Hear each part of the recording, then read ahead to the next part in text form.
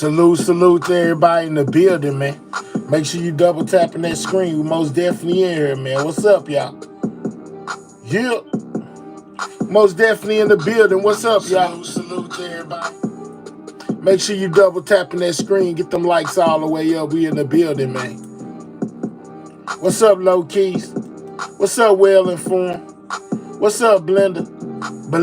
We in the building, man. Shout out to y'all, man.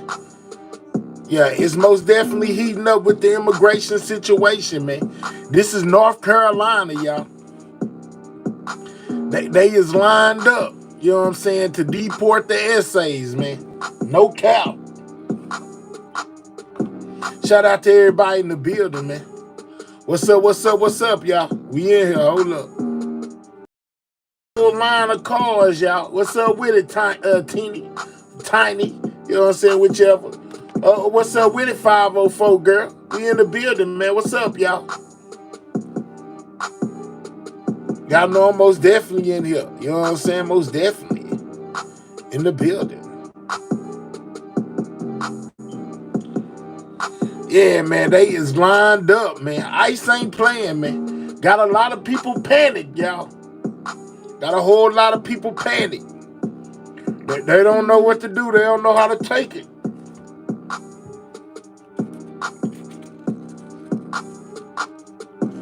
Did y'all hear about them allegedly busting shots at the Army today, y'all? You know what I'm saying? Say that the cartel started firing shots at the soldiers on the border, man. Say they was busting at them, y'all. And just like anything else, all it takes is a little gasoline to the fire and you have a full-out explosion. You know what I'm talking about? Yeah, I told y'all it wasn't going to be nice. I told y'all. Y'all thought I was playing, man. These people is most definitely uprising, you know, against this whole situation, man. They planting explosives along the border. What's up, Miss Fat? What's up, Blind Goddess Ree? Shout out to y'all, man. We just getting in here. This is North Carolina, man. These are ICE agents, you know what I'm saying? Like, the police ain't playing, man. It says they was being serious about ICE. Raleigh, North Carolina, y'all. Look at it. You know what I'm saying? Boy, America is not playing, man. When they say they want the illegals gone, they really want the illegals gone, man. They trying to get them up out of here. By any means necessary, y'all. This is crazy, man. What's blind goddess Riri say she got her squaring up popcorn, man. Yeah, you gonna need it tonight, man. You know what I'm saying? New allegations against Diddy. Another making the band member comes out to basically expose him. If all those cops there, who protecting the breasts? I don't know, you know what I'm saying? They got a lot of cops over there, I can tell you that, man. And they is most definitely everywhere, man. This whole situation got a lot of people shook, y'all. You know what I'm saying? A lot of people shook, especially the ones without papers. They most definitely shook. All right, are you an American, you know what I'm saying, that feels like this? My guy say he feels no way about the illegals, y'all.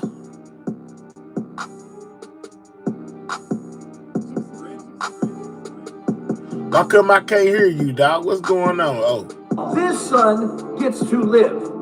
For every mother that's crying like that because their son is deported out of the U.S. because they came over here illegally, there's 1,000 or more mothers in the U.S. right now, as I'm doing this video, that are crying. Is this how you feel? That ad nauseum, wash and repeat every single day, probably for the rest of their life, because their son and daughter died of a fentanyl overdose. This is for educational purposes only. By the mass illegal immigration. So no, I'm sorry. I'm not sad about this one bit. As sad as it may be to hear a mother cry like that, at least her son is alive. There are thousands a day dying in the U.S. from fentanyl and drug overdoses. as a direct result of the cartels, who, by the way, are about to be freaking wiped out by You the say they grace of finna God. wipe out the cartel.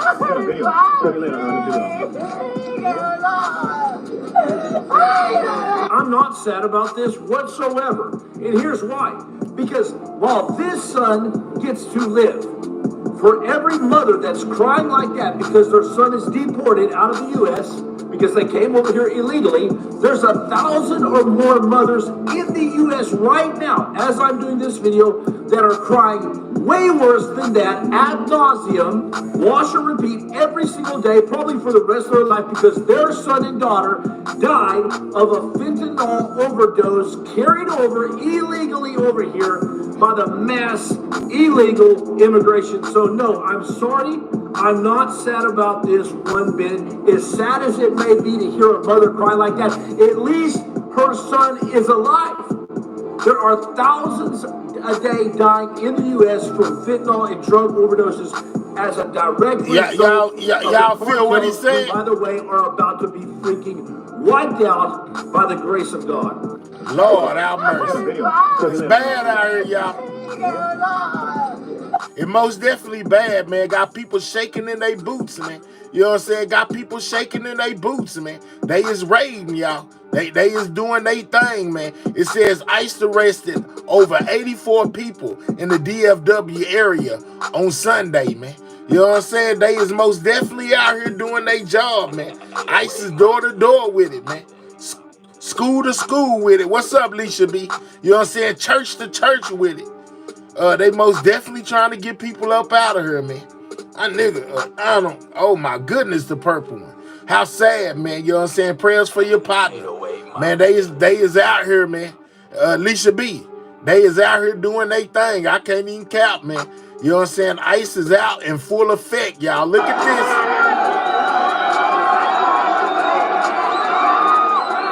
They pushing through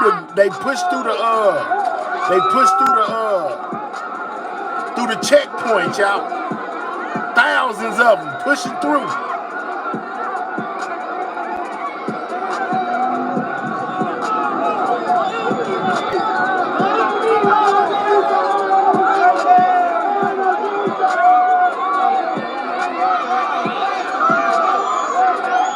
The southern border near Texas. Look at them. They pushed all the way through. Look at them. Hey, that first one right there, he appears to be a Latino man too. He just kind of moved out the way. They just let him in. About 1,000 of them, y'all.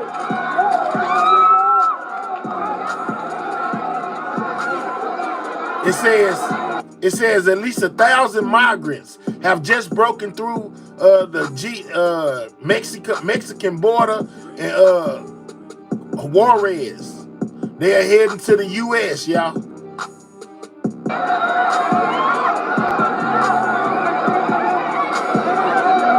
Man, hey, Alicia B, if you think this is gonna end well, you out your mind.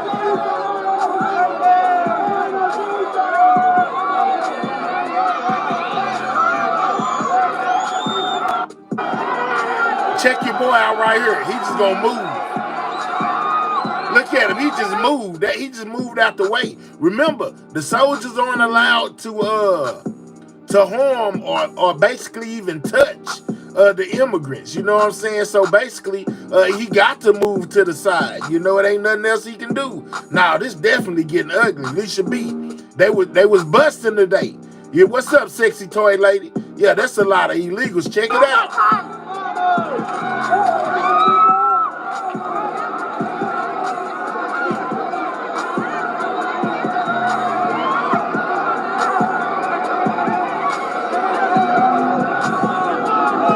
Yeah, it's most definitely gonna get worse.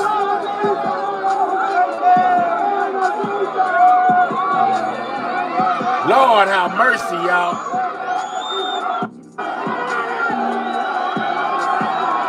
Lord have mercy, y'all.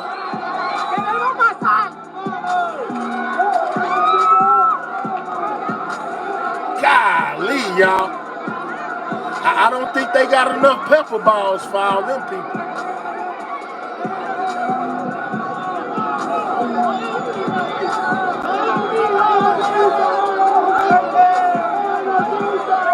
Oh, Jalen, I'm good, bro. Shout out to everybody in the building. Yeah, man. It's a lot going on.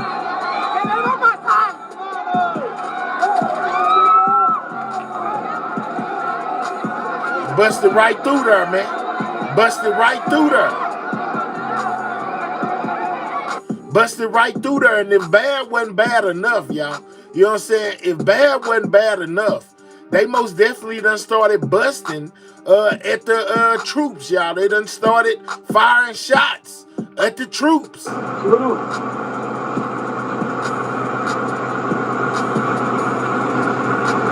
ICE ain't playing, y'all. They ain't playing.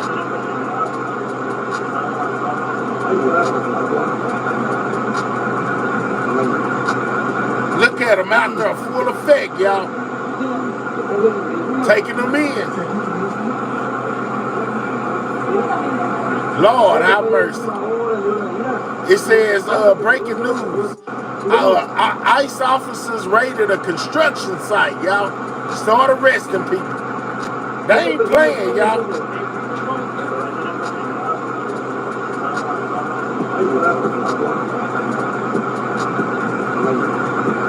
Alicia B, they ain't playing. They trying to get them up out of here by any means.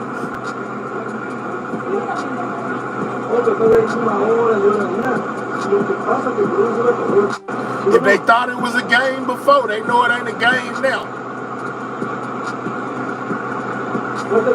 Don't mess with the po-po. Brandon, I'm telling y'all, man.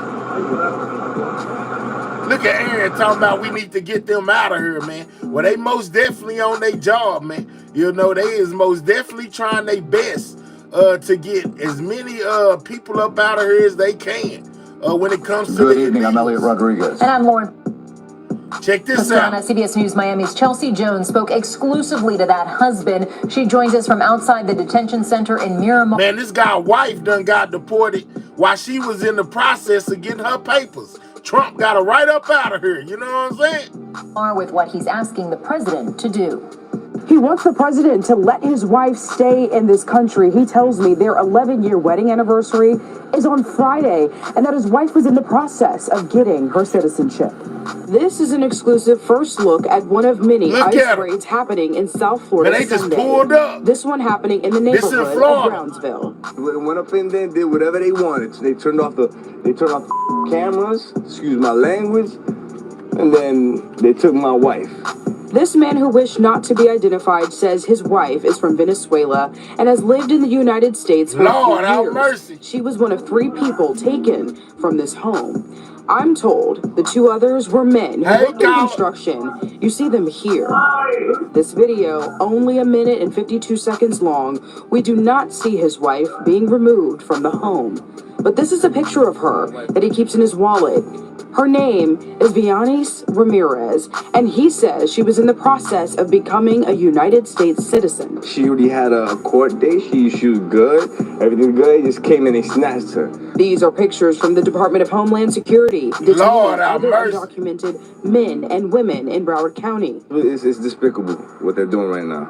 It's very embarrassing. President Donald Trump arrived at his Trump National Golf Resort in Doral Saturday, set to host GOP leaders for a conference. I don't know why it took 11 years, Purple One. Makes it to him. If I get a chance to talk to you, man, yo, please, man, let's work something out. So you, man, let me keep my wife here in the United States, man. She deserves to be here, man. ICE reports nearly 1,000 raids in here. the country on Sunday alone, which is up from just under 300 on Saturday. Here at the detention center in Miramar, things have been quiet for several hours, but we will continue to monitor this situation and bring you the developing news on raids in South Florida as they happen. In Miramar, I'm Chelsea. Good evening, I'm Elliot. No, I gotta keep my eyes open, man. You know what I'm saying? Yeah, man, it's a lot going on with these with the immigrants, y'all. I'm telling you, it's getting bad. It's getting bad, man. It's really past bad. You know, they done start busting now. Y'all think I'm playing? Yeah, it's bad, man. Look at this line, y'all. Look, it says this is what the line at the U.S.-Mexico border looks like right now. Look at this. Boy, I'm telling you, man, they trying to get in. Lord have mercy. Look at all that traffic, man. You know what I'm saying? That's the U.S.-Mexico border. You know, yeah, it's backed all the way up. Car after car after car, y'all. Woo, man. Yeah. Yeah, just like that. And just like I said, to make matters worse, man, they don't went to firing shots at the military. You know what I'm saying? Check this out. It says a Texas teacher urges ICE to raid his school. I have many students who don't even speak English, guys. Yeah, man. It's most definitely on the docket. Look at it. Sports fan 343 says, y'all should come to Fort Worth, Texas, to Northside High School. I have many students who don't even speak English, and they are in 10th and 11th grade. They have to communicate through iPhone translators with me. The U.S. government should totally overhaul our school system in Texas too, man. You know what I'm saying? They trying to get them up out of here, man. Look at them, man. They ain't playing, man. And this seems to be the outlook for many different colors, man. You know what I'm saying? From black people to white people to, you know what I'm saying, to even some Latino people. It's like, man, hey, get them out. They don't even want the illegals over here, man. That's crazy, y'all. It is a sticky situation, man, with this mass deportation, man. I ain't lying. I'm telling y'all. I'm showing y'all everything I be seeing, man, to let y'all know it's most definitely real. And it's most definitely crazy, man. For real. Golly, man. It says more DI fallout. President Donald Trump executive order yanks U.S. Air Force training videos of the first black pilots, Tuskegee Airmen, and first female pilot, WASP, from recruits. It's crazy. Reaction to some breaking news after the Air Force has removed training courses with videos of the Tuskegee Airmen in the Air Force curriculum per the request of President Donald Trump. As a part of the Trump administration's crackdown on diversity, equity, and inclusion initiatives. The Tuskegee Airmen, known as the Red Tails, were the nation's first black military. Now, this is history right here, man. You know what I'm saying? Trump has erased all this. You know what I'm saying? Most definitely taking down the videos of the black pilots as well as the first female pilots. This crazy. Military pilots who served in a segregated World War II unit in their all-black 332nd Fighter Group had one of the lowest loss records of all of the bomber escorts in the war. The videos were shown to Air Force troops as part of the DEI courses they took during basic military training. Congresswoman Terry Sewell released a statement regarding the incident, saying, and quote, the Tuskegee Airmen bravely fought and died for our freedoms before this. Whoa, Marquisa said they tried to get her niece from school because her dad is an immigrant, had us effed up. He not even in her life. That's stole Marquisa. Wow. Even granted them the full benefits of the citizenship. To strip them from their Air Force curriculum is an outrageous betrayal of our values as Americans. Their heroism is not a reaction to some breaking news after the Air Force has removed training DEI. It is American history. State Representative Philip Insler has also reacted to the incident on Facebook, saying in part, quote, I will file a bill to ensure students always learn about the Tuskegee Airmen and true full history. We have reached out to Governor Ivey for comment. We have not heard back. DEI, it is American history. State Representative Philip Insler has also reacted to the incident on Facebook. Going down. Check it out. Obeying Trump order, Air Force will stop teaching recruits about the Tuskegee Airmen. Man, that's crazy, man. I'm telling y'all, it's bigger than what we think. Yeah, it say the hatred is administration has towards black people and our history and accomplishments is shameful, y'all. You know what I'm saying? Obeying Trump order, Air Force will stop teaching recruits about the Tuskegee Airmen. Yeah, man. You know what I'm saying? Yeah, getting that right on up out of here. You know what I'm saying? With the illegals. You know, taking their whole history away. You hear me? You hear me? Yeah, getting it gone. You know what I'm talking about? Getting it gone. You know, in my girl Coolin words, the overplay for the underplay, y'all. That's what a lot of people are saying. DEI. You know, this is just the beginning. You know, a lot of people are speculating. You know what I'm saying? This is like a trial. You know, see how it work out on the Hispanic people, and then spread it on across, y'all.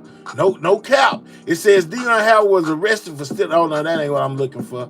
That ain't what I'm looking for. Hold on. Shout out to everybody in the building, man. Make sure y'all double tapping that screen. Most definitely get the likes up, y'all. Click the 3 dots, hit that like button, man. Yeah, man, it is going down, man. ICE is everywhere. It says suspects disguised as ICE agents rob a Hispanic's family's home and injure some members. The suspect even held their baby, guys. You know what I'm saying? Like, with everything good, must come some bad. Now there are ordinary citizens, robbers, you might as well say, burglars dressing up as ICE agents, going into Hispanic people's homes, you know, and basically robbing them blind, y'all, with ICE uniforms on. What's going on? She now with Dawn, and we is homeschool. Yeah, that's dope. What's up, Sco Thick? Yeah, man, it's going down, man. And just like I said earlier, shout out to everybody in the building, man. All it take is a little bit of flames to be added to the fire. You hear me? That's all it take. You add flames to the fire, you add fuel to the fire, you get the result that you ain't really necessarily looking for. You know, it most definitely is about to be some things going on when it comes to this whole situation with the U.S. border, man. No cap. Check this out. You know what I'm saying? Check this out. Check your guy out right here, man. You know what I'm saying? He is most definitely part of about to get deported. You know what I'm talking about? Got people running around like chickens with their head cut off. Check this out. Over there. You have a 4-year-old daughter and a 4-month-old. Yes. I live there. And they're in with your wife in the U.S. Yes. And I'm scared. Because now the problem, they say they have to go with a criminal, but we're not a criminal, you know. But you have a trespassing conviction? Yes. Well, to me, it's not like that. About. To you, it's not as serious a crime? Yes, I'm not. So what now? Where do you go, Fidel? Now I have to go with my mom and my dad. They live here? Yeah. Are you going to try to stay here? Or do you think you'll go back? I have to go back, for sure. You'll find a way back? Yes.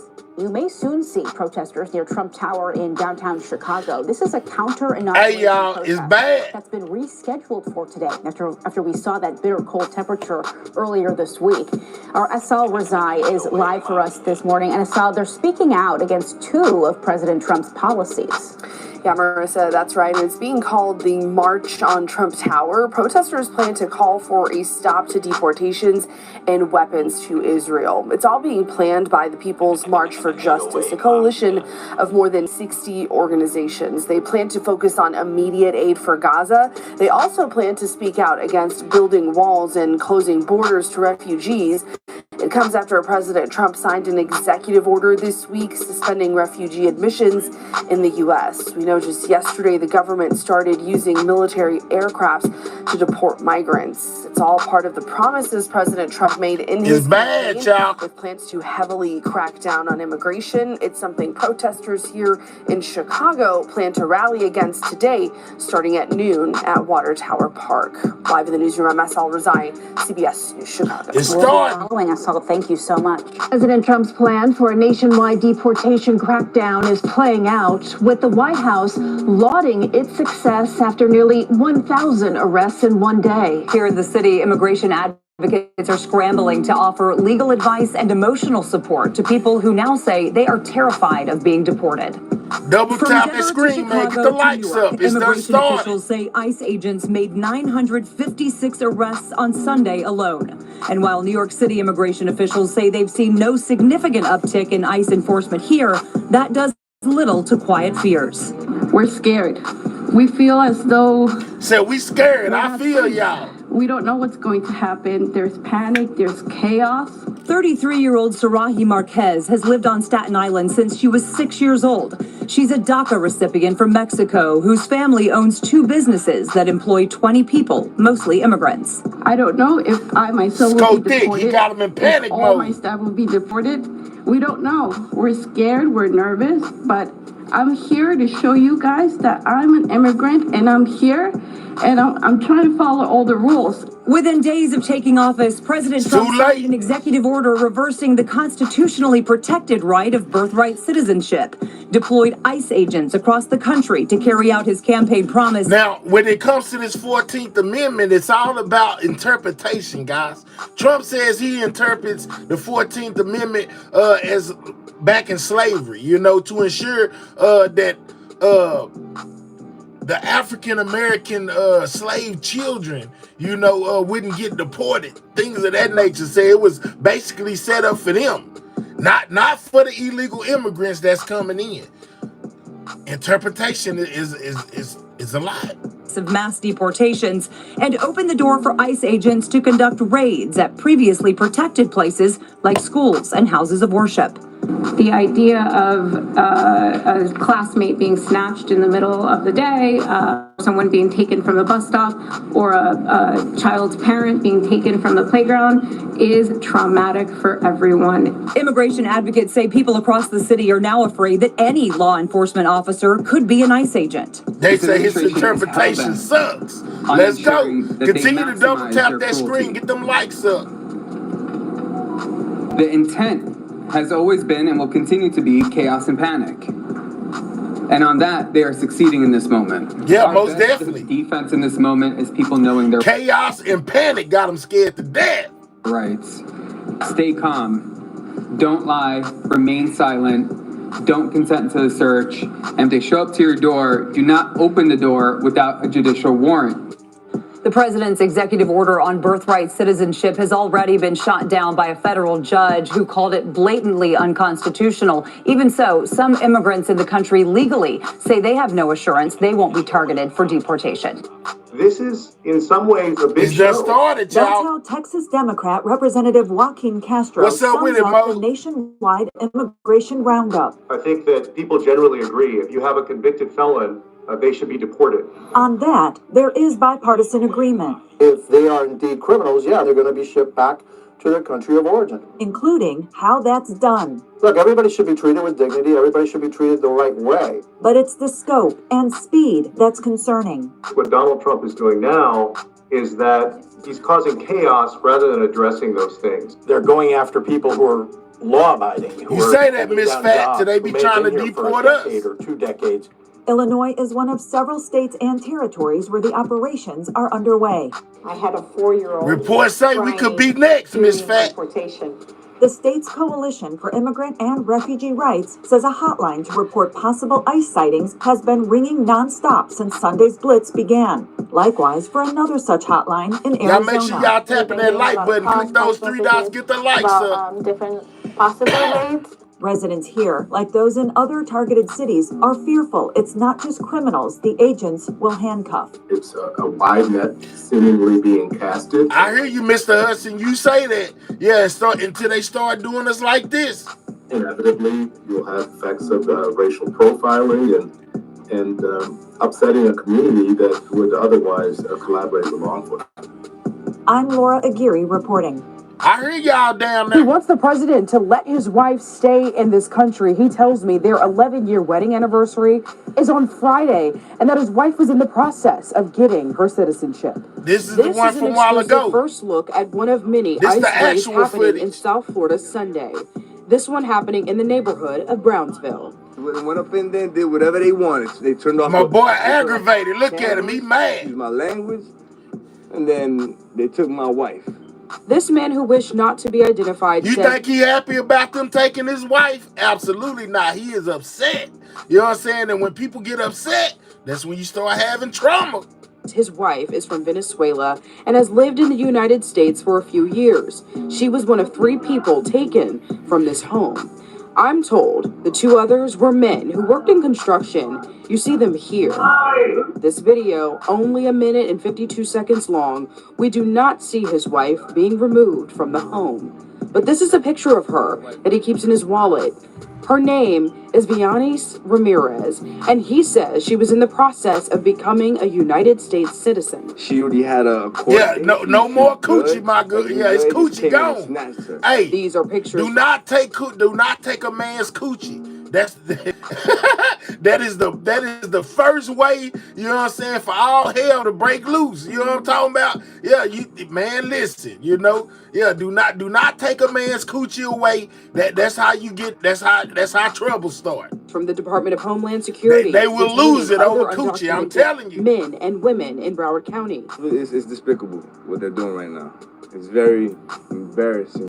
President Donald Trump arrived at his Trump National Golf Resort in Doral man. Saturday, set to host GOP leaders for a conference.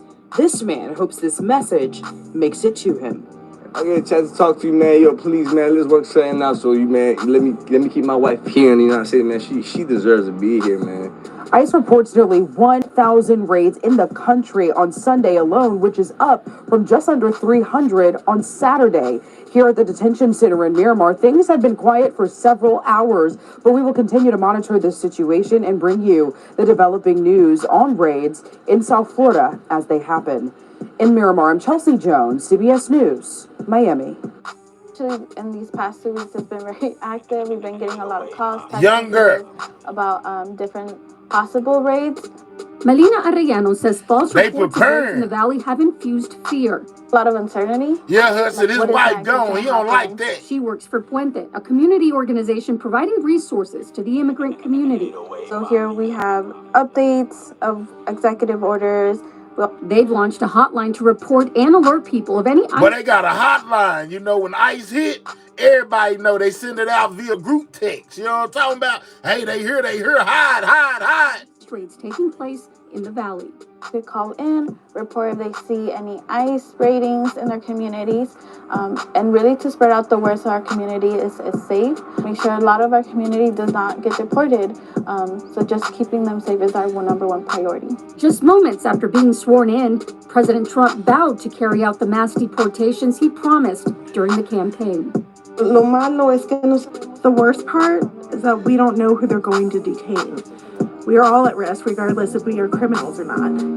This woman, who's lived in the U.S. nearly 30 years without documentation, says she's changed up her... Well, she said she's been here 30 years and still ain't got no papers, y'all. What's going on? This week. Like today, I wanted to go to the store, but now I'm not going to go out anymore because I don't want to go out anymore.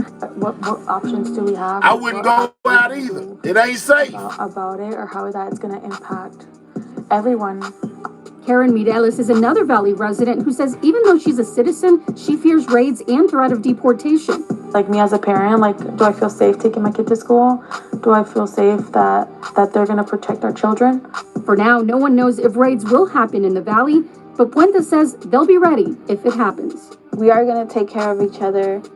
Arellano says if they are alerted of a raid, one of their members will go, serve as a witness, and offer any help that they can. Brenda Lipinski, 12 News.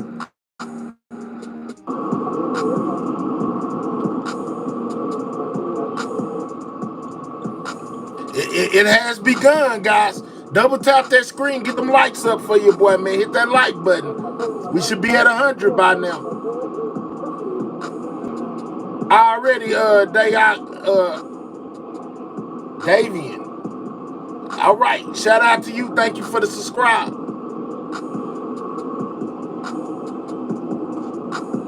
That woman said she been here 30 years, y'all. 30 years. And still ain't got no papers. That's the plane they shipping them out on, y'all. Lord, have mercy, man.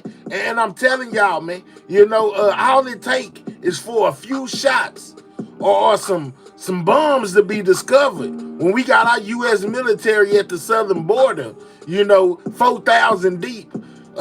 Yeah, man, the immigrants have started fighting back, whether y'all know it or not. They placing bombs and they are busting. You know what I'm saying? Like shooting at our military, guys. Check this out.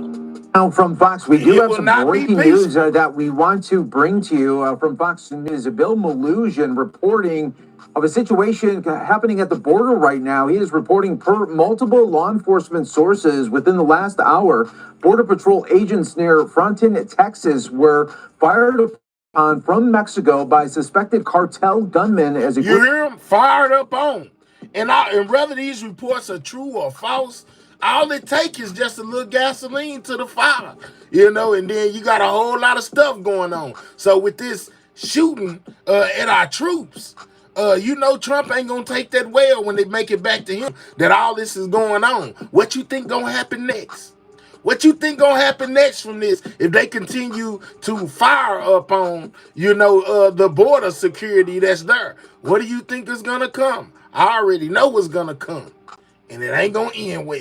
Enforcement sources within the last hour, Border Patrol agents near Fronton, Texas, were fired upon from Mexico by suspected cartel gunmen as a group of illegal aliens were being brought across the river. I'm told that Border Patrol returned fire. Nobody hit on either side right there. And we are going to continue on with this as Texas DPS tells Bill Malusian that they are now patrolling the area and has a drone in the air and can see Mexican military assets now staging on the other side of the river there. So again, we are going to be following this story here for you on Live Note from Fox. It is very fluid at this moment, but this comes at a time when big changes are happening at the White House when it comes to border security, and a lot of these measures are taking place pretty much on a daily basis. Look at We're all also them people. seeing mass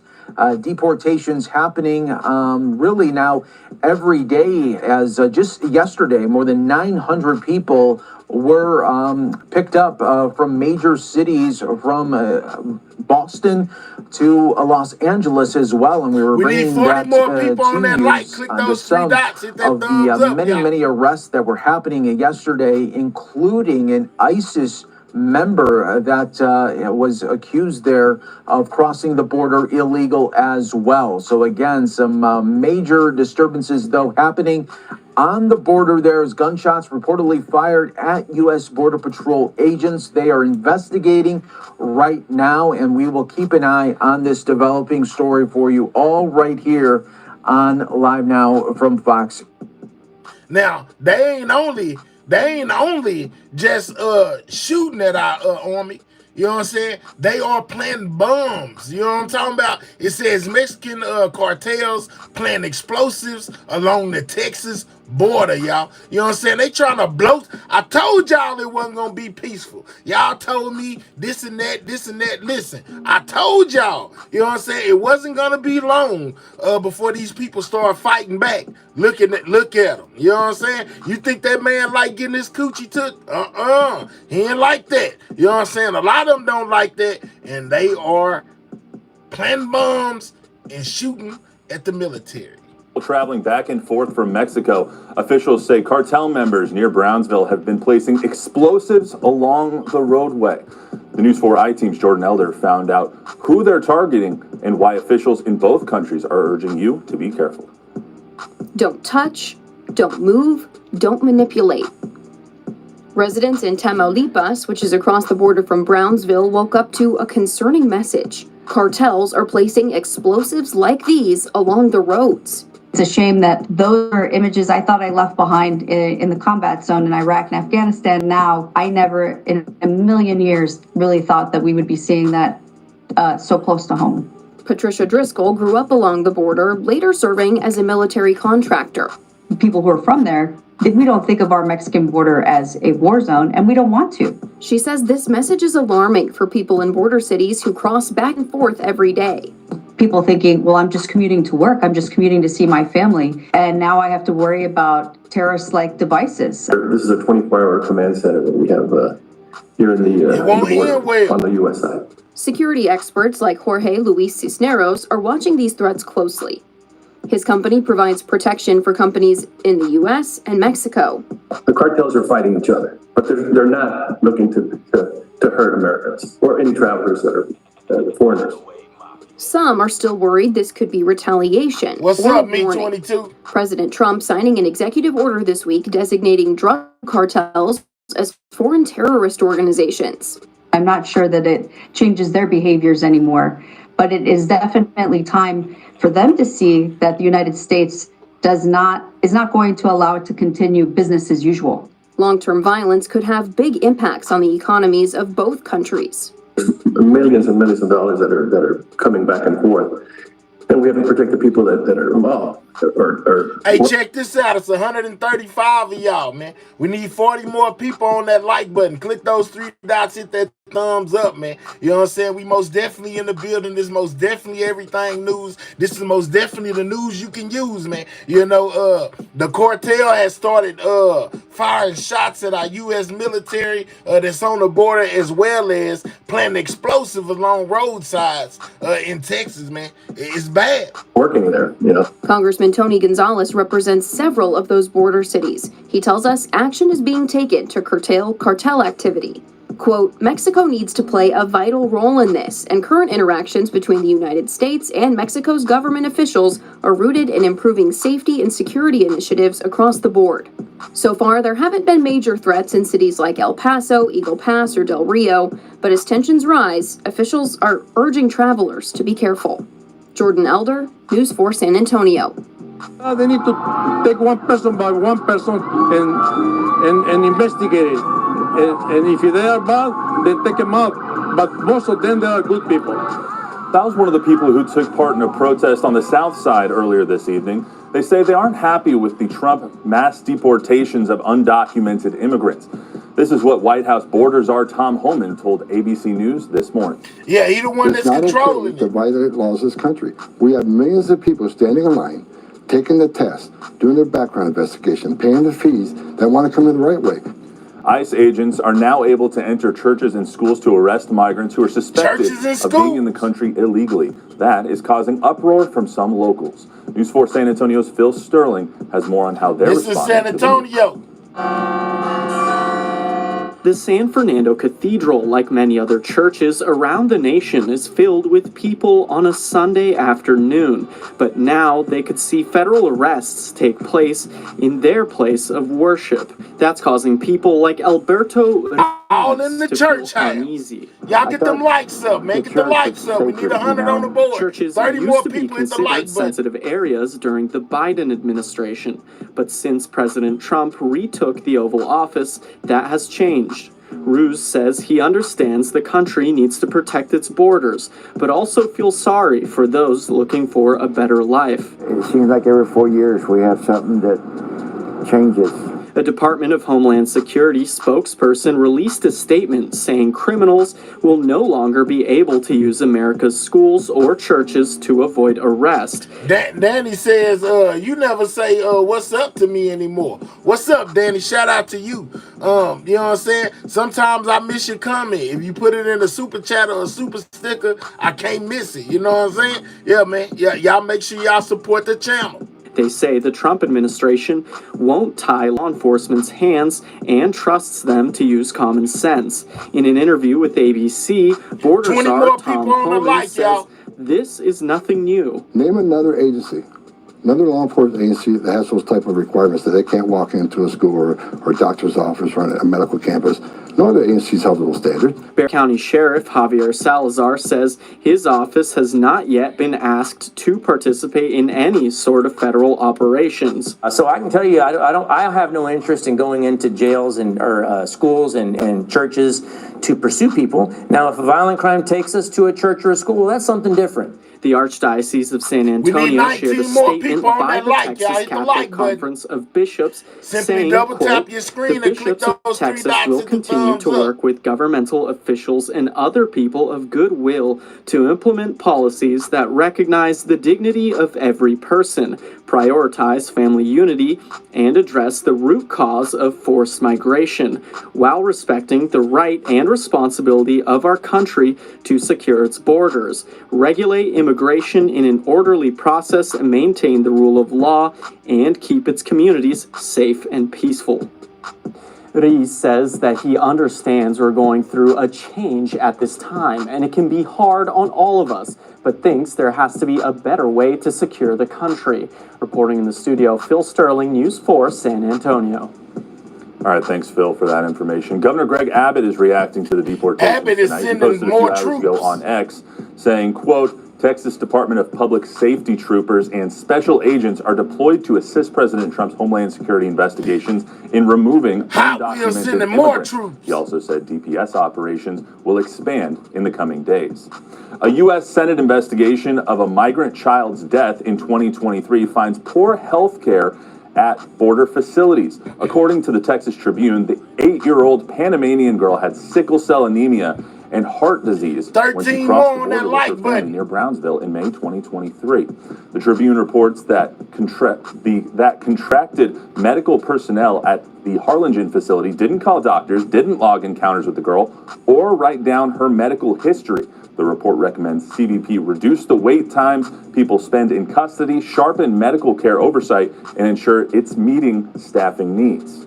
For continuing coverage of the crisis at the border, they call it a crisis. To our award-winning podcast, Immigration Crisis: The Fight for the Southern Border. It's available in both English. It's crazy, y'all. It's crazy out here, man. I'm telling y'all, man. It's wild, man. 12 more people on that like. We got more than enough to have 100 on the like, man. It can be like that. All you got to do is click the 3 dots, hit the thumbs up, man. Get the likes up. Hot Wheels is a huge post. Yeah, I'm with you. Yeah, Hot Wheels done sent more troops to the border to assist with the troops that Trump already got out there stationed, man. But just like I said, they done started busting shots. They done started putting explosives out there, man. Listen, y'all. If you think this is just gonna go smooth, you out your mind. Cause I know better. It ain't too many shots that's gonna be able to be fired at the troops before Trump gives the order for them to fight back. You know what I'm saying? And then we're going to be all out, America versus Mexico again. It's going to go back to the Alamo. You know what I'm saying? That's what I'm seeing, y'all. That's what I'm seeing. I'm telling y'all, man, it's crazy. All right. So, Trump most definitely gave a speech today, y'all. You know what I'm saying? We're going to move right into your boy Trump. You know what I'm saying? And his speech that he gave to the Congressional Institute, right? You know what I'm saying? He most definitely got up there and he spoke his piece. We need 9 more on that like, man. You know what I'm saying? He touched on a lot of situations involving him, including this mass deportation situation. He also spoke on the 14th Amendment. He spoke on a lot of things that's going on, man. Look like we finna have a stir-off if we don't get these likes up, man. It's 145 people in here. Only got 92 likes. We need 100 on the board. Click the 3 dots, hit the thumbs up, or get the hell on. Either way, it don't matter to me. I'll rock out with 92 people. Them are the people that supporting the channel, man. If you just got here, click the 3 dots, hit the thumbs up, man. It shouldn't take 45 minutes to get 100 likes when we done had 100 people in here as soon as I press the button. Let's get the likes up, man. We had 94. We need 6 more. Shout out to everybody in the building, man. I appreciate y'all rocking out. Freddie T say he need his coochie. Well, you gonna have to go across the border to get it if you illegal, cause they shipping out men, women, kids, everybody getting up out of here. Trump ain't playing, man. We need 4 more on that like, man. He would need troops in the streets, not the border. Well, I'm telling you, they gonna be everywhere. Trump always said he would deploy the military to the border. He most definitely said that. He most definitely did it. 4 more. We need 3 more on that like, man. Click the 3 dots, hit the thumbs up. No Limit say play the video. I ain't playing nothing, man. You better get to pressing that like button. You want to see a video. You better be one of them people who hit the like. Because if you ain't hit the like, you ain't getting no insight on what's going on. Shout out to everybody that hit that like button, man. Make sure you share the live. All right, man. So it's a lot of things going on by word of that boy Trump, right? And his executive orders. You know, people got questions. He most definitely got answers. Let's see what Trump had to say about all of this as he talked to Congress. Let's check it out. This was his speech he gave today. So this ain't old. This is a brand new speech from today. Along with Congressional Institute CEO Kelly Strickland. Thank you very much. This much winner. The American people gave us a great opportunity to get America Man, I don't back. know what that did. Well, what are we doing? Hold on. This can't be right. What the hell is going on? Did it start over? What's going on? Hold up. Yeah, it did start over. Let me get it back to where it was at when Trump got up there. They tried to play me. Hold on. As I said, sir, we want to name a major boulevard after you, and he did it. Hold up. Tireless work. Hey, it started it over. So well. Hold on. I don't want to hear no music. Thank you all and congratulate. I mean, this is a very big congratulations to our re-elected House Republican majority on your largest popular vote. Did you know that since 1928? That's a long time, Mike, right? That's a long time. But I especially want to thank our outstanding leadership team. Speaker Mike Johnson, we all know so well. He's doing great. Majority Leader Steve Scalise, who's gone through so much. And he looks better today than he did 10 years ago. I don't know what's going on. Thank you, Chair Lisa. Let's get him to talking. Thank you. Kelly, thank you very much. Around what? She's so good. She's actually. A lot of people come back. He talking to everybody right now. They just named the road after you. I said, that's a history according to a lot. One of the major fake newspapers, so in this case it's not fake news, let's say, but they said it's the most consequential election victory in the last 129 years. I'm trying to figure out what that means, 120. Who was there 129 years ago? But it was a great one. At the presidential level, we won the popular vote for the first time of any Republican in decades. Right now, you're just praising himself. More Hispanic American votes than in history, including 39% of black men, a record by a lot. So that's really nice. Thank you. And we won more Hispanic American votes than any Republican ever. It's never won any, not even close. Look at that, Hispanic American. We made historic strides with youth, men, women, urban, suburban, and rural voters. And in a political earthquake. Right now, he's just patting himself on the back. What the hell? We're going to be here for a little while.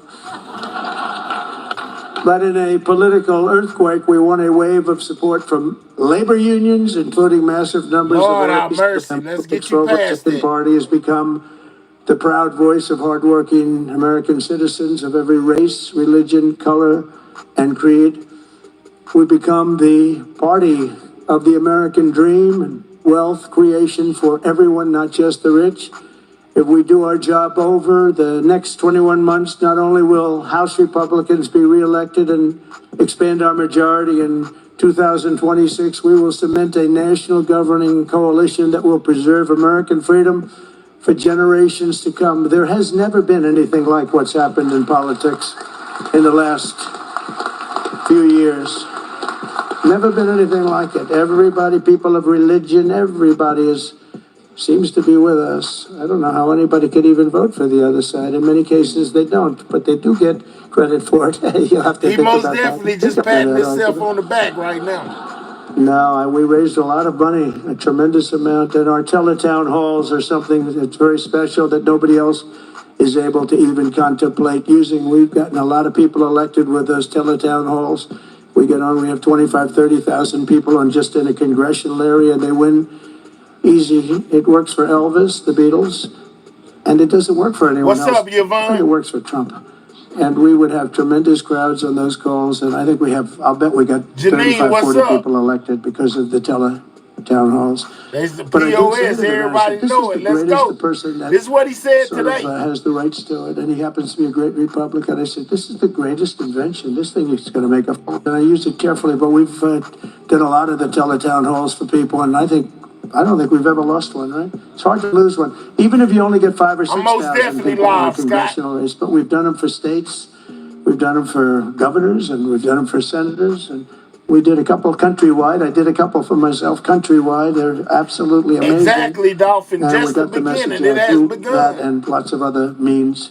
We even got it out through TikTok. Has anyone ever heard of TikTok? I have a little bias toward TikTok right now. I have to tell. So we won youth by the largest margin. No Republican. I'm good, we generally don't win youth. We won by 36 points. Can you imagine that? And I think TikTok had something to do. So, pardon me if I'm a little bit I became a little bit jaded toward TikTok, but we'll see what happens. We're going to have a lot of people bidding on it, and if we can save all that voice and all the jobs, and China won't be involved. You don't want China involved, but we'll see what happens. We'll see what happens. But over the past 7 days, my administration has been moving with urgency and historic speed to reverse every single disaster of the Biden administration. By the way, the guy was a disaster, okay? Now he's throwing shots at Biden. And he's probably not listening right now because it's a little late. But, I don't want him to listen. I don't want to say it. I feel badly. I was, making the inauguration speech, and I'm saying all the bad things. And he's sitting like right here. I'm saying they were a horrible administration. They didn't know what they were doing. They were grossly incompetent. This Trump, man, he don't care. It's not that easy to do, even though he didn't understand what I was saying. He really did. Kathy, I have no idea. The mandate that we've been given by the American people in a single week. I've taken over 350 executive actions. We've signed 300, and who ever heard of that one? And as I said in my inaugural address, the American decline is over. It's over. The golden age of America has officially Kathy say Trump got 0 class. Let's go. Begun, and I think that's a good thing for us to talk about the golden age and the American dream. I think it's a good thing because people haven't been talking that way for a long period of time. On day one, I directed every member of my cabinet to marshal all powers at their disposal to defeat inflation and bring down the cost of daily life. And we're going to do that. He's the best. You're going to see it starting to happen when we get going with the energy. The energy is going to, brought everything up and it's going to bring everything down. I imposed a federal hiring freeze, a federal regulation freeze, a foreign aid freeze. A foreign aid freeze, isn't that nice? We get tired of giving massive amounts of money to countries that hate us, don't we? You're going to say the biggest felon. Let's go. Efficiency, and I think it's going to be very meaningful. I terminated the ridiculous and incredibly wasteful Green New Scam, one of the great scams in history. Actually, isn't it 12 years up? They gave us 12 years to live, right? I think that we passed it, right? We're still around. Can you believe it? The person that really came up with it is a person that never even took a course on the environment, was a poor student, not a good student, didn't understand a lot, and she came up with this idea, and everybody all of a sudden started going, and then mainstream. Kathy says, why does God let bad people live so long? I don't know, Kathy. I don't know. Important Democrat leaders were starting, they got sucked into it. And we've spent trillions of dollars on just like throwing it out the window. You could throw it out the window. You would have been better off. I withdrew from the one-sided Paris Climate Accord, and I canceled. It was so one-sided. We had obligations, but Russia didn't, China didn't, other countries didn't. We paid everything. We're going to lose $1 trillion. Sanders say he's a businessman. $1 billion over a short period of time on that. And we had to do everything. They didn't have to do anything. It was ridiculous. And I canceled the insane and very costly electric vehicle mandate. So you can buy a car of your choice. If you like gasoline, go have it. And if you like hybrids are doing well. You can have it, or you can buy an electric car. We like electric. We like everything, but you have to have a right to buy everything. I withdrew from the World Health Organization, where we paid $500 million a year, and China paid just $39 million. WHO, Trump took us out of that. He's talking about that right now. $1 million a year, despite a much larger population. How about that? So we're paying $500 million a year. China's paying $39 million a year. They have 1.4 billion people. We have, nobody knows what we have. So many people came across the border. Nobody has any idea. I used to say like 325, but we really don't know. But we're going to know soon. We're going to know. And I tell you, our people are doing Tom Holman and his staff are doing an incredible job getting the bad ones out. I declare a national energy emergency to unlock the liquid gold that's right under our feet, because we will drill, baby, drill. We're going to drill, baby, drill. It's going to bring this who y'all voted for. Listen, energy don't be mad at me. This is who some of y'all voted for, man. You know what I'm saying? Trump. I'm just saying, we just hearing him out. As he talks about all his accomplishments and, all the stuff that he's doing. We just listening. Costs are going to go way down, and that'll happen, I think, relatively quickly. I'm going to give fast environmental approval for anybody building a plant for electric generation, and anybody that invests more than $1 billion will get super rapid approval. Not that they have to wait for 9 years, 14 years, like I approved LNG plants in Louisiana. They were waiting for so many years. It wasn't Louisiana's fault. It was some people, they just wouldn't get them done. You've got a snail here, a tiny tree here, and I got it done in a matter of a few days. I actually got it done.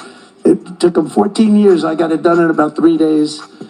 The people, as we called them, I'll never forget, I called them and I said, congratulations, you got your permit. What? They were so shell-shocked. They didn't know what the hell was happening. They're going to spend, and they spent about $16 billion on each plant, and they've been roaring since. Well, they love them some Trump. We got them done in a matter of a few days. Over the past week, we have begun the largest deregulation campaign in history, far exceeding even the record-setting efforts in my first. Oh, Marquisa crazy. She said Marquisa say he back to his orange self. Let's go. That was record-setting deregulation, and that was just as big as tax cuts as far as business and jobs were concerned. I'll tell you. I actually asked, it's interesting because I actually asked some of the biggest businessmen in the country. I said, let me ask you, have you had the choice between the big tax cuts? We cut it from 40% to 21%. We're going to cut it further. But we cut it down to 20. Everybody said that would be impossible. The people on the stage helped us with that one a lot. But I said, if you had your choice of that or the big deregulation cuts, what would you take? These are the guys that run the big companies, the big oil companies, the big companies of every kind. I said, would you take the big tax cut or the big... They said he extra orange today. Let's go. Cut in regulations. And that I've never had anybody said they'll take the tax cut. They took the regulation cut.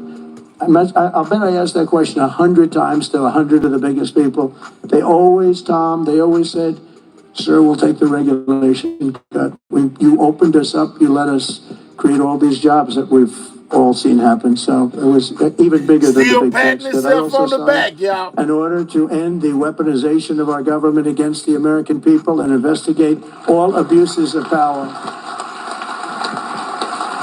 Speech. We didn't have free speech. I mean, I was investigated more than any human being in history. Alphonse Capone was a baby. Now, this was a serious killer, Scarface. You've all heard of Scarface. He had a scar for a reason. He didn't play games, but he was Scarface. Of course, nobody ever called him Scarface to his face. They said, Al, you look great today. Guy had a scar that was like 2 inches thick that ran from here to here. They say, Al, you look fantastic.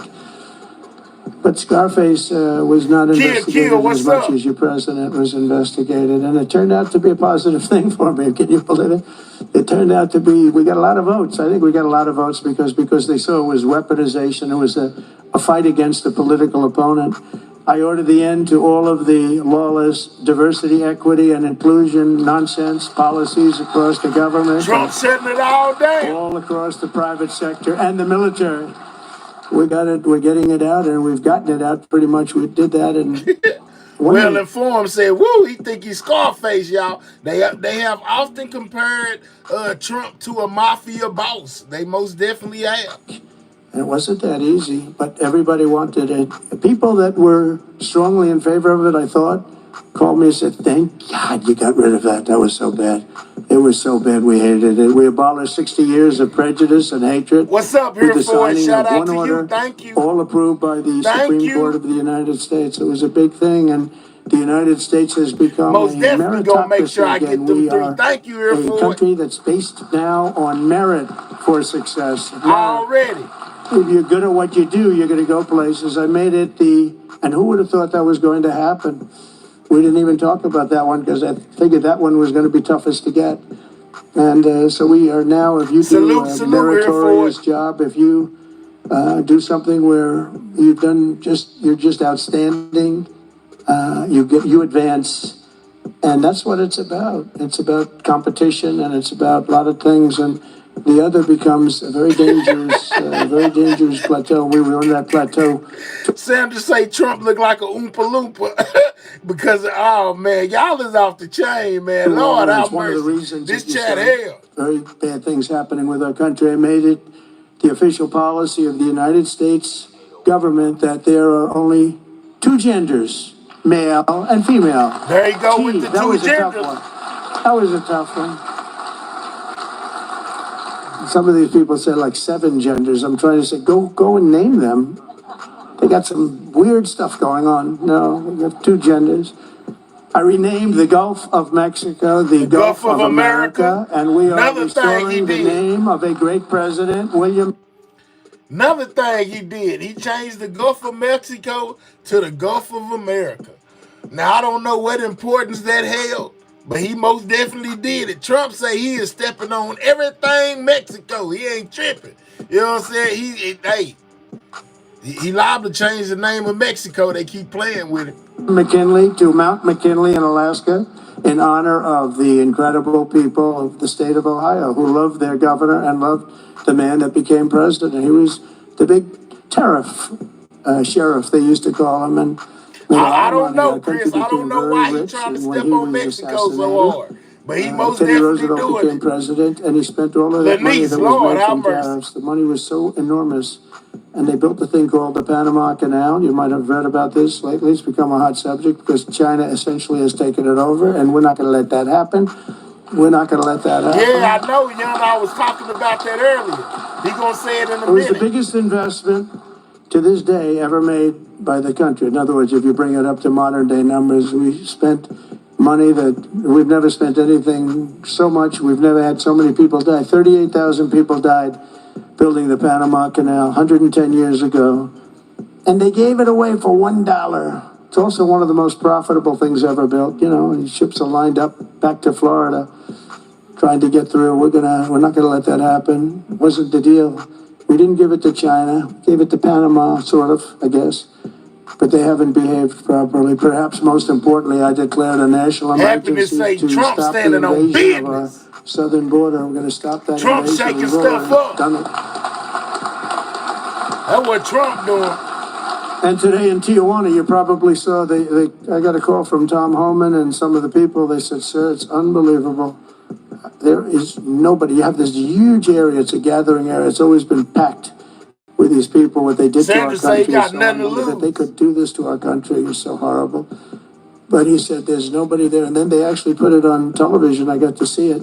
And there was literally not one person, this vast area where people stay there all day long and they just walk right into our country. They just unchecked, no way, no check-in for IDs like voter ID. They don't want voter ID because they want to cheat. They wanted these people to come in because they want to cheat too. But who could allow this to happen? But there wasn't one person standing in this massive an area that's like 5 football fields.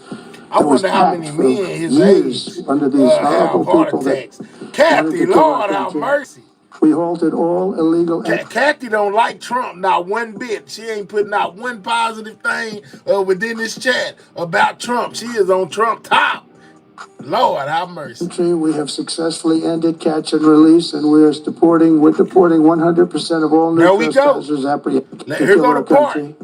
We halted all illegal entry. We have successfully ended catch and release, and we're deporting 100% of all new trespassers apprehended at the border. And nobody's coming in, and nobody's coming now because they know they're not going to be able to come in. So we really stopped something that was very, very. That's Trump. I ain't gonna lie. I just showed a clip of them pushing through the southern border. You talking about ain't nobody coming in. They most definitely coming in. They busting. They playing explosives. They doing a lot of stuff that you probably wasn't briefed on yet. Yeah, they you ain't stopped them. But we have to get the bad ones out. We have many murderers, many very bad people in our country that they've allowed because of a ridiculous, actually stupid, open border policy.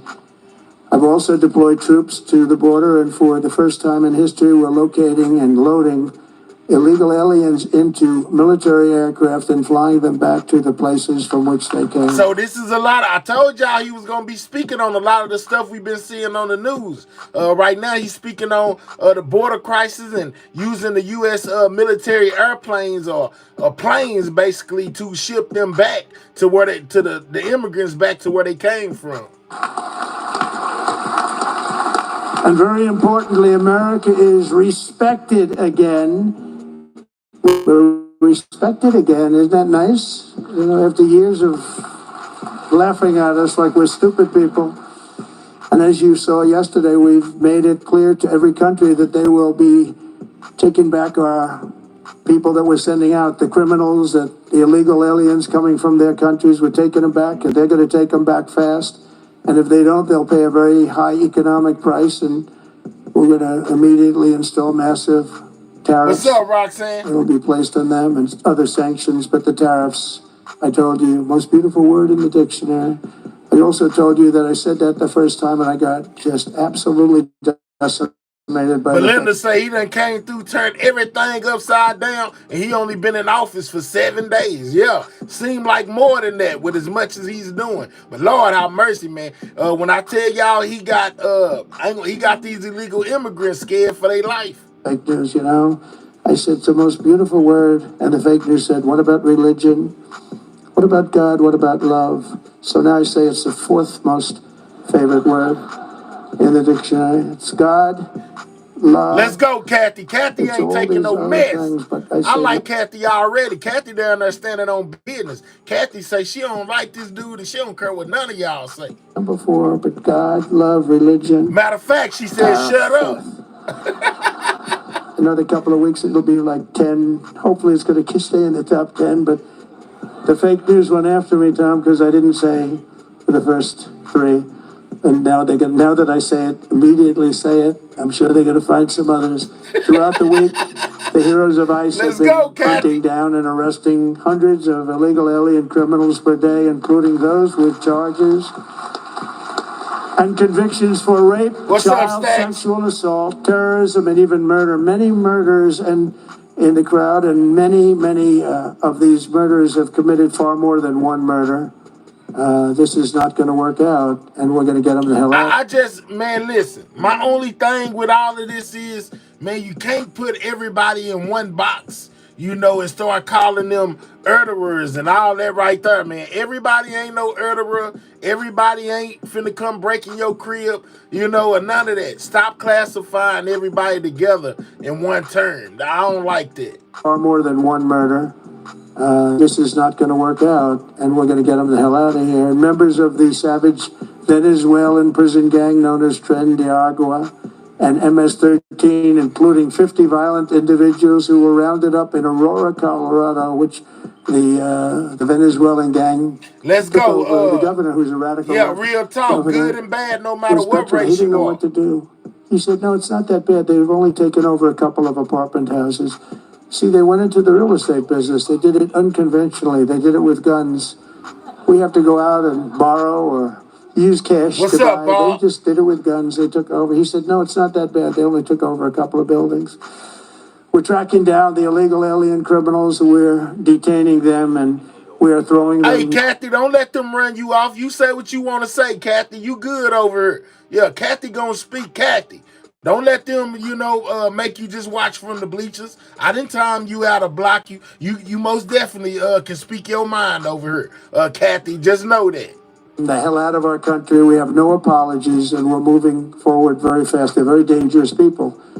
They're very dangerous people. They're violent people. I used to say these are more violent than our criminals. In fact, the best part about them is they make our criminals look quite nice, actually, by comparison. They are very violent people. We also have many violent criminals in our country, however, that did not necessarily... I'm with you, Kathy. You good. Man, speak your mind, man. Don't let these people deter you from the way you feel. They speaking their mind. You can speak your mind. I'm with you, Kathy. You know what I'm saying? You got my blessings. Speak your mind. I'm here illegally, but I've been arrested 30 times, 35 times, 41, 42 times in a couple of cases, 25 times, 18 times. Many for murder and other heinous charges, such as pushing people into subways. as the train's coming along at 45 miles an hour, boom, you get pushed into the subway. They had it last week.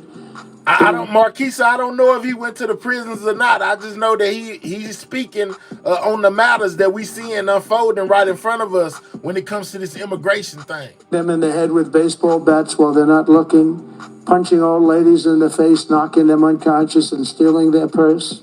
We got Americans who do that every day, though, Trump. I'm talking about real life Americans born here, parents burn her, grandparents. We got Americans that do the same thing too, though. We got to get on them too, though. Even break into apartments and rape elderly women and beat up elderly men, beat them to hell. And I don't want these violent repeat offenders in our country any more than I want illegal aliens from other countries who misbehave. And I say, and this is subject to getting it approved, but if they've been arrested many, many times, they're repeat offenders by many numbers. What about the kids, Trump? What about the schools you going in? What about that, though? You know what I'm saying? Talk on it all. Don't just talk on the murderers and the gang members, you know, because it's a lot of people that ain't murderers or gang members that are being targeted as well. What about the schools, Trump? What about the kids? I want them out of our country. I also will be seeking permission to do so. We're going to get approval, hopefully, to get them the hell out of our country. I seen a dude a while ago say his coochie got took. You know what I'm saying? They took his coochie away, you know, and she ain't committed a crime since she been here. What about them, though, Trump? John, why you talking about the criminals first? That lady most definitely wasn't in that truck, wasn't committing no crime. Well, she had committed a crime. She was over here illegally. I give y'all that. But as far as being over here causing, you know, mass hysteria, she ain't did none of that. You know, she wasn't a criminal first, John. What's going on? Country along with others, let them be brought to a foreign land and maintained by others for a very small fee as opposed to be maintained in our jails for massive amounts of money, including the private prison companies that charge us a fortune. Now let them be brought out of our country and let them live there for a while. Let's see how they like it. You'll see crime all over the country dry up. Essentially, that's what Venezuela and other countries are doing. They're getting rid of their criminals and putting them into the United States of America. And their crime is down by almost 80%. We're going to restore law and order in America, and we want to bring back the death penalty for these horrible people that kill people. They kill people. We got Americans that unalive people too, Trump. See, I don't like the grouping of everybody. You know what I'm saying? You can't just put everybody in the same group. You know, just because a couple of people did something, don't mean that everybody that's that ethnicity or that race is doing that. Stop. He said that, man. He got to stop grouping all the people together, man. I'm telling you, that's a bad look, Trump. Stop doing that, you know, because you're going to have the people who come and be like, you know, everybody ain't bad. You know, these schools you going into, you letting the ICE go into and arrest these people, these kids is 4, 5, 6 years old, 7 years, you know, teenagers or whatever. They not even out here committing no crimes and getting deported. I'm just saying. So stop trying to box everybody in to make it look better by saying, hey, yeah, man, you know, they are violent and, you know, they eating cats and dogs when it's a select few that's doing it. You know, everybody ain't doing it. That's all I'm saying. It's a tough thing to say because I don't like it. Nobody likes it, but if you don't do it, we're just looking for trouble. I spent a lot of time with President Xi, and I'll never forget in my first meeting, I said, do you have a drug problem? No, we have no drug problem. Why is that? Quick trial. What is quick trial? Quick trial is we try the person that sells the drugs immediately, and at the end of the day, we execute that person if that person is guilty. Lord. We have no drug problem whatsoever.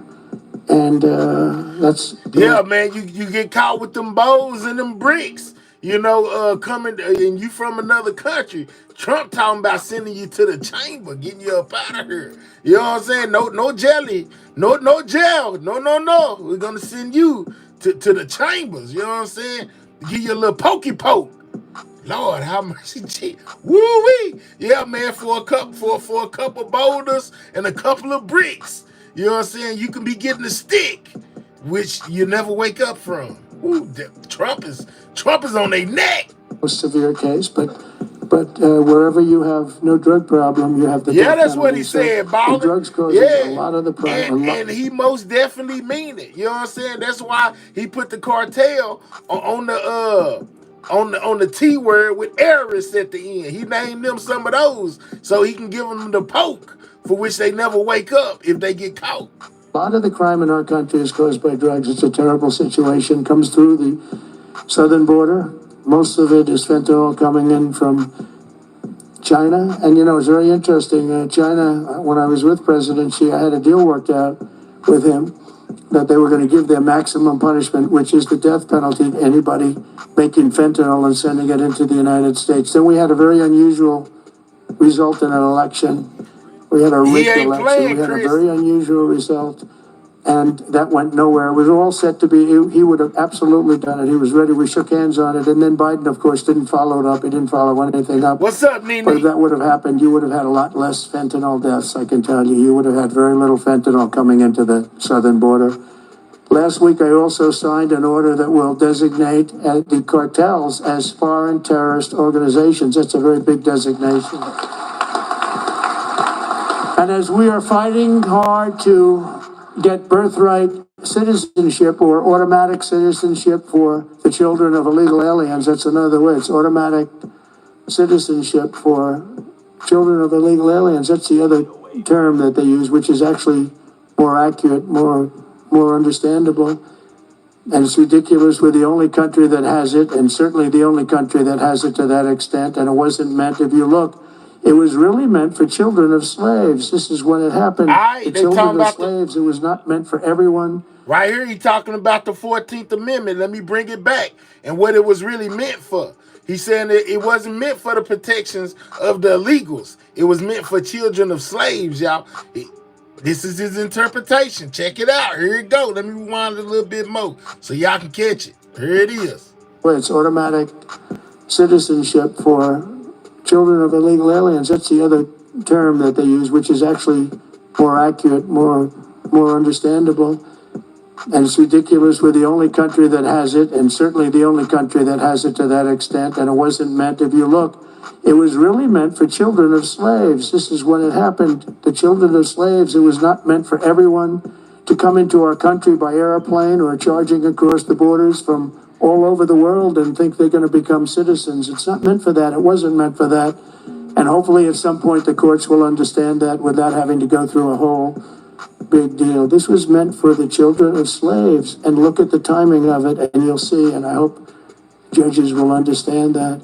And it has to stop because it's really hurting our country very badly. In the coming weeks, I'm looking forward to working with Congress on a reconciliation bill that financially takes care of our plans to totally and permanently restore the sovereign borders of the United States once and for all. This should include full funding for a record increase in border security personnel and retention bonuses for ICE and Border Patrol. These people are incredible people. I got to know them so well. I was on the phone with them all the time when I was president. When she was the border czar, she never called them. Remember? We went like 4 years and they started asking her, did you ever speak to them? No. We asked the Border Patrol, did you ever speak to the head of the Border Patrol? Did you ever speak to the vice president who was your border czar? No, I never got to speak to her. This was a terrible thing that was going on. This was a con job. We also need a massive increase in the number of detention beds and funding for all border security infrastructure and barriers, including the completion of the border wall. The wall. 500 miles of wall. And that's one of the reasons we had the lowest number. You remember the famous chart that I looked to my right, bring down the chart, and I looked to my right, something went right by. I see a lot of y'all bringing up that question. They say, when does Trump family get deported? You know what I'm saying? I've heard people say things about his wife need to be deported, you know, or whatever. Man, look, I don't know, man. But Trump is on a whole nother agenda, guys. He is on some other stuff. And a lot of y'all are in support of what it is that's going on, man. I'm just saying, man, it's crazy. He But that chart, I don't know if they have it now, frankly, I didn't tell them to bring it, but they're very competent people, they might. If you have the chart, put it up. If you don't, that's okay too. But that chart showed that we had the lowest number of illegals coming into our country in history. And I love the chart. Even if it didn't show that, I would have loved that chart, because that chart, I wouldn't be here right now without that particular chart. But it was pretty amazing. It was really amazing. And we did a great job. We had the lowest, the week I left office, we had the lowest number of illegal immigrants coming into our country that we ever had. Simultaneously, we must make a record investment in interior enforcement, including deportation flights and aircraft, as well as funding for our new task force to eradicate the presence of foreign gangs. We have some of the worst foreign gangs. Boy, Trump said he is going to eradicate. Eradicate is a strong word. Foreign gangs, eradicate. That means take out. That means extinction. That means there will be no more. Lord, have mercy. It's not even believable.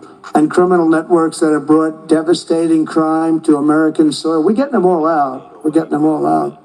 I won on that, you know. It's like some people explain it very well. They say, gee whiz, you know, they look at the people. As you know, in Colombia, they agreed with us almost immediately after I got involved. And Marco Rubio and I worked together. He did a great job. And we really did. And Mike Waltz, we have a great group of people. But we... all right, so Monica says Trump wife is a legal American citizen. She is not murking American people. Listening comprehension is vital. Okay, Monica, but check this out. It's a lot. Every illegal ain't murking somebody in America. Let's be real. We got Americans who murk Americans every day. You know what I'm saying? Like the illegals coming over ain't the only ones committing M's. We got people right here that's from here that's doing the same exact thing. Let's be real. Being scolded because we had them in shackles. There's good and bad people in every race. In an airplane, and he said, this is no way to treat people. Now you understand, these are murderers, drug lords, gang members, just the toughest people you've ever met or seen. How would you like? Boy, we don't even, who is this, David. Man, we don't even want to talk about the police. Let's leave the police out of this. You know what I'm saying? Let's not even talk about the laws. Them police, boy, they be crooked as hell. Let's not talk about all of them ain't good. It's good officers and bad officers too. All the police not good. Yeah, we ain't gonna even start that cap right there. That's bad. Talking about that why we got police. Man, them police be crooked as hell. To be the pilot of a plane, you got two pilots up there and you got 300 people sitting in a plane. Every one of them either a murderer, a drug lord, a kingpin of some kind, the head of the mob, or a gang member. And you're flying that plane, it's not going to end well. You ever see the movie Con Air? That's what, yeah, except here's the difference. The people in Con Air were actors. They weren't nearly as tough as these guys. I would say that plane would be gone before it ever left. Those pilots would be gone before it ever left. So they don't want us to shackle them. I don't want to be in that plane. I want to thank every Republican House member for voting to... What was your point, Doc? I just said what you said when you said police. What was your point about the police? Why you down there being smart? Let me tell you something. Get the rockets ready. I think we got one that's going to be ready to take a trip. You know what I'm saying? Why he down there with his smart mouth, you know, talking trash. I only answered your question, partner. You know what I'm saying? But don't think I won't get you up out of here the fastest. You won't have to wait on Elon to build a rocket. I got rockets already gassed up, ready to take you where you need to go. Why you being smart? Yeah, just keep on playing. I'm going to show you something. Passed the Lake and Riley Act, the first enforcement only bill that's been passed in 3 decades. I met the parents of Laken, and they were incredible people. They were just so devastated. I mean, can't even explain to you. You can't say somebody's life is over, but essentially their life is so different, and it can never be the same. She was beautiful. She was great person. But to have a bill of such importance named after her is a great tribute. But what these parents... Me22 say Trump grandfather came here illegally. Let's talk about it. And you know, you have so many of them where they've lost a loved one to crime, but to this new form of crime, criminal, illegal aliens. It's massive. The numbers are massive, and you add that to the crime we already had. This shows the potential for additional enforcement bills that will help us crack down on criminal aliens and totally restore the rule of law in our country. I'm also eager to get to work with Congress on the largest package of tax cuts and reforms in American history. We got to get that done. And we don't want to get hung up on the budget process. We just want, whether it's one bill, two bills, I don't care. Let these guys, they're going to work it out. They're going to work it out one way or the other. But the bottom line, the end result is going to be the same. We want to have all of those benefits. And we want to keep people's taxes low and actually make them lower. And that's not just rich people, that's everybody. It's frankly, proportionately the... I heard something with Trump was trying to, anybody else heard about Trump trying to wipe out income tax? You know what I'm saying? Basically, you won't get no income tax anymore. That's what I heard. I don't know how true it is. I'm going to say allegedly. Y'all let me know down there if y'all heard anything else about that. Because he just started talking about taxes, and it jogged my mind. Scale, much more so than a higher scale. Not only must we permanently extend the Trump tax cuts, you know, if we don't, you're going to have about a 60% tax increase. But I also intend to keep my promises, starting with no tax on tips, no tax on Social Security, and no tax on overtime. We're working very hard to get them done, and we are. I went to Nevada just this last couple of days. I started off in North Carolina because I didn't want to forget the people of North Carolina were treated so badly by FEMA. Melinda say he don't pay no tax. They came to me, they said, "Sir, you're going to California tomorrow." I said, "Well, what about North Carolina?" "Well, we'll do that another time." And I said, "No, we won't. I'm stopping in North we didn't Carolina hear about first." That. And we stopped there. We met great people. Franklin Graham has done a fantastic job. He's done a great job, but others also. And I met people that were devastated. The Democrat Party with FEMA, their FEMA did absolutely nothing. And we have it worked out. Your congressmen are helping very much there. Your three Congress people are working very hard on that whole thing, along with Michael Watley. And Laura wants to be involved too. Laura Trump, she's doing great jobs. She's done a great. Michael and Laura have been unbelievable as the head of the RNC. They've been unbelievable. Unbelievable. You know why I picked Michael? I said, who ran North Carolina? Tell me, because in the 2016 election, we did so well, and then in 2020, we did great in North Carolina, but others we watched, ping. What the hell's going on? But with North Carolina, when he had 600 lawyers, 601 lawyers working for him, and they didn't play games in North Carolina, I said, that's the guy I want to run it. And Michael Watley has done an unbelievable job, and he worked with Laura so well. She comes from that state, from North Carolina. They've done such an incredible job. So thank you very much. I want to just thank you in front of leadership. Incredible. And I really don't want to give him another job, to be honest. That's the most important job. He said, "Sir, I'll go anywhere." I said, "I don't want you to go anywhere. I want you to stay where you are. We'll give you plenty of money to get the job done, right? But we don't want to lose it." I mean, he could do anything, actually, but he's a very talented person. They said taxes will be taken still. He's an idiot.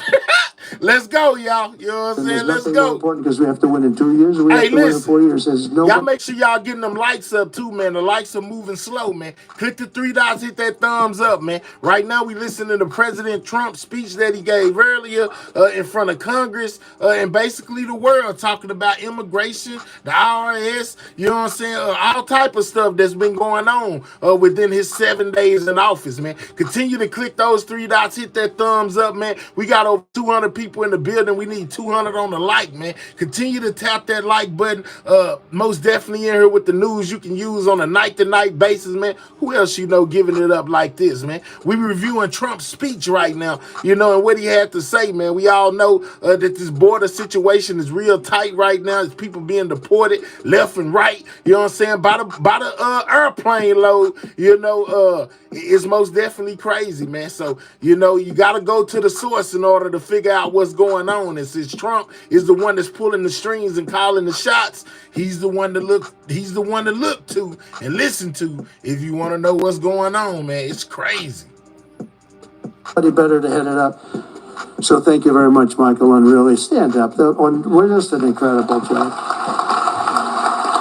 Really amazing. Incredible. The two of you as a team are unbelievable. Right now he talking about administration focused on the border more than anything else. A lot of people said the biggest my campaign, I really focused on the border more than anything else. A lot of people said the biggest thing was inflation and the economy, and then maybe the border was third. I always felt the border was first. Appreciate because it, Prophet. I felt that people could really understand that you can't have people pouring in from the prisons all over the world and from mental institutions all over the world and dumped into our country. So I talked about... All I want to know, you must be talking to Trump, because I'm trying to figure out what his point is too, Davion. You know what I'm saying? You must be talking to your boy Trump right there, the orange man. You know what I'm saying? In the middle right there. Oompa, loompa, doopity-doo. I got another question for you. What do you get when you gobble down sweets? Eating more than an elephant eats. Yeah, boy. That much more so. I don't like the look of it. I mean, inflation was terrible. It was the worst. I think it was the worst in the history of our country. But you can only talk about it so long. You know, the price of apples doubled, the price of bacon is quadrupled, the price what's your everything point? is a disaster. And you say it, and then what do you do? With this, I could give examples of what they're doing to destroy our country, and I felt it was the strongest thing. I swear, when I used to watch Willy Wonka, that was my favorite part of the song, when he says, I don't like the look of it. You know, it's funny, in 2016, I won on the border. In 2020, we did so well, I couldn't talk about the border. My people would say, sir, don't bring up the border. Nobody wants to hear it. I said, no, I did a great job.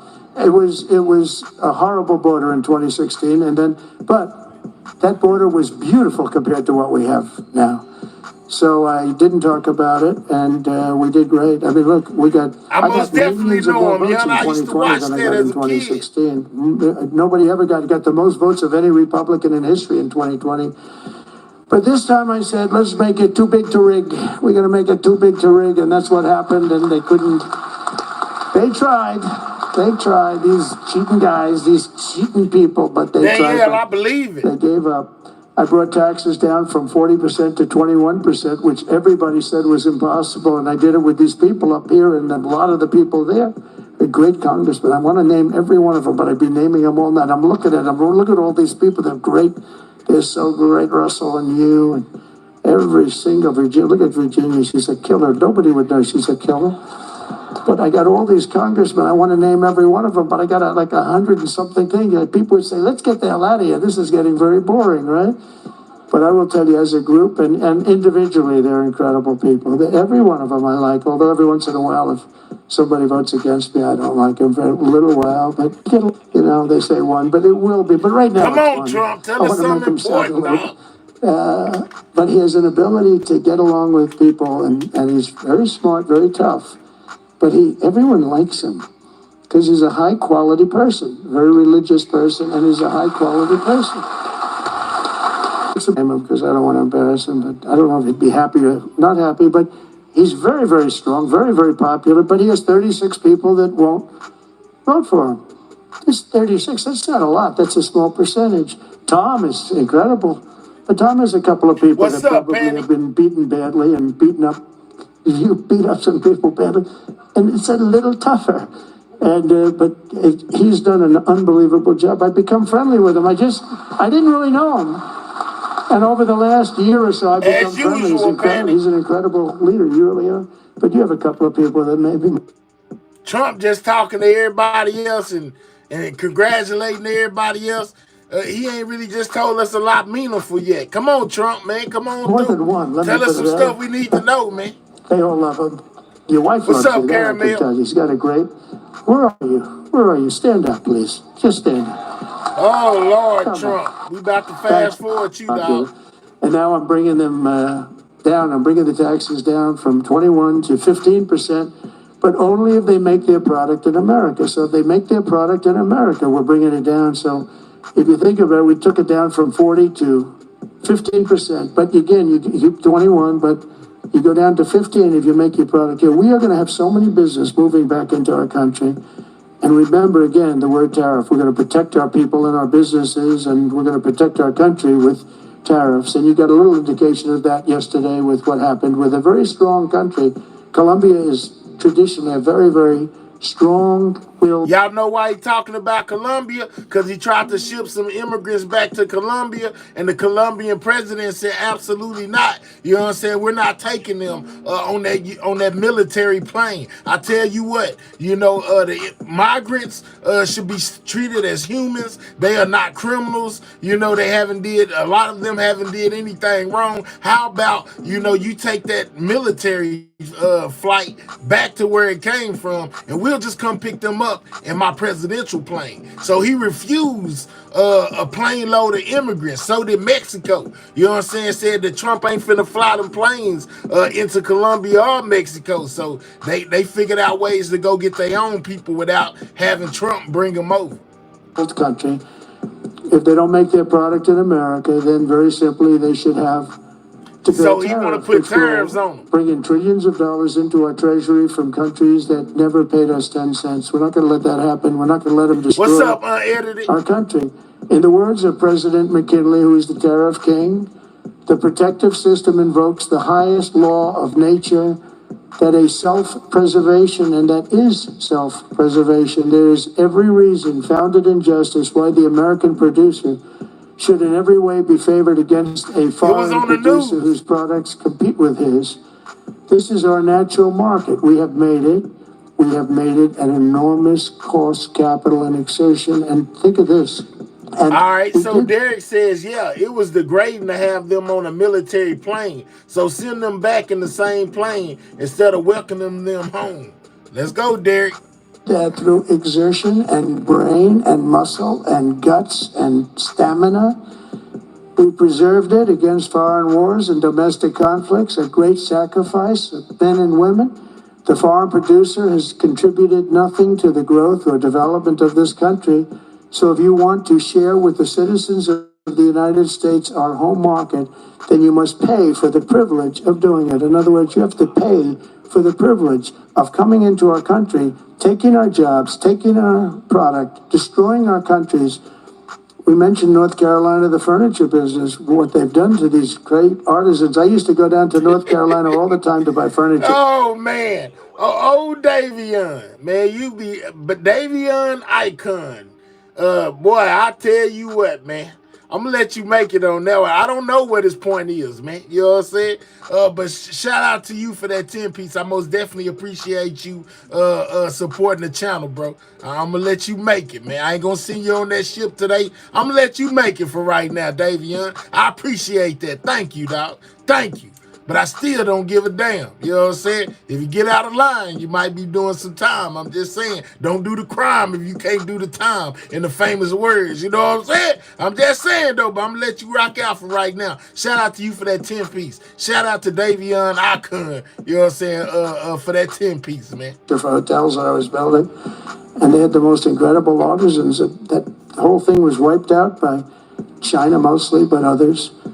And just wiped out, but it's going to come back. It's going to come roaring back. It's all going to come roaring back. We're going to put tariffs on outside countries and outside people that really mean us harm. They want to, well, they mean us harm, but they basically want to make their country good. Look at what others do.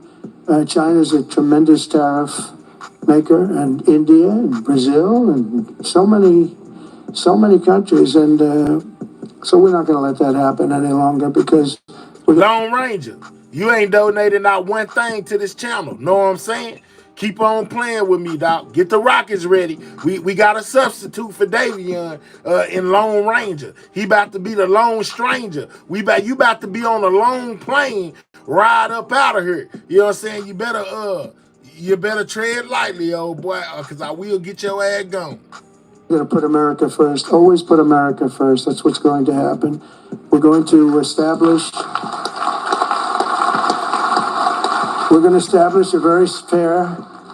a very fair system where money is going to come into our coffers, and America is going to be very rich again, and it's going to happen very quickly.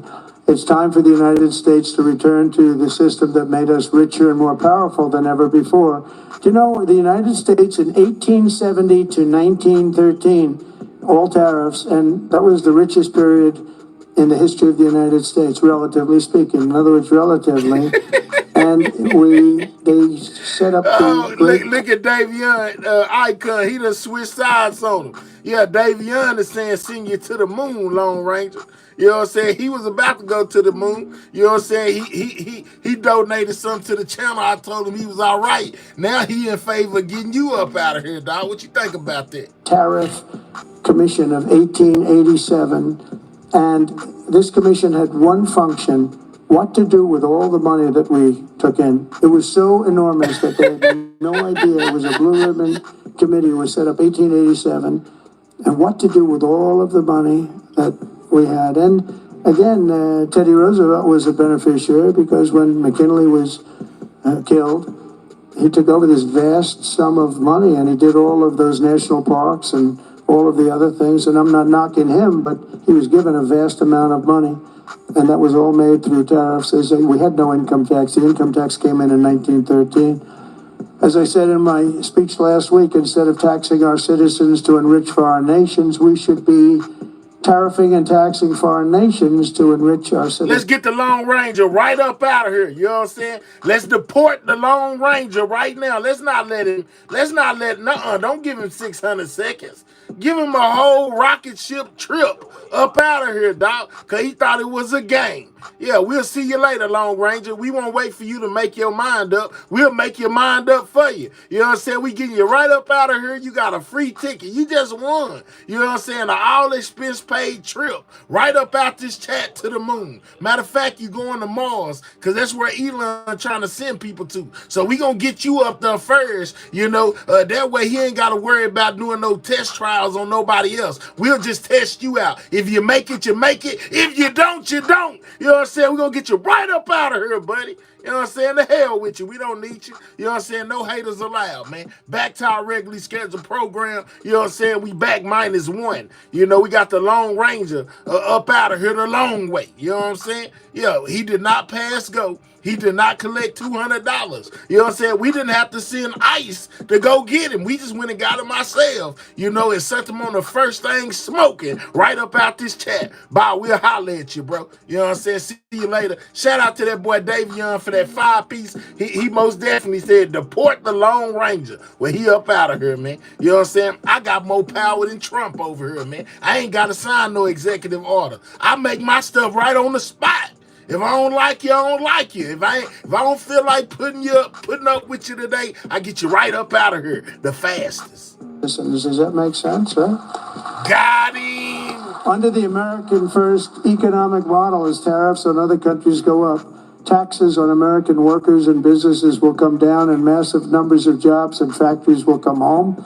The job creation will be enormous. In particular, if you look at the automobile sector, I mean, we're just being wiped out. You just take a look at what's happened to that over the years.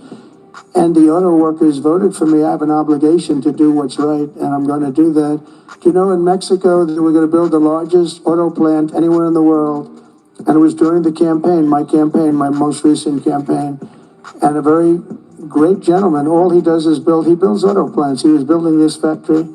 And I said, how's it going? I said, I want to go around and take a look at one of your factories that you're building, one of the big ones, one of the good ones. I said, okay, are you ready? When are you going to do this? Is Marquise say, man, no more cheating. We need the song, my guy. All right, I got you. The next time I teleport somebody up out of here, I got you. I'm so lost. Tashay, what's going on? What you lost about, Tashay? Maybe we can bring you up to speed. Shout out to you for that $2, man. Ain't nothing too small, man. I accept it all, man. If they let you send me a quarter, I would be okay with that. Anything beats a blank, man. Shout out to the people that support the channel.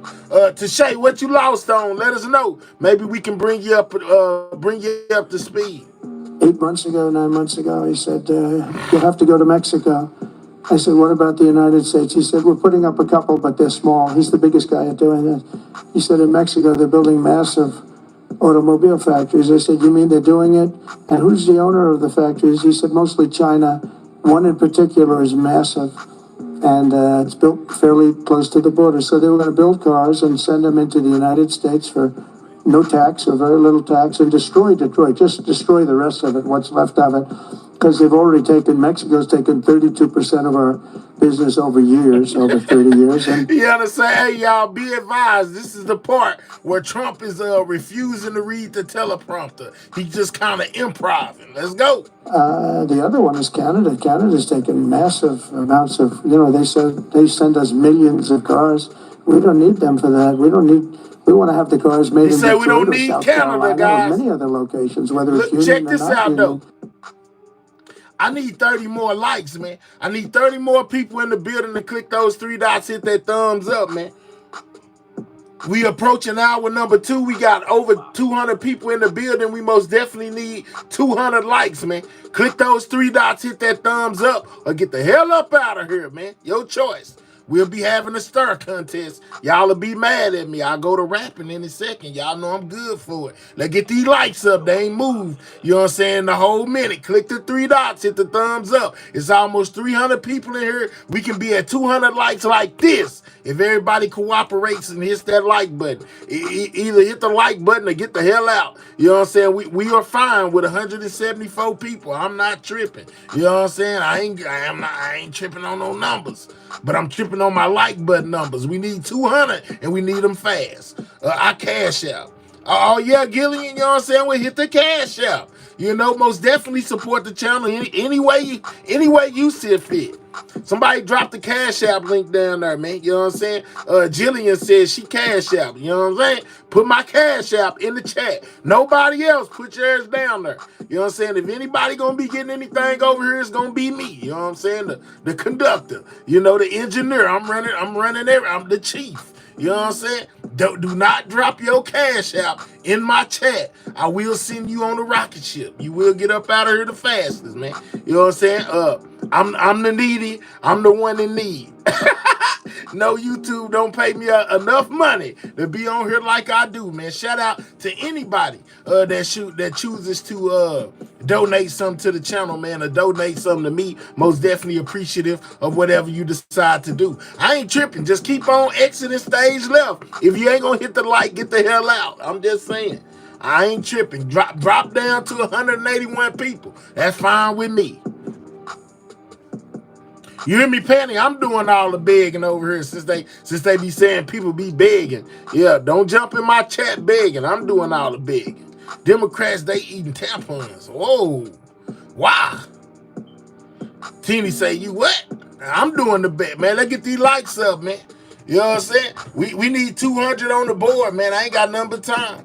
I'll let Honeycomb Brazy rap to y'all till y'all get the likes up. That'll clear some of y'all out. Know y'all don't like rap music. Get you right up out of here. Don't know topic. As I'm late. Well, right now we talking about Trump and the border crisis. Jillian, we talking about the border crisis and the things that are going on. Trump is trying to explain why he's doing what he's doing. You know, he only been in the office for 7 days, and he done caused a whole bunch of mass hysteria. He got the immigrants shaking in their boots. Go and spit the bars, man. Yeah, I don't know, man. Let's get these likes up. Let's get them right and let's get right and get going. Whichever one y'all choose, up to y'all. What's up with it, Divine 9? I ain't got nothing but time. Money on my mind. I just got time. Trump say all the immigrants committing crimes. I told him he was lying. I say I'm feeling fine. I'm dressed in design, sipping on the finest wine. Yeah, get my likes up, hit the like button up, get gone. Yeah, man, I'm getting money, trying to get it loan. They say I'm spitting bars more than a song. You hating on the G, then you're dead wrong. What you talking about? I told him walk it out. Yeah, man. Yeah, Marquisa, I'm just saying. They steady coming in, they steady ain't hitting the like. I told them to leave, they ain't listening. Boy, people don't follow instructions. Worth the damn. Yeah, you hear me, Chris? You know what I'm saying? They don't follow instructions worth the damn. Let's get the likes up or leave. It's so simple. All you got to do is double tap the screen or click the 3 dots and hit the thumbs up. We need 15 more people on that like, man. You know what I'm saying? And I'll finish letting Trump talk. Y'all think it's a game. They think I'm playing. Boys think I'm playing. Pull up to the lot and that AK get the spraying. Yeah, I ain't playing. I'm so serious. My rap style got these boys furious. Hold up. Hold up. Hold up. Gangsta grills, you bastard. Niggas got to get together all over this nation. I'm talking about not the regular. Yeah, I ain't playing. You'll be seeing some stuff you don't want to see if these lights don't get right. We need 200 on the board, man. You know what I'm saying? We need them fast. It's enough people in here to make it happen. And if you ain't trying to make it happen, then boy, you just capping. Yeah, they must like my boy Brazy, man. You know what I'm saying? Because it's crazy. We well over 200 people. We need 7 more on that like. And y'all just want to hear rapping. I ain't some British fans in the building, man. You understand, the show ain't going to continue until we get these likes up. We'll be listening to Honeycomb Brazy. I might just end the live. You never can tell. We might not even get through, man. I might just turn this off and go to sleep if y'all keep on disrespecting my like button. You know what I'm saying? We need 5 more likes. We got over 200 people in the building. We need 200 on that like, or it's gonna be a short night. I'm just saying, and I ain't playing. Pull out that K and start spraying. You think I'm playing? Just wait and see. We'll be sitting right here. Yeah, you can find me in my chair. Yeah, we gonna get it in. Yeah, unapologetic. We gonna get it in. Yeah, they hating on the like. Yeah, but they don't understand that the show ain't moving till it get right. Where we at? We at 100 and we was like 250 something. Now we at 205. If you don't hit the like button, we'll be listening to Brazy.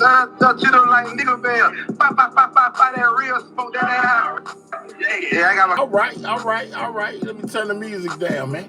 You know what I'm saying? We're gonna get right or get left. One of the two. I ain't tripping. I'm telling y'all I ain't tripping, man. Y'all better believe me when I tell y'all. You know what I'm saying? If you ain't gonna support the channel in no kind of way, if you don't serve no purpose by being here, you know what I'm saying? Please exit stage left, because I ain't got we ain't playing nothing. Don't double back thinking that it's gonna come on, you know what I'm saying, just because you left and came back. If that like don't say 200, we just gonna be over here looking like who done it. Yeah, because you know I run it. Yeah, I ain't tripping. Yeah, we need 3 more on that like, you know what I'm saying? Or it's going to be yeah, that's what I thought. Get your ass on. But I said to him, I said, so when is this plant going to open? He said, well, we're going to start it in a couple of months, and it'll be open in about 1.5 years. It's the largest plant in the world. I said, I'm not happy with that. And I said, in my next speech, that I am going to charge them if it takes 100% or 200%. No car is coming in from Mexico. That's what we ain't gonna do. Every time the people exceed the like button, you know what I'm saying, we most definitely gonna we ain't showing nothing until the likes get right, man. You know what I'm saying? I stand firm on that. Like Trump on deportation. I stand 10 toes down about my like button. Let's get the likes up. Good job. You ain't ugly, man. You already know, man. I've been knowing I was a handsome young man for a long time now. You know what I'm saying? I've been knowing that. You know what I'm saying? The other people just been hating. You know what I'm saying? I've been knowing. I've been knowing. Texas in the building. 2 more people, man.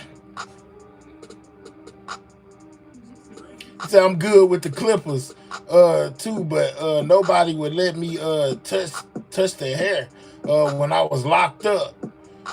Yeah, man, dudes don't be down with letting other dudes do their hair, man. Oh Lord, my head gonna float away. Penny, if my head was gonna float away, I would have floated away a long time ago. You know what I'm saying? I would have floated away a long time ago. Please believe I already know what time it is. Just ask IGT. She know what time it is too. Shout out to everybody that hit that like button. It took long enough. You know what I'm talking about? But hey, man, we made it. Continue to step on that like button, you know, if you enjoying the show, you know, because, man, look, it's a no-go if you don't hit that like button. Let's go, though. Let's finish. Into the United States without a massive tariff. And I said it 3 or 4 times. And what happened is about 2 months later, I see that same gentleman who was in the audience, and I said, I want to see him backstage after I'm finished with the speech. And I met him backstage, and I said, John, let me ask you, what happened with that plant? Where is it now? He said, sir, China's canceled it. Why? Because they think you're going to be elected, and they thought you were going to charge big tariffs on the cars coming in, and it doesn't work if you're going to charge. So they canceled the plant, and Detroit now will breathe, and we're going to do just the opposite. We're going to have these companies come in, and they can build that plant if they want, but they have to build it across the line. They have to build it in the United States. Amazing. Amazing. We did so many things, and we weren't even elected yet. That would have been a disaster. If that plant were built, it would have been a disaster. That would have wiped out. That was bigger than most of the factories put together, the auto plants put together. Talking about Detroit. In particular, in the very near future, we're going to be placing tariffs on foreign production of computer chips, semiconductors, and pharmaceuticals to return production of these essential goods to the United States of America. They left us and they went to Taiwan, which is about 98% of the chip business, by the way. And we want them to come back, and we don't want to give them billions of dollars like this ridiculous program that Biden has. Give everybody billions of dollars. They already have billions of dollars. They've got nothing but money, Joe. They didn't need money. They needed an incentive, and the incentive is going to be they're not going to want to pay a 25, 50, or even 100% tax. They're going to build their factory with their own money. We don't have to give them money. They're going to come in because it's good for them to come in. They're giving them money. They don't even know what they're going to do with it. I had people tell me, we have no idea. We didn't need money. They don't know if they're probably going to use the money to build in other places, other countries. It's a ridiculous plan, very expensive and ridiculous. The only way you'll get out of this is to build your plant. If you want to stop paying the taxes or the tariffs, you have to build. Danielle, you can either donate through Super Chat or Super Sticker, or you can just send me something to my Cash App. You know what I'm saying? Either way is fine with me. You know what I'm talking about? Either way you choose to, it's up to you. You can click that the money sign. It'll give you some options for a Super Chat or a Super Sticker, or you can simply hit the Cash App. If you looking to donate, ain't nothing too small, ain't nothing too large. We ain't turning down nothing but our collar over here. The plant right here in America. That's what's going to happen at record levels. We're going to have more plants built in the next short period of time than anybody ever envisioned before, because the incentive is going to be there, because they have no tariff whatsoever. In fact, they have help from us if they build their plant in America. And we're going to look at pharmaceuticals, drugs. We're going to look at chips, semiconductors, and we're going to look at steel and some other industries. And you're going to see things happening. If I didn't put on the massive steel tariffs, you wouldn't have one steel plant right now in the United States. If I didn't put on the tariffs on washing machines, dryers, and the like, you wouldn't in Ohio. You would have lost all of those companies that made washing machines and dryers. Jim Jordan. Yeah, most definitely. And you can also become a member of the channel. You know what I'm saying? All of those are forms of support. If you're a person that ain't got no paper, simply hit the like button. You know what I'm saying? Or subscribe to the channel, man. It's the small things that matter. It don't always got to be money. You know what I'm saying? But money most definitely helps, man. We all in the game to make money. So was Jim here by any chance? Is Jim here? Where's Jim? Where's Jim? Oh, look at him. Wow. That's not a great seat for a man of such power. Do you know that Jim has he's a great wrestler. He was All-American wrestler 3 times, 128 and 1. That's not a bad record, and that's the way he fights too. But he has a better record. Undefeated as a wrestler in high school. And I say, how can you do that? Because a freshman can't be. Or you can send a gift. The gifts that go across the screen. I did Cash App and how I become a member. All right, Jillian, let me tell you. It's easier than it sounds. All you got to do, Jillian, listen to me. Exit out of this video. You know what I'm saying? Go to my channel. Click on any other video. Go to the description box. It's going to say membership link. You know what I'm talking about? Join the channel. That's how you get your membership. You join the channel. So go to my description box. You know where it say description. Go to the description box. It has a link for the membership link. Click on it, and you most definitely can do it from there. Shout out to that girl Danielle for that 5-piece. Most definitely appreciate you. You know what it is. Thank you very much. But yeah, that's how you become a member. Just go to a video, a random video on this channel, live, and click the membership link. You know what I'm saying? All she has to do is just click join outside the video, LOL. Okay, click join outside the video. I was just telling you another way. You can go to the description box too of any one of my other videos, and it got the membership link in it. Shout out to Danielle for that 5-piece. He's a senior, but he figured out how to beat seniors. So I stand up again, Jim. Let's give you a hand as a wrestler. As a wrestler, big hand. As a politician, very good. But Jim, is it true that we went up there, remember we had 25,000 people standing in the streets in this little beautiful town with Whirlpool, right? And they were going to close up their factories because South Korea was dumping washing machines and other things like that.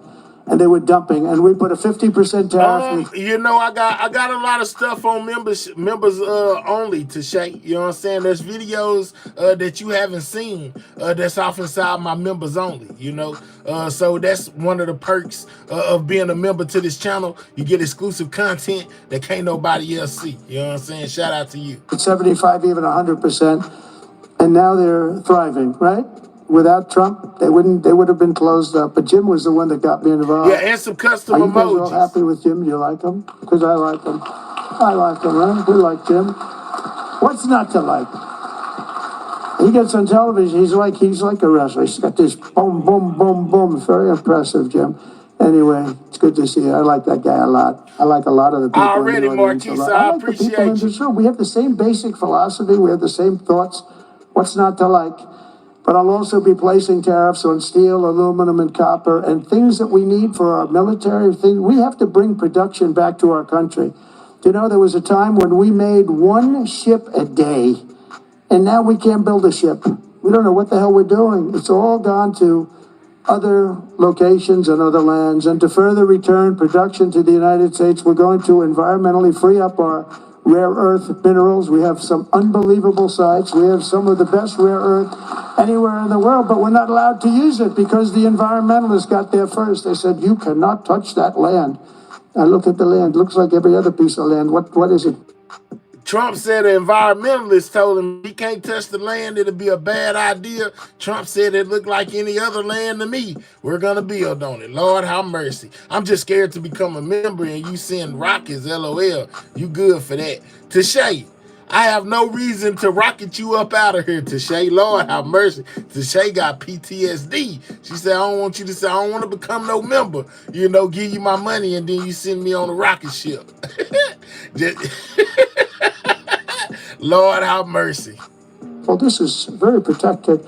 They have no idea what they're doing to our country. They use the environment to stop progress, and we're not going to let that happen. And we have Lee Zeldin. Yeah, I tend to not put members on rocket ships, you know, but it is one dude who get gifted, who don't got a real membership, you know, one that he pays for, you know, somebody gifted it to him. I most definitely get him up out of here with the quickness. I'm talking about in 0 seconds. Soon as I see him, boom, he up out of here, membership or not. Because I know that his membership was gifted. He don't pay for it no way. What's up, Lali? Lee's here today, but Lee Zeldin What's is up, Jay fantastic. Stevens? He's going to head up the whole environmental.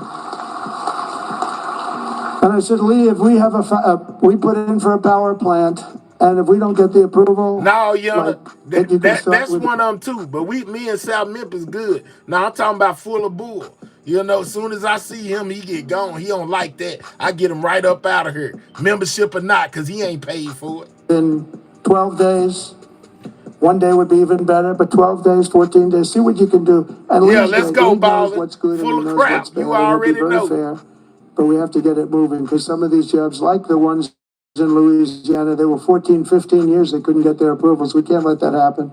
When people come here with massive amounts of money, they want to start, they want to go. And we know what's good and we know what's bad too. And Lee Zeldin's going to do a great job environmentally. As we fix our tax system, we could also cut colossal amounts of government waste, fraud, and abuse, of which there's a lot. But tonight, I restate my pledge from the campaign. I will not sign any bill that cuts even a single penny from Medicare or Social Security for our great seniors. We don't have to do that. We don't have to do that. We'll not touch those benefits in any way, shape, or form. I want to use that because during the campaign, they had these fake ads that Trump is going to cut Social Security. No, they're the ones that are going to cut it because the country's going to go bankrupt under them. And that's why it's going to cut, because they're not going to have a choice. Not that they're saying we're going to cut it, but our country was heading for absolute bankruptcy.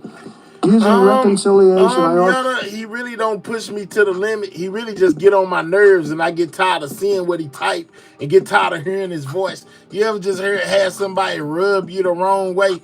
That guy rubs me the wrong way, and I'd rather not deal with his kind. You know what I'm saying? I can't deal with negativity every day. Also look forward to working with you to make our energy policies permanent and making our historic deregulation efforts a fixture of U.S. law so that no future president, like they did with Anwar.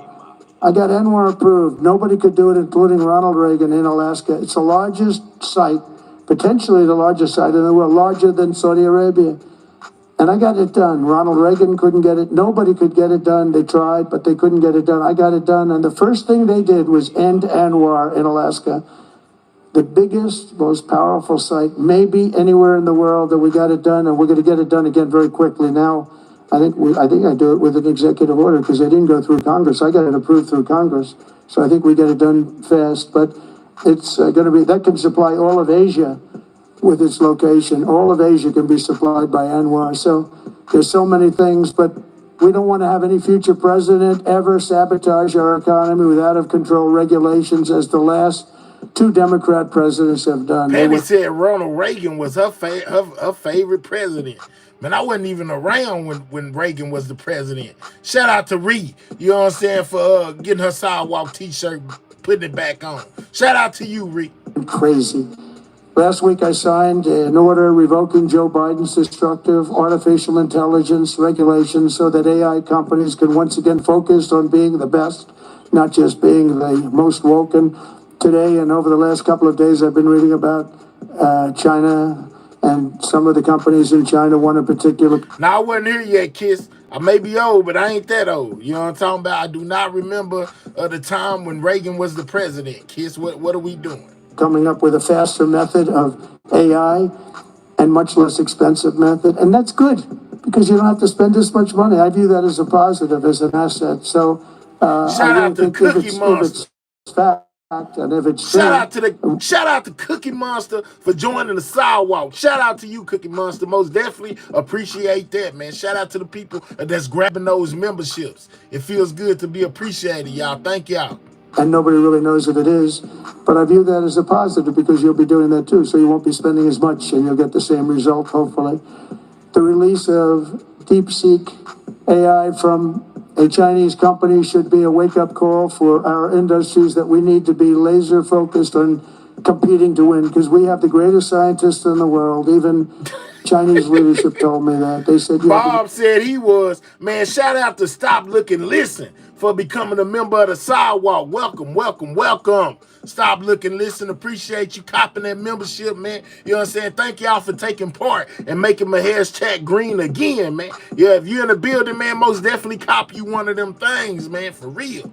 Most brilliant scientists in the world in Seattle and various places, but Silicon Valley. What's up, Zaza? There's nobody like those people. This is very unusual when you hear a DeepSeek, when you hear somebody come up with something. We always have the ideas. We're always first. So I would say that's a positive. That could be very much a positive development. So instead of spending billions and billions, you'll spend less and you'll come up with hopefully the same solution. Under the Trump administration, we're going to unleash our tech companies and we're going to dominate the future like never before. And finally, we need to work together on a defense bill that once again fully rebuilds our military for our great warriors. We have to have a strong defense.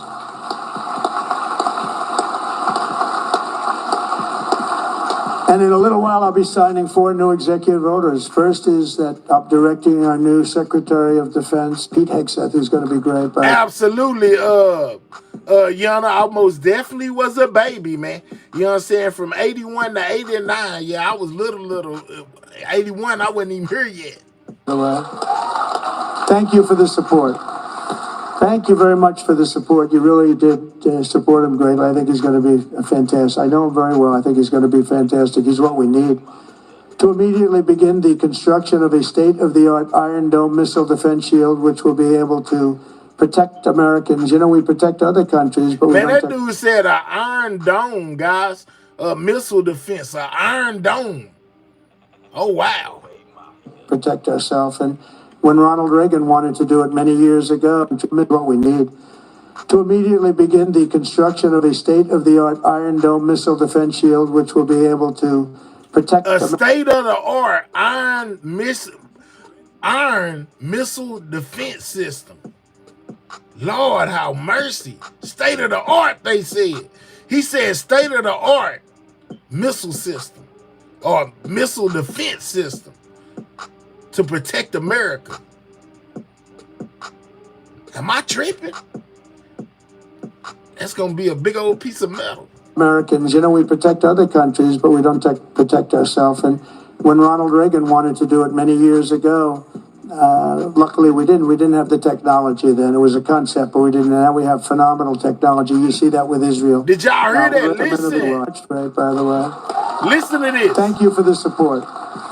Thank you very much for the support. You really did support him greatly. I think he's going to be fantastic. I know him very well. I think he's going to be fantastic. He's what we need. To immediately begin the construction of a state-of-the-art Iron Dome missile defense shield, which will be able to protect of a state-of-the-art Iron Dome missile defense shield, which will be able to protect Americans. You know, we protect other countries, but we don't protect ourselves. And when Ronald Reagan wanted to do it many years ago, luckily we didn't. We didn't have the technology then. It was a concept, but we didn't. Now we have phenomenal technology. You see that with Israel. We're out of 319 rockets. They knocked down just about every one of them. So I think the United States is entitled to that. And everything will be made right here in the USA, 100%. And next, to ensure that we have the most lethal fighting force in the world, we will get transgender ideology the hell out of our military. It's going to be gone. He's taking the transgender people out of the military. Trump said they gotta go, man. Trump said they gotta go. There would be no transgender people within the American army, y'all, in the military system. They all gotta go. That's what Trump said. In addition, we will stop our service members from being indoctrinated with radical left ideologies such as critical race theory. Okay, Cookie Monster, thank you for becoming a member. It's already been halted, totally halted. And finally, we will offer full reinstatement to any service member who was expelled from the armed forces due to the COVID vaccine mandate. And we will restore them to their former rank with full pay. And I think we're going to have a lot of people that join. And one thing I'll say, if you looked at our recruitment over the last week or so, 2 weeks, it's through the roof. You know, we were having a lot of people weren't signing. Muhammad, I don't know how much the Iron Dome is going to cost. He says, isn't the Iron Dome $2 billion a piece? How you going to afford it? I don't know. You know what I'm saying? But Trump say we can't. Hard time recruiting people because they were looking at these people that they were supposed to be their leaders. And they weren't happy. They didn't like people that fall going upstairs. If you're going to fall, at least go downstairs from the plane. Triple fall. I use that. A loyal fool. You talking to Trump or you talking to me? Talking about he effed up and out of pocket. Who effed up and out of pocket? Let me know. Who you talking to? A loyal fool. That thing and more ads. I didn't have an ad. Hey, unapologetic. Just a little quick 1, 2, 3. Reminded me of Joe Frazier when he went down, right? George Foreman, Joe Frazier. 3 falls in a matter of seconds. I said, can you speed it up a little bit? People are getting tired of it. But no, we have now the best recruitment we've seen in a long time. There's a tremendous number of people wanting to sign up. January 20th, 2025 was a turning point in American history. Starting last week, we're ending years of incompetence, radicalism, and betrayal. What's up, Cuddle Girl? The most exhilarating era of reform and renewal in the 250-year history of our country. Already unapologetic. And just in conclusion, I just want to say that this has been a very exciting and will be a very exciting new chapter. There's nothing we cannot achieve as long as the Republican Party remains united. I hope you can remain united.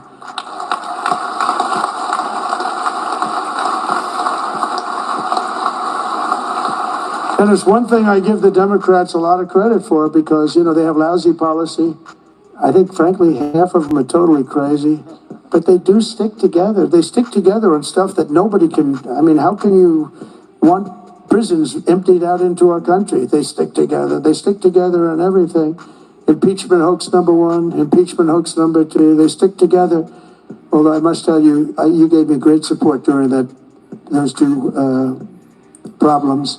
Those two fake witch hunts, which have now turned out to be totally fake and disgusting. Lenise say Trump wild. Trump's just saying whatever he wants. That's what Trump doing. Shout out to Danielle. She says job 26/7. He spreads out the northern skies over empty space. He suspends the earth over nothing. I'm out, y'all. Shout out to Derek, man. Appreciate you, man. Shout out to Derek for that 10 piece. All right, bet, bro. Bet. Appreciate you. Stick together. We just can't have people going, 1, 2, 3 votes. And we don't have that luxury. It'd be different if we had a 20-point, 30-person majority, but we don't. We have to help leadership. And, you can be assured that you have certain philosophies, that if you're going to have most of the people, almost all of them, voting for something, you're going to be okay. It's not going to be bad. You have to stick together. It's the one thing that I would say we don't get very high marks. Everything is so hard. We always have 2 or 3 or 5 or something, people that just don't want to do it. And you just got to do it. You just got to do it. Make life easy. This y'all president, man. He over here rambling. So right now we have a very special period because we have the House, we have the Senate, and we have the White House. And we're a team, and we're a really good team. And I appreciate so many times, and like even with Mike, I called 3 or 4 people, and they said, okay, so I'll do it. I'm going to vote. I'm going to vote positively, and they're very happy they did now. But when I called, we've gotten such a great response. We just had that happen with Pete Hegseth, and we have it happening with others. But we really appreciate it with the House. The House has been, it's a very difficult situation when you have that small a majority. But in a certain way, it brings you together. It actually can unify more than anybody would ever know. And a victory is sweeter, as they say, because of it. And I think we're going to have a lot of victories, but we have to stick together. We have to work together. We have to fight together. We're going to win together. We're going to win like never before. We have a chance to win like never before. As long as we stay united, the 119th Congress will be remembered as the most successful and accomplished Republican majority in American history. I believe that. I think we have a chance of doing it. Right? And in January 2027, we will have a larger Republican House, a larger Republican Senate, and our country will be richer, safer, stronger, prouder, greater, freer, and ever before. I really think that we're going to have some big victories coming up, and I'm going to be helping every single one of you. I'm raising a lot of money. And I want to use it for the House, and I want to use it for the Senate. I raised a lot of money. And, I told my people, we raised $1.7 billion. They raised $2.6 billion. They have the unions with, checkoffs, which is always tough, $10 a month times millions and millions of people. And then we won. And we won by a lot. And they wanted to go out, and they still haven't raised it. They're trying to raise $28 million. They cannot raise 10 cents. It's good to win, I will tell you. It's really good to win, but they can't raise money. But I told my people the morning after. Now, normally, because we have so many donors here and so many people that I love and respect, a lot of great friends of mine, but I told my people, Meredith and Susie, and by the way, how good is Susie? The Ice Maiden. Where is the Ice Maiden? She is so great. She is so good. Stand up, Susie. The Ice Maiden, ladies and gentlemen.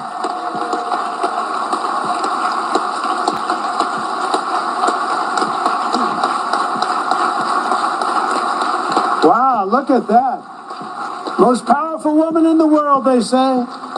Most powerful woman in the world. She's made of ice. She's great. No, when I came to Florida, Florida was a Democrat state. Had a Democrat governor. They had one Democrat senator. It was largely a Democrat state. And through various reasons, I ended up with Susie running the campaign, and she was unbelievable. We won it in a landslide. Now we talking about Susie now, She man. never Got lost. I won nothing every to do debate. with Well, nothing. sir, you know, a woman has never been, but there is now. There is now, right? I didn't know that. I'm so surprised. I didn't. I'm very surprised. But it came time to running the campaign, and I said, well, I've never had a loss with Susie. She comes from great stock, you know. Pat Summerall is her father. Pat Summerall was a football player, great football player, but a really great announcer, really the voice of the NFL for 27 years or something. He was great, and a leader. He worked with John Madden, and he was able to get John Madden to do things that nobody else could do. They'd call him, they'd say, Pat, John is really difficult. Now, you know, John was a difficult guy, but he got big ratings and he was good. And Pat would go up, come on, John, let's get this done. Come on. I know you don't like the heads of the company. I hope he do it himself, Penny. What are you talking about, man? I would hope he do it himself. Lord have mercy. So they're paying you a lot of money. Come on, John, let's get it done. And he'd go and do it. And this went on for, like, 27 years, right? But he was a leader, her father. And, you know, this is somebody that has the gene. I'll tell you, she's great. And she's done a fantastic job. So she was so good with the campaign. I said, let's let her do the campaign. And it was flawless. And again, I said before, we had her win a lot of votes because it's crooked as hell. And I hope you can go to voter ID and same-day voting and paper ballots and all of those things, because ultimately we'll never lose a race if you do that. I'm telling you, you'll never lose a race. And I hope you can get that. And that's said to the governors mostly, but this, you know, you people have a lot of power over it. But Susie ran the race, and we did phenomenally. And then we just made her the chief of staff, and she's doing great. They say it was the greatest opening week. Patting some more people on the back. But it was pretty amazing. Oh, the camera just went off. It's always tough. Usually you get them by surprise. But I just want to thank everybody. We're going to make this tremendously successful. We're going to have, I believe, we're going to have one of the greatest 4 years in the history of our country. We're going to turn it around quickly, and then we're going to go on and we're going to progress like nobody ever thought possible. And I want to thank these great 4 people, because they really are leaders and they're phenomenal people. And I want to thank all of my friends in the audience, many of whom are congressmen and congresswomen and people that have just tremendous talent. Every single one of you, I know every one of you, and you have tremendous talent. No, and you if we don't. stick You don't and know if we all fight of them. together, there's nobody can stop us. We're going to have, because they have bad policy. Their policy is so bad. Nobody could win with this policy. Nobody. And we have the best policy. And again, as they say, and we say, and I've been saying for a long time, we're the party of common sense. And we're the party that's going to have the best 4 years ever. Thank you very much. Appreciate it. Thank you very much. All right, so we got a lot of Trump, man. We got a whole lot of Trump right then. You know, I almost dozed off about 3 times listening to him. But anyway, you know, he most definitely touched on some of the topics that has been going on concerning him. The Gulf of America situation, rebuying back the Panama Canal, you know, the immigration situation. He most definitely touched on a lot of that, man, you know. And shout out to him for being transparent as far as I know. Now, like I said, I don't see this deportation situation going over so smoothly. You know, it look like it's about to get bad out there, guys. Look like it's about to get bad. All right, so I'm politicked out for a second. You know what I'm saying? I'm going to get back to the immigration situation here in a minute, you know, but Trump kind of took me out with that long speech he just did, you know, when it comes to politics, right? So let's get into some of this celebrity news / Diddy news that's going on out here, man. You know what I'm saying? D. Woods, formerly of Danny Kane, basically has come forth to out Diddy. You know what I'm saying? And Diddy also himself has sued a couple people for defamation. You know, and now he's demanding a hearing in front of the judge about those raids that went on to his cell. Remember, he was saying that the raids were unconstitutional. We'll get to that in a second. First, let's get to D. Woods outing Diddy. You know what I'm saying? D. Wood of Danny Kane. has came out to tell her story about what she endured at the hands of Diddy, y'all. Make sure you double tapping that screen. Make sure you getting the likes up. We most definitely out in here, man. You know, and subscribe to the channel if you new. We on the road to 22K. We at 21.2 K subscribers. Man, we looking for it to go up. So make sure you subscribing if you new. But let's check out what D Woods had to say regarding the diddler. What I'm talking about. Y'all did a great job today, ladies. Some of those who worked closely with the hitmaker describing for the first time their experiences. Y'all remember these girls? Shot to fame as 1/5 of the chart-topping girl group Danity Kane after starring on MTV's popular reality show Making the Band 3. The day we were chosen, I was like, it's bad boy for life, baby. There she go. She says what should have been a dream come true quickly became something else, alleging Diddy created a verbally abusive work environment. I'm curious why you decided to speak up now. I would say that... What's up, Doug? This moment now is a time where I feel like my experience, my truth will really be heard and actually considered and believed. D. Woods sharing her story as part of a new investigation discovery docuseries, The Fall of Diddy. From the outside, he was this mogul. He was this guy who, you know, could make your dreams come true. Unsettling scenes like this, a reminder of what it was like on Making the Band. Making the Band. Are you feeling a little sick? I remember this in real time when it was going on, man. It's crazy that so many of these people have come out against Diddy, alleging that he did all kind of heinous stuff to him, man. It's crazy, man. D. Woods is the latest to come out on Diddy. I always feel big next to these skinny chicks. You like a burger away? He did it in different ways with all of us. You know, picking and prodding and just a way to chip and knock away. But then, praise you, I see myself standing in those dark, scary, predatory spaces and hearing somebody say some of them. This is her. She was most definitely on this new documentary as well. She was one of the people that got up there and told her story, you know, on this brand new documentary involving the diddler. Most degrading things to me. How was it predatory? Somebody constantly treating you like a piece of meat. Only say Diddy treated her like a piece of meat. Valuing you for your sex appeal. And in some of the environments, you know, it was even scary to be by yourself. Despite turmoil on and off camera, Danity Kane debuted to massive success. Man, who is Biz? Penny? I don't even know who Biz is. Who is that? And why should I care what they said?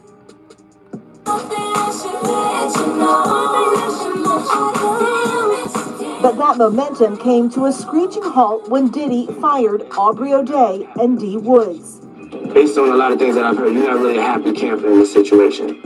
No, I don't think anyone has been happy for a long time in this situation. Okay, so I can't see it. You know, Penny, they got him up. You got him out of here. I really don't care what they say. you can go too.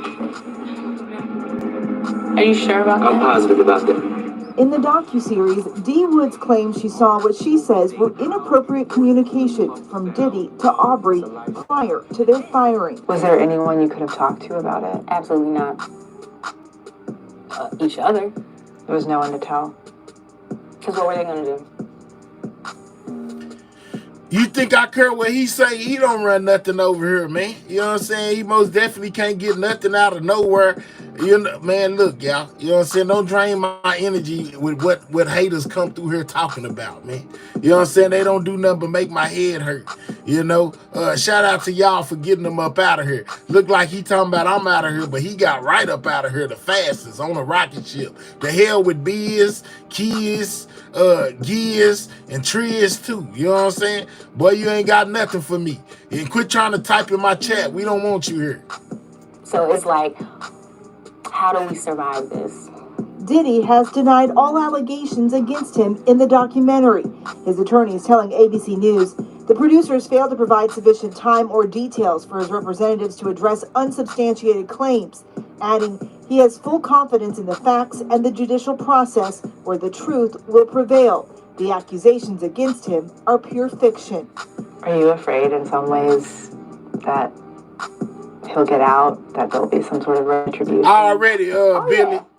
Yeah, even doing this, you know, it's like, maybe I shouldn't say, maybe I should stop talking, shut up, you know, but it's like, you know, well, not talking hasn't changed anything either. Dee Woods has never stopped pursuing her passions, returning to her theater roots. I just shouted out to you. I didn't even know you was in the building. What would you say to Diddy if you had the chance to talk to him?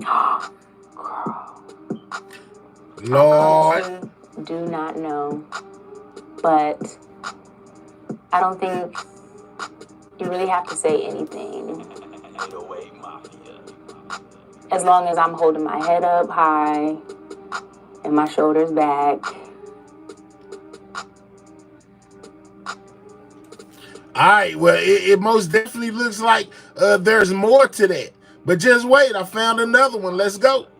Kane singer Dee Woods. She's sharing new allegations about Sean Diddy Combs. Eva Pilgrim spoke there. Good morning, Eva. Good morning again, George. He was one of the most powerful people in the entertainment industry, but now music mogul Sean Diddy Combs is behind bars on sex trafficking and racketeering charges. This morning, Dee Woods, one of the members of Danity Kane, sharing what it was like to work for him. Can y'all imagine the stress these ladies must be going through, man? You know what I'm saying? They are most definitely coming out against Diddy at a record in record amounts. You got a case. You got a case. You got a case. You got a case. Diddy must have had these people in total fear while he was free, because you didn't hear much of this. But now that he locked up, they coming out the woodworks. Morning, with music mogul Sean Diddy Combs' criminal trial just months away. That's what I'm talking about. Y'all did a great job today, ladies. Some of those who worked closely with the hitmaker describing for the first time their experiences. Dee Woods shot to fame as 1/5 of the chart-topping girl group Danity Kane after starring on MTV's popular reality show Making the Band 3. The day we were chosen, I was like, it's bad boy for life, baby. She says what should have been a dream come true quickly became something else, alleging Diddy created a verbally abusive work environment. I'm curious why you decided to speak up now. I would say that this moment now is a time where I feel like my experience, my truth will really be heard and actually considered and believed. Dee Woods sharing her story as part of a new investigation discovery docuseries, The Fall of Diddy. From the outside, he was this mogul. He was this guy who, you know, could make your dreams come true. Unsettling scenes like this, a reminder of what it was like on Making the Band. Juanita, what's your stomach looking like? What's your stomach looking like? You tell her she just one cheeseburger away. You're like a burger away. He did it in different ways with all of us. You know, picking and prodding and just a way to chip and knock away, but then praise you. I see myself standing in those dark, scary, predatory spaces and hearing somebody say some of the most degrading things to me. How was it predatory? Somebody said predatory, a predator. Treating you like a piece of meat. Only valuing you for your sex appeal. And in some of the environments, you know, it was even scary to be by yourself. Despite turmoil on and off camera, Danity Kane debuted to massive success. Not only was he talking bad to him, treating them bad, they said he was cheating them out their money too. That's crazy. But that momentum came to a screeching halt when Diddy fired Aubrey O'Day and D. Woods. Based on a lot of things that I've heard. All right, Lanice said he was on their butt. He did Lorianne so bad, I wonder when she will say anything. Boom, bang, clap, the dance instructor. She had a lawsuit at one time, I believe. That's crazy, man. Colin say, man, they over there complaining, but that's the business. Okay. You're not really a happy camper in this situation. No, I don't think anyone has been happy for a long time in this situation. Okay, so you can go too. Are you sure about that? I'm positive about that. In the docuseries, D. Woods claims she saw what she says were inappropriate communications from Diddy to Aubrey prior to their firing. Was there anyone you could have talked to about it? Absolutely not. Each other. There was no one to tell. Because what were they going to do? I got a feeling. So it's like, I got a feeling this gonna be a whole interview before it's over. They just did like little segments, but this gonna be a whole interview. how do we survive this? Diddy has denied all allegations against him in the documentary. His attorneys telling ABC News the producers failed to provide sufficient time or details for his representatives to address unsubstantiated claims, adding he has full confidence in the facts and the judicial process where the truth will prevail. The accusations against him are pure fiction. Are you afraid in some ways that he'll get out, that there'll be some sort of retribution? Oh, yeah. Yeah, even doing this, you know, it's like, maybe I shouldn't say, maybe I should stop talking, shut up, you know, but it's like, you know, well, not talking hasn't changed anything either. D. Woods has never stopped pursuing her passions, returning to her theater roots and even performing on Broadway. What would you say to Diddy if you had the chance to talk to him? The way she cut them eyes, boy. Ooh-wee. I honestly do not know, but I don't think you really have to say anything. As long as I'm holding my head up high and my shoulders back. And D. Woods is still actively performing, actively auditioning. She laughed about how busy it is right now because it's pilot season. And she's... Danielle say he treats women like that because he secretly has mommy issues. hopeful about what's to come. The Fall of Diddy premieres tonight on Investigation Discovery, and it streams on Max. We watched the whole thing, our whole team. Yeah. There was a lot we haven't seen before. Okay. Well said. Thanks. All right, you know what I'm saying? So there is another documentary coming out which has D. Woods off in it. All right, so if that wasn't enough, you know what I'm saying? My boy Diddy is most definitely, and his legal team are most definitely fighting for his freedom tooth and nails. Here go another thing they put up. Danity Kane's D. Woods speaks on her troubling interactions with Diddy during her time in the group, y'all. You know what I'm saying? So, yeah, well, that's what I just showed y'all as well. But there's more. Because Diddy is looking to get out of jail, you know, and he is demanding a hearing, a ASAP hearing with the judge of his case, y'all. You know what I'm saying? Basically, he's saying that they targeted him. You know what I'm saying? Like, basically, they targeted him when they did that raid. We heard that before, but now he's doubling down on it, and now he wants to take it back in front of the judge. Remember the last time the judge basically kind of did it in his favor and said, you know, they had to destroy everything they found in Diddy's cell. Well, Diddy's legal team is alleging they have proof. You know what I'm saying? It says Diddy pushes for dismissal of Don Richards' lawsuit, calling it ludicrous. Okay, this ain't the one I was looking for, but that was a little update on that. He's looking to get rid of Don's lawsuit. But anyway, when it comes to this, he is demanding a hearing in front of the judge to get his charges dropped, you know what I'm saying, due to them violating his rights and basically targeting his cell for that jail raid that they did, into where they took pictures of his notebook. Let's check this one out. This is Diddy on what they did to him, you know, coming in his jail cell.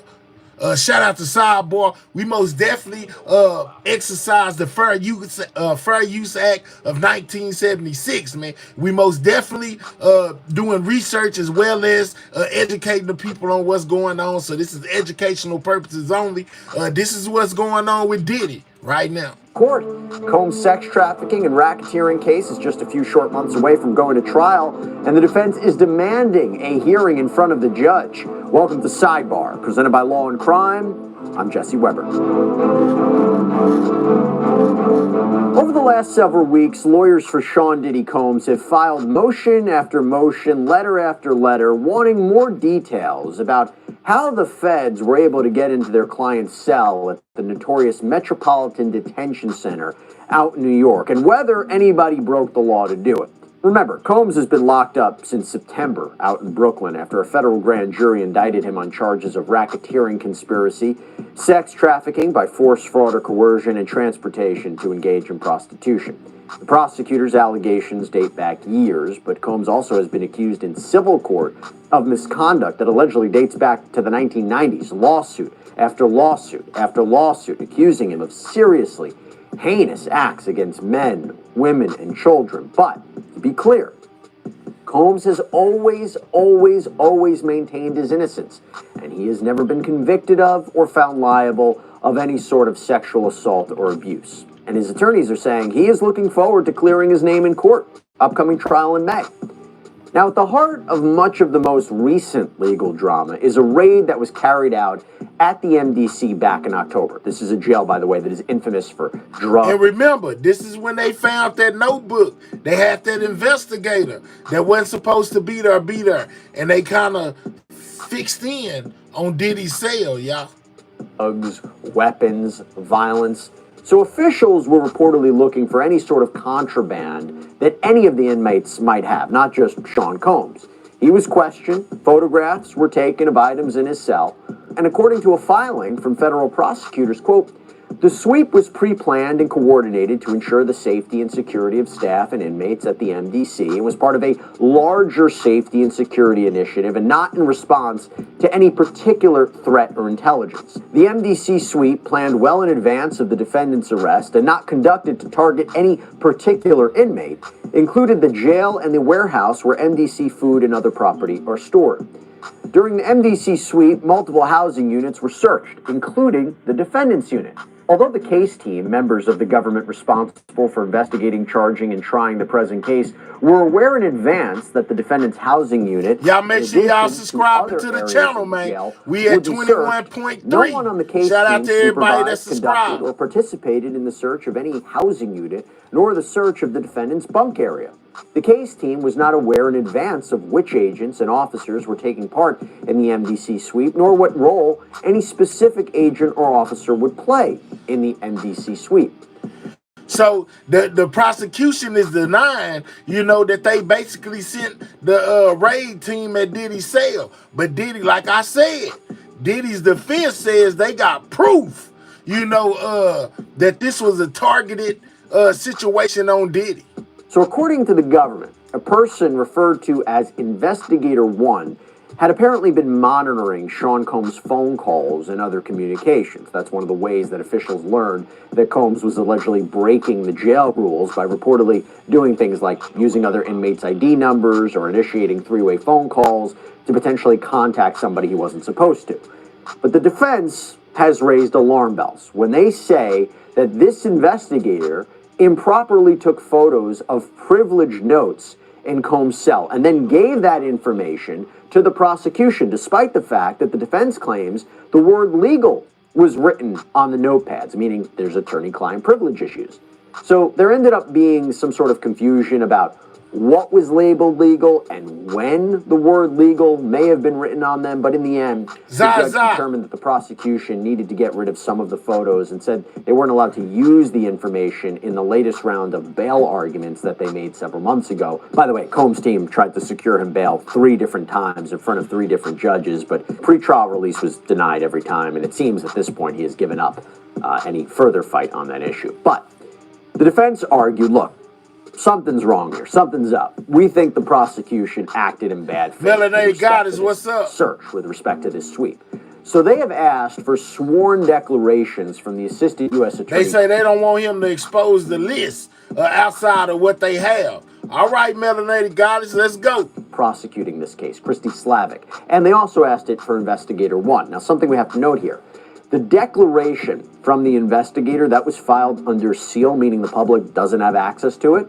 But we do know that some of what was said was based on Slavic's declaration and the response from the defense. So when we talk about court cases like Diddy's or incidents connected to it, like the search of the MDC, it is so important that we have all the facts and that we don't fall into the trap of, bias or conjecture. And that is why, on a separate note, we are thrilled to partner with a company like Straight Arrow News. So this is an app and website focused on objective, unbiased reporting. And just like Sidebar, they have been... Look at Corman down that line talking about Diddy was acquitted. Absolutely not. Diddy still locked in the slammer. They ain't letting him go no time soon. You can stop the cap. The Bappery. So with that in mind, now I want to take a look at the AUSA's statement. So Slavic has been with the Southern District of New York's office since November of 2019 and has been prosecuting this case since August of 2024, September of 2024. Now, Slavic writes, on or about October 13th, 2024, I spoke with Investigator 1, who provided an overview of some of the defendant's calls that he had monitored. Investigator 1 also detailed the unauthorized methods of communications the defendant was using, including using other inmates' PAC numbers, using three-way calling, and using a third-party messaging service.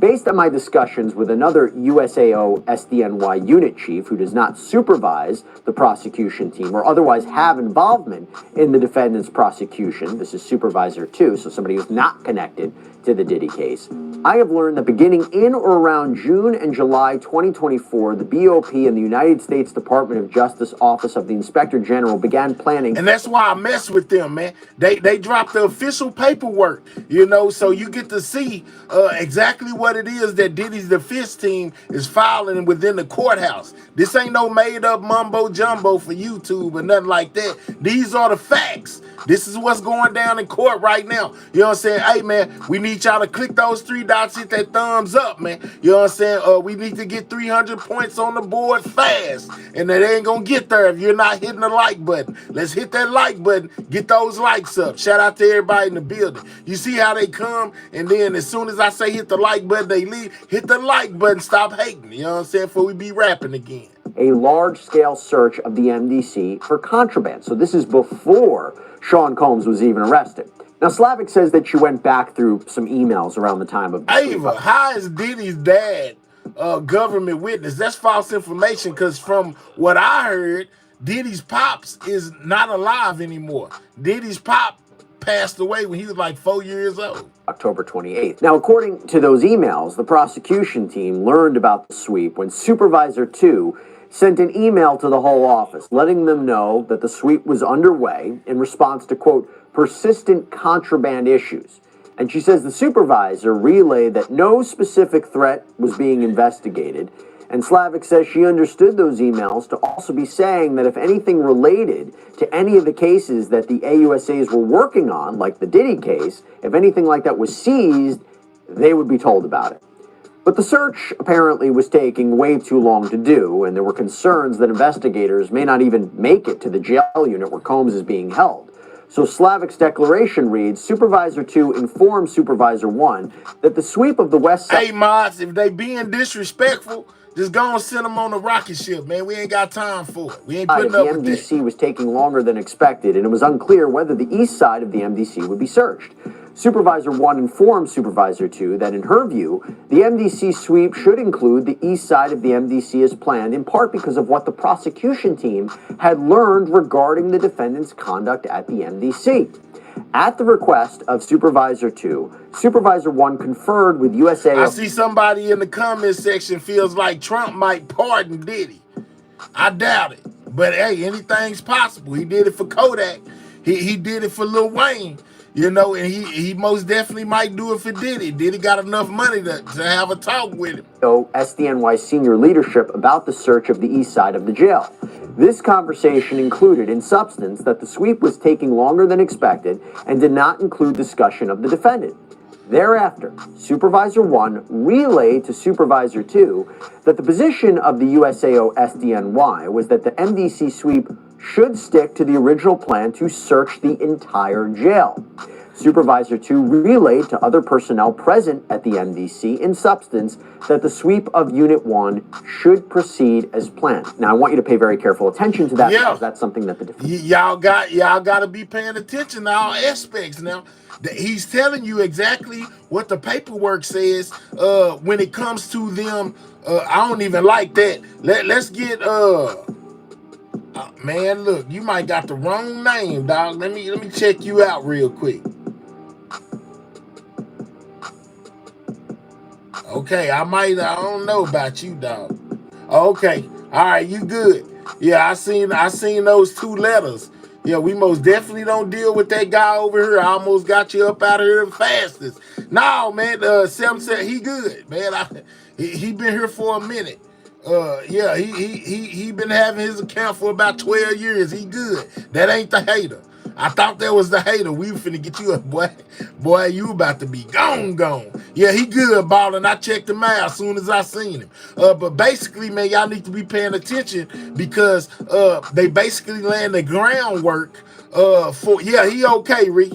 Yeah, they basically laying the groundwork of what Diddy's new motion is all about, why he wants to get this hearing, because it's basically saying that he plotted. They plotted on Diddy. You know what I'm saying? And this paperwork is telling you how. That's why he said you need to pay close attention. But let's go. Defense is going to seize on that they were directing the Bureau of Prisons on who to search. Okay.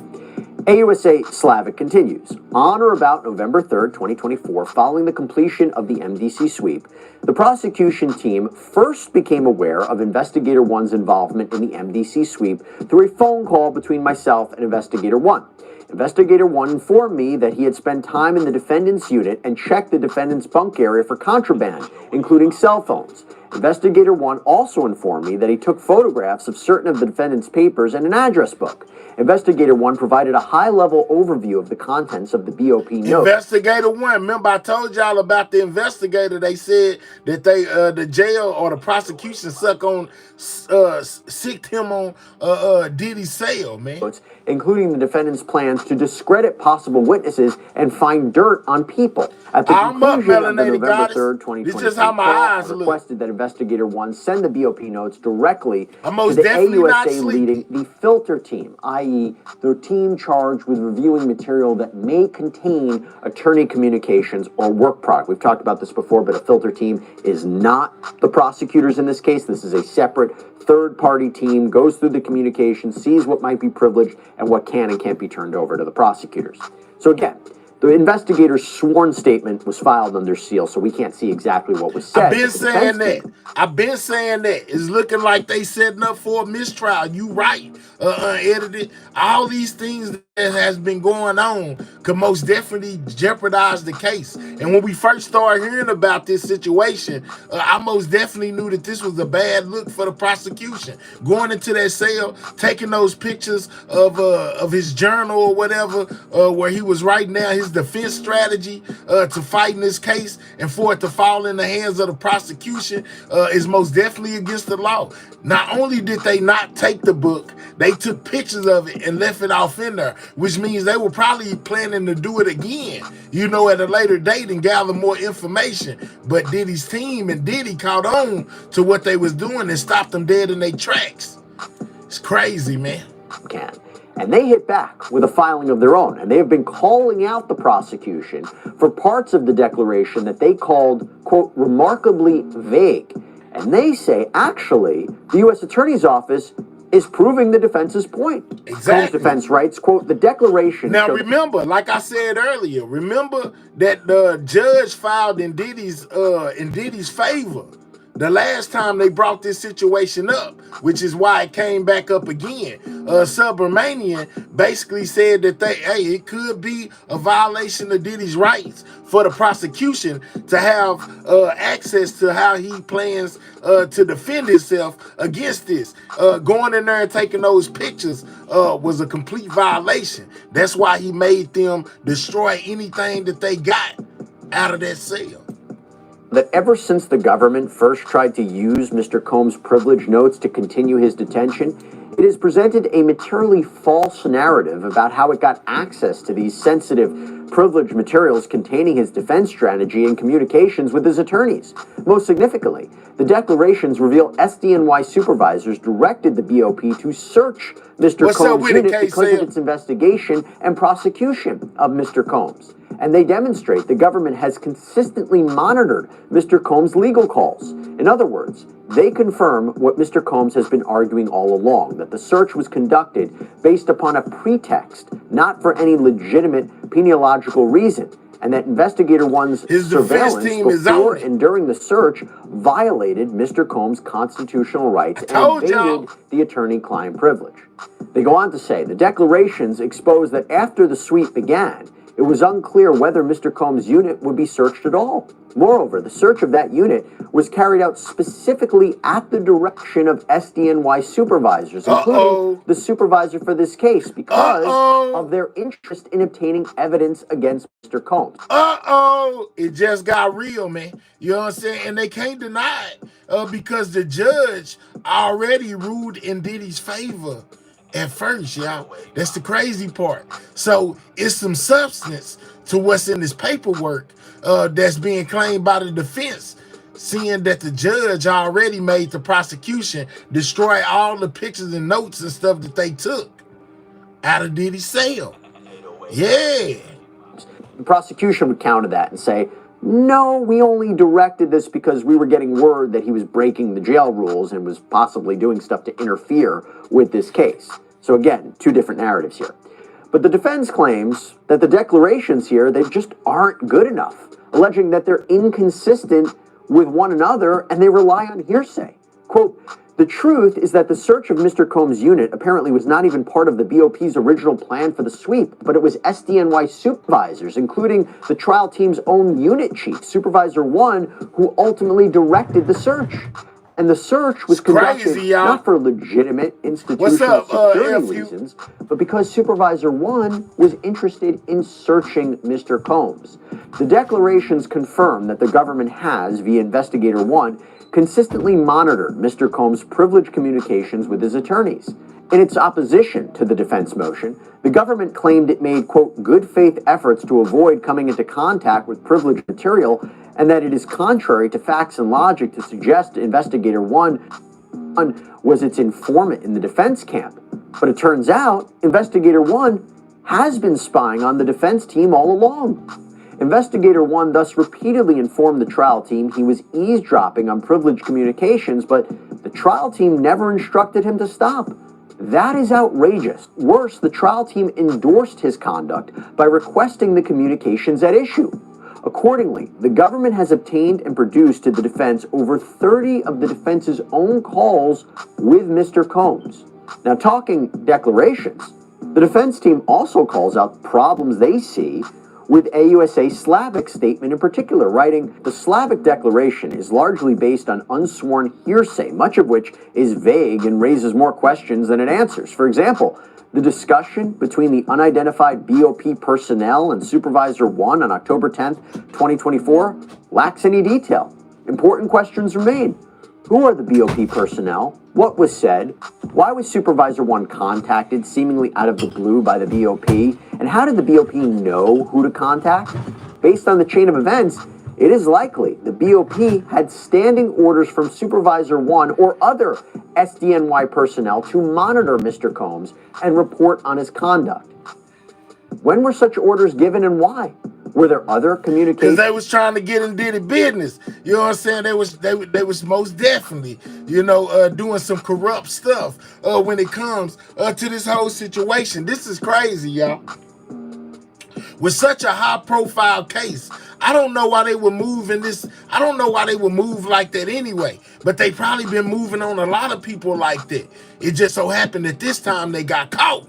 And with them getting caught, it could jeopardize this whole situation. They may wind up throwing the whole case out due to them doing shady practices. Man, this is crazy, man. You know what I'm saying? It's almost like they trying to jeopardize the case on purpose. Maybe they don't want Diddy to go to jail. You know what I'm saying? They just put him in there to scare him. I don't know. But, man, listen. This is crazy, you know what I'm saying? Like, they actually got the evidence. The judge already done semi ruled in their favor before. You never know. You could wake up and Diddy will be out. You know what I'm saying? Diddy will be out walking around, feeling good and looking hood, because they done messed up on this whole situation, man. They wanted to get him so bad that they were doing stuff that they knew was illegal, trying to get Diddy.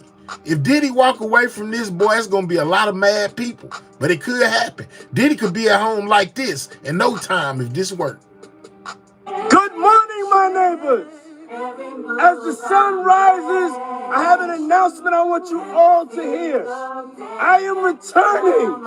Yes, I am returning.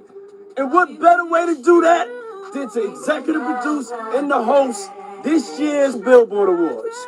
That means I'm the host with the most. I'm the executive producer that calls all the shots.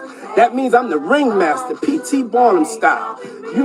Ain't no party like a Diddy party. Okay, we're gonna come through with one of the most disruptive lineups in music history, with one of the most controversial hosts in music history, me. Okay, so everybody get ready to meet me at Billboard Awards, because we gonna act bad, act bad, act bad, act bad, act bad. See y'all there. Y'all know I'm not fucking playing around. So I said if I'm hosting the awards, fucking Vegas is gonna be lit. Everybody go get their hotel suites, get there early, put on your best, and get ready to do what we do. Good morning, my neighbors. Yeah, Diddy be out here like this on y'all. I have an announcement. Keep on playing with it. I am returning. Yes, I am returning. And what better way to do that than to executive produce and the host this year's Billboard Awards. That means I'm the host with the most. I'm the executive producer that calls all the shots. That means I'm the ringmaster, P.T. Barnum style. Ain't no party like a Diddy party. Okay, we're gonna come through with one of the most disruptive lineups in music history, with one of the most controversial hosts in music history, me. Okay, so everybody get ready to meet me at Billboard Awards, because we gonna act bad, act bad, act bad, act bad, act bad. See y'all there. Y'all know I'm not fucking playing around. So I said if I'm hosting the awards, fucking Vegas is gonna be lit. Everybody go get their hotel suites, get there early, put on your best, and get ready to do what we do. Good morning. Yeah, you know what I'm saying? Yeah, if Diddy popped out like that on y'all, it'd be a lot of upset people. But with the shady games that the prosecution is playing, you know what I'm saying? Yeah, with the games that they are playing, it is most definitely possible that Diddy might walk up out that thing, man. Mate, we need 50 more on that like, man. You know what I'm saying? 50 more on that like. Click those 3 dots, hit that thumbs up. Most definitely subscribe to the channel if you new, man. Leading up to this call, AUSA Slavic also fails to share what she personally discussed and when with Investigator 1. She merely states, I spoke with Investigator 1 on several other occasions in October and November 2024. Curiously, in contrast to the Slavic declaration, Investigator 1's declaration nowhere states that he described the contents of Mr. Combs' notes to AUSA Slavic. Why the inconsistency, and what is he hiding? Inconsistencies like this undermine the credibility of the declaration and further underscore the need for a hearing. Indeed, it is clear Investigator 1 previously misled prosecutors by telling them he took the photographs of Mr. Combs' notes. That is apparently not true. Yet Investigator 1's declaration still fails to identify the individual who actually took the photographs. Who is this person? What did he do with the photographs? Who else saw them? And did the government have any communications with this individual? Did the government ever... Yeah, they did. See, that being dirty catch up every time. Interview that individual before filing its response to Mr. Combs' motion or to comply with the court's order to file the declarations? So what the defense is asking for is a hearing right now in front of Judge Arun Subramanian, who's overseeing this case. They want to hammer out all of these details, these alleged inconsistencies, to get to the bottom of how exactly Combs' jail cell was searched and why. Because the defense ends their filing by saying, instead of sharing the full story, the government has cherry-picked a few facts and submitted declarations that undermine the credibility of its previous submissions, omit key facts, and raise numerous important questions about what really happened. A full hearing in which Mr. Combs' counsel are afforded the opportunity to cross-examine the government actors with knowledge of the facts relevant to the search is the only way to find the true facts and understand the full picture so the court can assess how best to remedy this grave violation of Mr. Combs' constitutional rights. So Combs' team is also demanding any more discovery mentioned in the documents that the prosecution may not have turned over yet. Now, at the time of this recording on Monday, the judge has not yet made a ruling on whether a hearing will be held, and if so, when it will be held. But big picture here, if you can present enough egregious violations of the defendant's rights, evidence could be suppressed from this trial. Maybe we'll have another opportunity to present a bail defense, although it seems unlikely. But maybe you could have the prosecution's team be recused from this case. That would probably effectively delay this trial. Or even in the most extreme example, charges could be dropped, the case could be dismissed. Not saying anything like this could happen here, but let's see where it unfolds. But that's all we have for you right now here on Sidebar. So you got the facts to the latest goings on with that boy Diddy, man. Most definitely click those three dots, hit that thumbs up if you ain't done it yet, man. You know what I'm saying? So we find out that D Woods came out against Diddy, been doing interviews. We also find out that Diddy is seeking a new hearing. You know what I'm saying? Saying his constitutional rights have been violated due to the prosecution doing that raid on his jail cell, man. So, hey, just like everything else, y'all know I keep y'all updated. As long as they keep me updated, I'm going to keep on keeping y'all updated, man. We most definitely need y'all to click those three dots, man. We need 300 on the board. All right. So, we got into a little Diddy news, all right? So now we got to go back to this immigration situation. So I'm going to go back there, you know, because they got the border czar or whatever they call it, the dude that Trump put in head of overseeing the things that are going on at the border. People most definitely got a lot of questions for him, but his answers are just like Trump answers. If you don't like it, get on, basically is what he's saying. If you're over here illegal, you need to just leave. You know, don't let ICE come to your house. Just pack up and get on. If you don't believe me, you know what I'm saying? Let's hear from him directly, you know, because CNN did a great job of pressing him, you know, on what it is that him and Trump basically got going, man. But I basically need y'all to get them likes up. I know I got people in here that ain't hit that like button. Click those three dots, hit that thumbs up. We got to get to 300. We need 40 more people on that like button, man. Hit the like button if you haven't done so. Let's see what the border czar had to say about all of this and all of that. Let's go. 179 arrests. How many of those people have been convicted of crimes in the U.S.? I don't know exact numbers with me, but I'll give you an example. I was in Chicago yesterday for that operation, and everybody, but I think four were collateral arrests. Everybody else was a criminal. And when I walked out at the end of my shift, we already had, I think, 9 Tren de Agua. 2 of them actually being charged with crimes because here's an illegal alien gang member in the United States selling illegal guns in the neighborhood, and they even sold the switches, which turned the gun into fully automatic machine guns. We arrested, I think we had a total of 7 sexual predators, sexual crimes against children. We had 2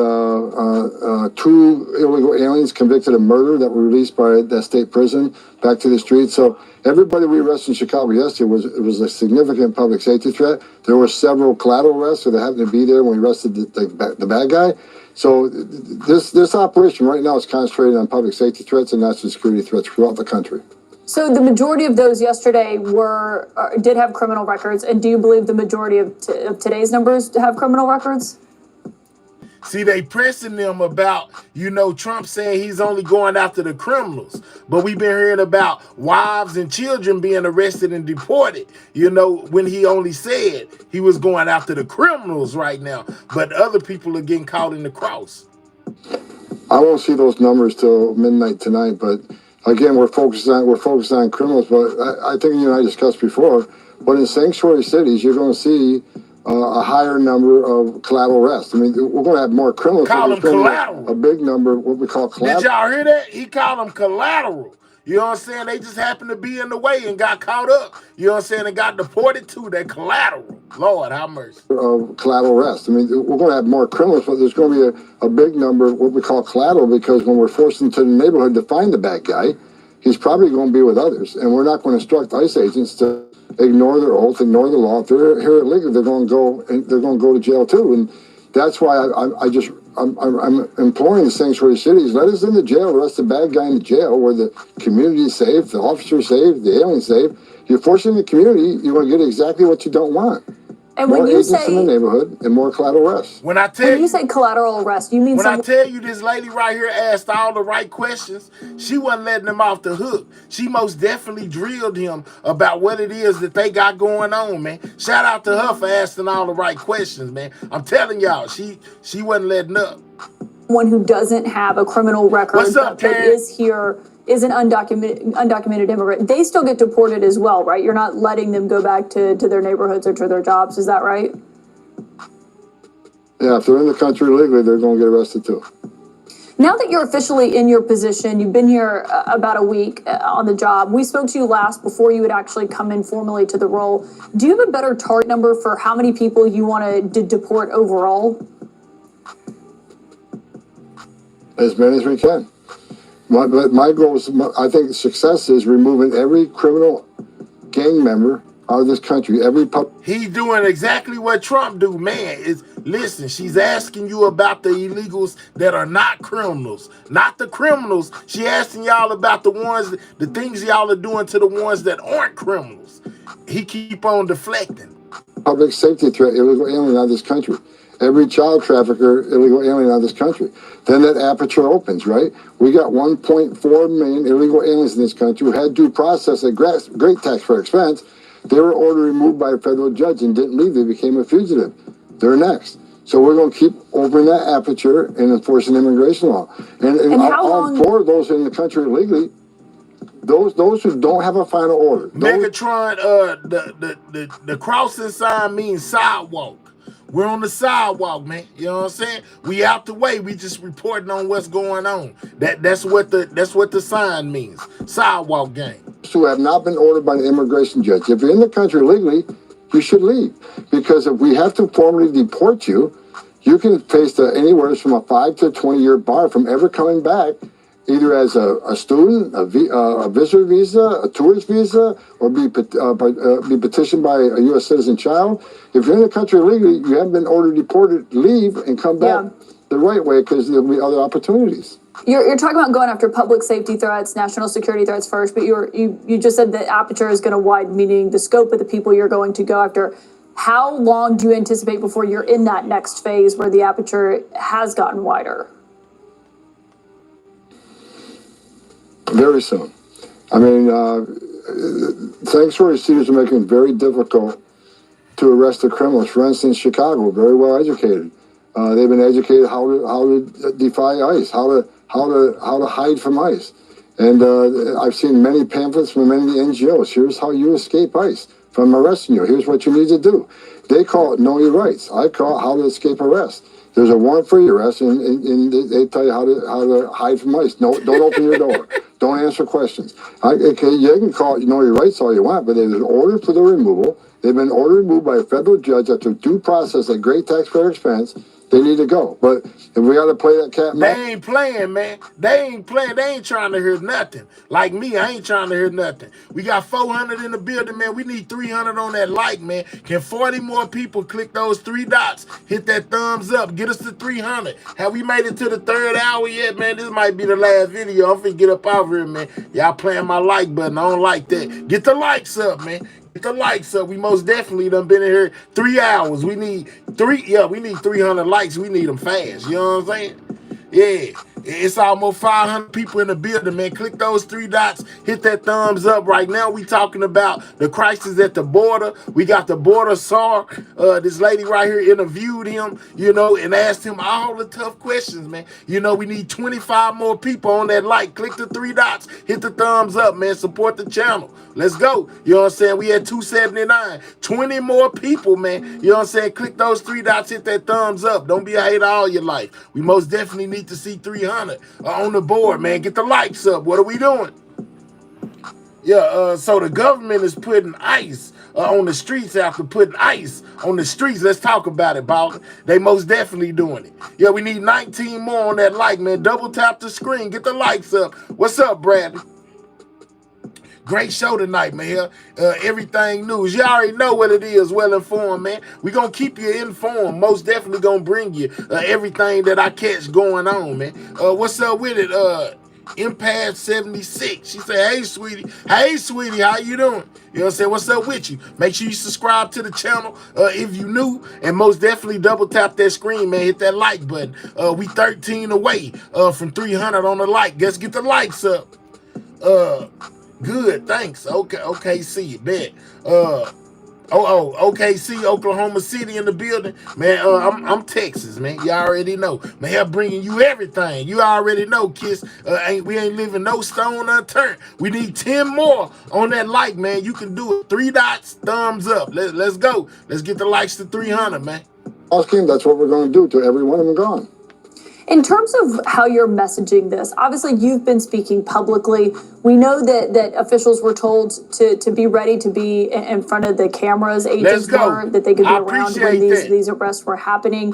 We saw Dr. Phil was along and embedded with one of your teams. How much? You have fun out there in the H, melanated goddess, you know what I'm saying? They most definitely party hard in the H, man. We need 9 more people on that like. Click those 3 dots, hit that thumbs up. Subscribe to the channel if you new, man. We on the road to 22K. We already at 21, you know what I'm saying, 0.3. You know what I'm saying? Continue to subscribe to the channel if you new, and most definitely hit that like button, man. We got to meet the goal of 300 likes. We need 8 more people on that like button. Thought are you putting into making this kind of a made-for-TV moment in order to publicly message or whatever your strategic goal is here? What's up with it, Illinois? Well, look, we got Kristi Noem, which is, you know, she got her vote this weekend. You're going to see a lot more from Secretary of DHS. She'll be out here talking much more. We've the new CBP commissioner who's being nominated, Rodney Scott. He will empower the chief patrol agents to talk. So we want all the frontline managers to talk throughout the country. But the message I'm sending is that we're going to force immigration laws in this country that people don't like. What's up, Amy? They like it, then they need to change the law because, you know, ICE isn't making this up. We're enforcing laws enacted by Congress and signed by a president, but we're doing it in a smart way. The Trump administration in the beginning says we're going to concentrate on public safety threats and national security threats are out of the gate. The worst first, and that's what we're doing. But like I say, as we go on, you know, we're not going to say it's okay for 1.4 million illegal aliens to ignore a judge's order to deport. So they're going to be next. And we're going to keep opening the aperture up. So we're sending a message. It's not okay to be in this country illegally. It is not okay to enter this country illegally. It is a crime, and there's going to be consequences. Do you have a number of how many people you'd like to have deported by this time next year? I don't have a number. As many as we can arrest and deport. Okay, but no firm number. We're going to enforce the law. If they're here in the country illegally. He said as many as we can. That's what we going to do. We don't got no number.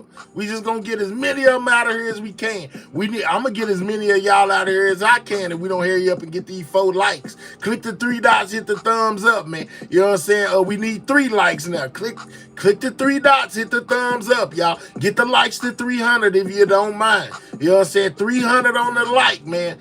Makes for a great night.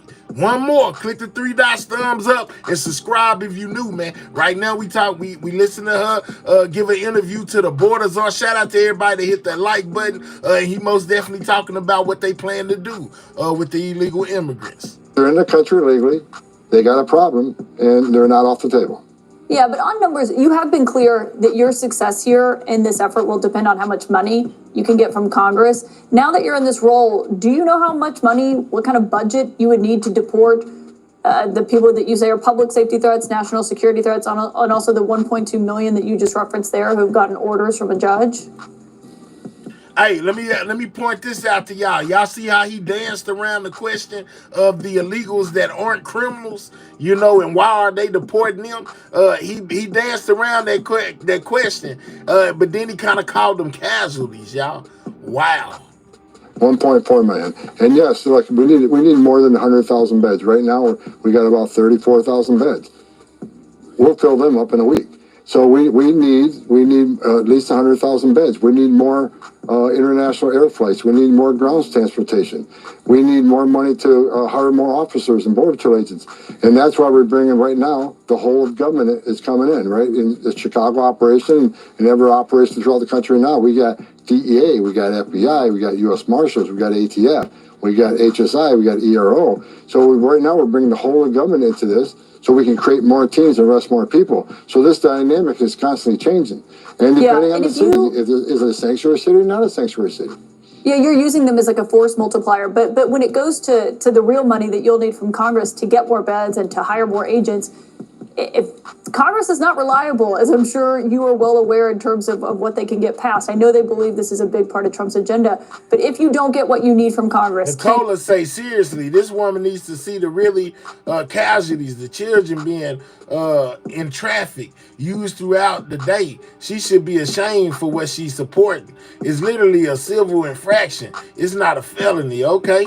Most of our government illegals, the word illegal says it all. Man, I'm telling y'all, hire me at the border. She passed herself around to get where she is. Oh, Lord, Richard. And you achieve what you're trying to achieve here. Allegedly. We're going to do everything we can with what we have, and we're going to arrest as many as we can. However, you're right. We can be more successful if we have more money, if we can buy more beds. Because every time we arrest an illegal alien, we just don't deport them that day. We have to detain them for a few days or a few weeks to get travel documents, get landing rights in their home country. So the more money we have, the more we can do. Mr. Homan, I've got a few more questions for you. If you'll stick around for a few minutes with us, we're going to take a quick break, and then we'll be back with Mr. Tom Homan, Trump's border czar, after a short commercial break. And we're back with President Trump's border czar, Tom Homan, whose name came up at the confirmation hearing for the newly confirmed Secretary of Homeland Security, Kristi Noem. The border czar, you know what I'm saying? He on the same thing Trump on. You know what I'm saying? They ain't playing no games, man. They most definitely ain't trying to hear nothing. They trying to get as many illegals, whether they criminals or not. You can throw the whole criminal thing out the window. I'm going to just go ahead and say it. You know what I'm saying? You can throw that whole criminal mumbo jumbo out the window. You know what I'm talking about? Because I've been hearing about them going into schools, you know, all this and all that. You know, when it comes to messing with some kids, they most definitely ain't no criminals. So why are you going to schools trying to get them up out of there? See what I'm saying? That criminal thing. Man, anybody, just basically, we just going to say anybody without no papers is at risk. Forget all that criminal stuff. We just trying to get rid of the criminals. No, y'all trying to get rid of all of them that ain't got no papers. Let's be real. I guess I'm uncertain about roles and responsibilities regarding your position and Tom Homan's. How are you going to work with Mr. Homan? What is the division there? I'm trying to get a better sense of who's in charge. Absolutely. Tom Homan is an incredible human being who has over 30 years of experience. Incredible experience. Yeah, I get at that. the border, I'm just trying to think through the insight and wisdom. Decision-making process when it comes to your work. For instance, will he be giving orders directly to CBP, ICE, USCIS? Tom Homan has a direct line to the president. He is an advisor to the president, the border czar. I obviously will be, if nominated and confirmed, and put into the position of being the Department of Homeland Security Secretary and responsible for the authorities that we have and the actions that we take. And Mr. Homan is back with me. And who is the person who will be issuing those orders, to the senator's question there, to ICE agents, to Border Patrol? Hamdi, you know what I'm saying? Let me tell you this, man. You know what I'm talking about? I don't care one way or the other. I'm gonna get what I'm gonna get, rather who the president. Just let that sink in. While you asking me about, Heyman wants to know what are black people or people like me getting from Trump? That's his question down there in the chat. I'm gonna get mine regardless. Purview here, or is that Secretary Noem's purview? No, you're getting nothing. Don't come through here telling me what I'm getting. You don't know my life, sir. So you don't know what I'm getting. But I'm going to tell you this, whether JFK is the president, whether Obama is the president, whether the head of the Klan is the president, I'm going to get mine regardless. Yeah, believe that. Yeah, whatever I need, I'm going to get mine regardless. Secretary Noem has the authority over Border Patrol and ICE. That's in statute. But as the senior advisor to the president, I'm writing strategic vision, operational plans, and coming up with a strategy. You're going on a trip in your favorite rocket ship, zooming through the sky. Handy, whatever your name is, bye-bye. We don't need you. Whatever your name is. Hater, bye-bye. Go. We'll holler at you, dog. You don't come through here telling me what I'm going to get and what I ain't going to get and what I got and what I don't got. You know what I'm saying? Invading my privacy like you know my life. You don't know nothing about me. You don't know if I voted for Trump, didn't vote for Trump. You don't know nothing. You just come over here trying to tell me what to do. Boy, go find you another page to go direct and tell what to do, because you can't tell me nothing. Like I said, I'm going to get mine regardless. Yeah, let that sink in.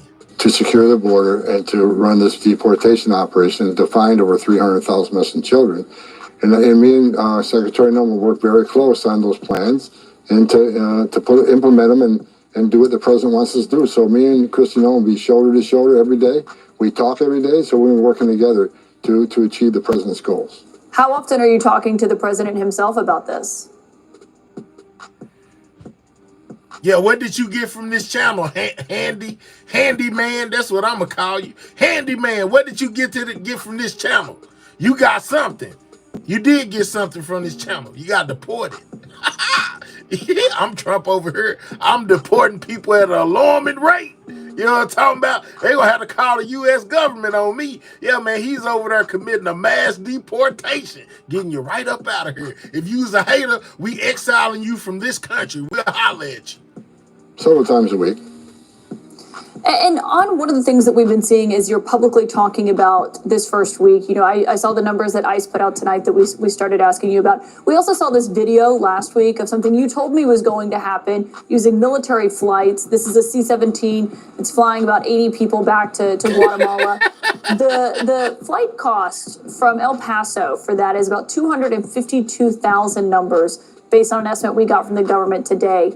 Do you think that's a better use of taxpayer money than a chartered flight, which would cost closer to, I believe, $9,000? Well, it's a force multiplier. We got a lot of planes flying every day across, mostly to Central America and South America. So they're adding a resource to us. So again, like they call them, you was just a casualty, sir. The cost of this operation is expensive. It's expensive to enforce the laws and protect our national security, but I don't put a price tag on securing that border. Once we secure the border, we show consequences. The number is already down. We had like 500 crossings in one day. Compare that to 10 or 12,000 a day under Biden. Right, but why is it better to use a military in my 34-year career. But why is it better to use a military plane that costs so much more than just a chartered plane, which is what was happening before? Charter planes are still running at full capacity. This is just an added thing, and they can put a lot more people on a plane rather than they can make a long distance, such as going to Colombia. We'll use them for European removal. So it makes sense to fill that plane up a lot of people. You say they throwing ropes over the wall? Yeah, they most definitely is, melanated goddess. Not only are they throwing ropes across the wall, they are sending the children on the ropes that's going across the wall, having them go over like that. And in some cases, they digging tunnels, and they are also going through the wall. Yeah, they said if you can't go under it, you can't go over it, you might as well go through it. And they've been going through the wall. Let that sink in. And get them moving. Again, it's an added asset because our air contracts now are full, 100% capacity. So as we add more flights, I'm sure we'll add more charter flights. But right now, DOD is working with us on the border, building infrastructure, obedience and denial. They're down there putting razor wire up, and they're flying planes. Okay. They're also going to probably do some ground transportation. We're going to use DOD.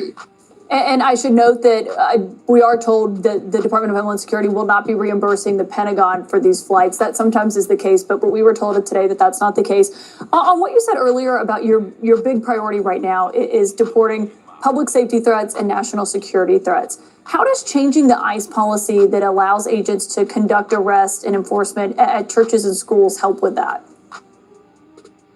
There's no safe haven for public safety threats and national security threats.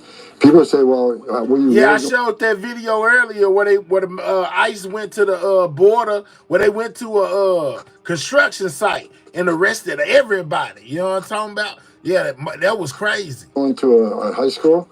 Well, people need to look at the MS-13 members and Tren de Agua members who entered this country, a majority between the ages of 15 and 17. Many are attending our schools, and they're selling drugs in the schools, and they're doing strong arm robberies of other students. So we not go into schools or hospitals as a matter of practice, but if it's a significant public safety threat, or significant homeland security, they most definitely going into schools and churches. What are you saying, man? You know, I got a text message on my phone, that was saying, I live close to Waco. They were saying ICE supposed to be in Waco, tomorrow, going into schools and stuff like, man. People are panicking, man. You know what I'm saying? ICE got them scared, man. For real. And when people get scared, anything liable to happen, man. Security threat. There's no safe haven. We'll go where we need to go to take them off the street. But you obviously are someone, you've been working on the border for years, sir. I mean, you got an award from President Obama for people who don't know watching. And you also, have worked through these administrations. This was the policy that's been in place, I believe, since 2011, and it wasn't changed before. I mean, do you have any reason to believe that elementary schools or churches are harboring, these violent immigrants who are here illegally? Like I said, when the circumstances arise, we got a national security threat, a significant public safety threat, we're going to go where we got to go. Whether it's a school, a church, a hospital. The national security is important. And look, name another law enforcement agency. Listen to it. These violent immigrants who are here illegally. Like I said, when the circumstances arise, we got a national security threat, a significant public safety threat, we're going to go where we got to go. Whether it's a school, a church, a hospital. The national security is important. And look, name another law enforcement agency. Whether it's a school, a church, you know what I'm saying, a restaurant, they gonna go where they need to go. Now, mind you, I told y'all already, it's not all about going to go get violent people, that ain't supposed to be here. The criminals know it's anybody without paper, man, woman, or child. You know what I'm saying? Look, man, y'all better read between the lines. Those requirements? No. Does DA have those requirements? No. So I shouldn't have those requirements either. We have a national security responsibility. We're going to take these people off the street. If it's out of school, that's what we're going to do. Again, it takes a lot to get approval to go into school or church, but if there's a national security threat, we're going. What does it take? What is the standard, I guess, to go into an elementary school? Because what we had heard from immigration advocates is that this is going to provide a chilling effect to parents in the school drop-off line. And they say it's a tactic, right? You go to the school, you get the illegal children, you get the school or the ICE agents to call their parents. 9 times out of 10, the parents ain't going to have no papers either. You just got the whole family. Just by one phone call, messing with the child. That's those. But those are the type of tactics that they are using to get these people, man. Or something of that matter. It shouldn't be a chilling effect unless your child's a terrorist or a public safety threat. If they are a public safety threat and national security threat, they should be chilled. They should be afraid because we're looking for them. Wow. Well, if their parent is here and they're an undocumented immigrant, I think was more of the argument that they were making. They're not off the table either. I mean, they're in the country illegally, they got a problem. I mean, it's not okay. Look, it's not okay to enter this country illegally. It's a crime.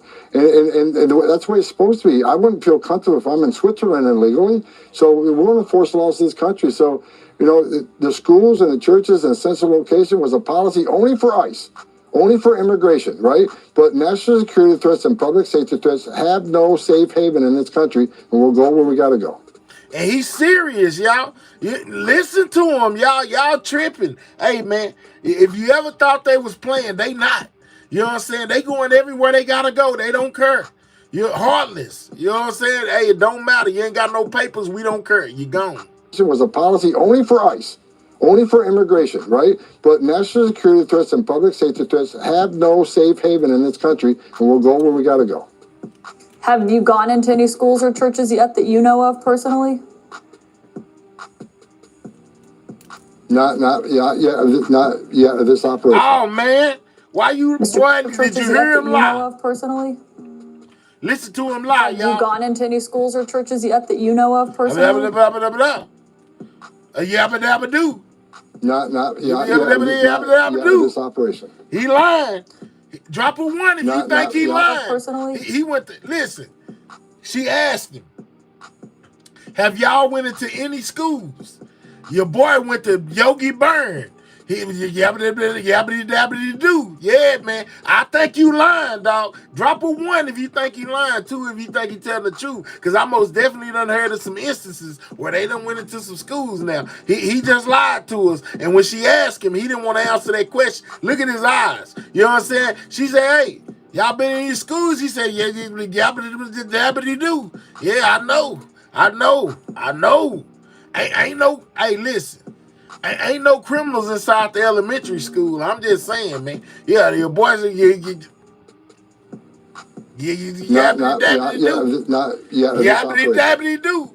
Nah, yeah. Yabbity dabbity do. Have you gotten into any schools or churches yet that you know of personally?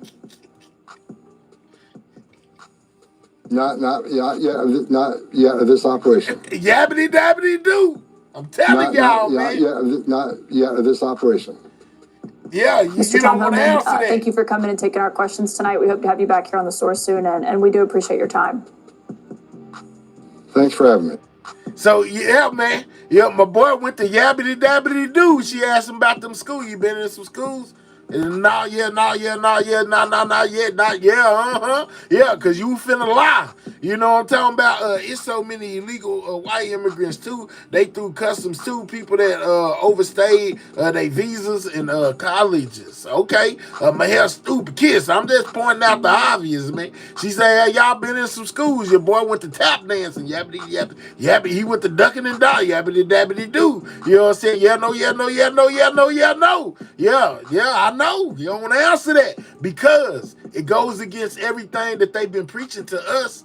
And I'm going to say, y'all, when it came to the illegals, they started at first saying they were only going after the criminals. That was what Trump said as well. They're going after the criminals. You know, they trying to get them first and then we'll work our way to everybody else. But it's not playing out that way. You know, when you start going into schools, you know, in churches and things of that nature, you know, talking about you looking for some criminals, but you arresting people that ain't did nothing, you most definitely out on the witch hunt and you looking for anybody without no papers, whether it's woman, man, or child. Let's just keep it 100, man. Y'all out here, you know, to get people off the street. Let's be real. People with no green card, you know, are most definitely on the list, y'all. You know what I'm saying? Are most definitely on the list. And like I told y'all earlier, they putting explosives on the side of the road. They busting at the Border Patrol and the troops, which caused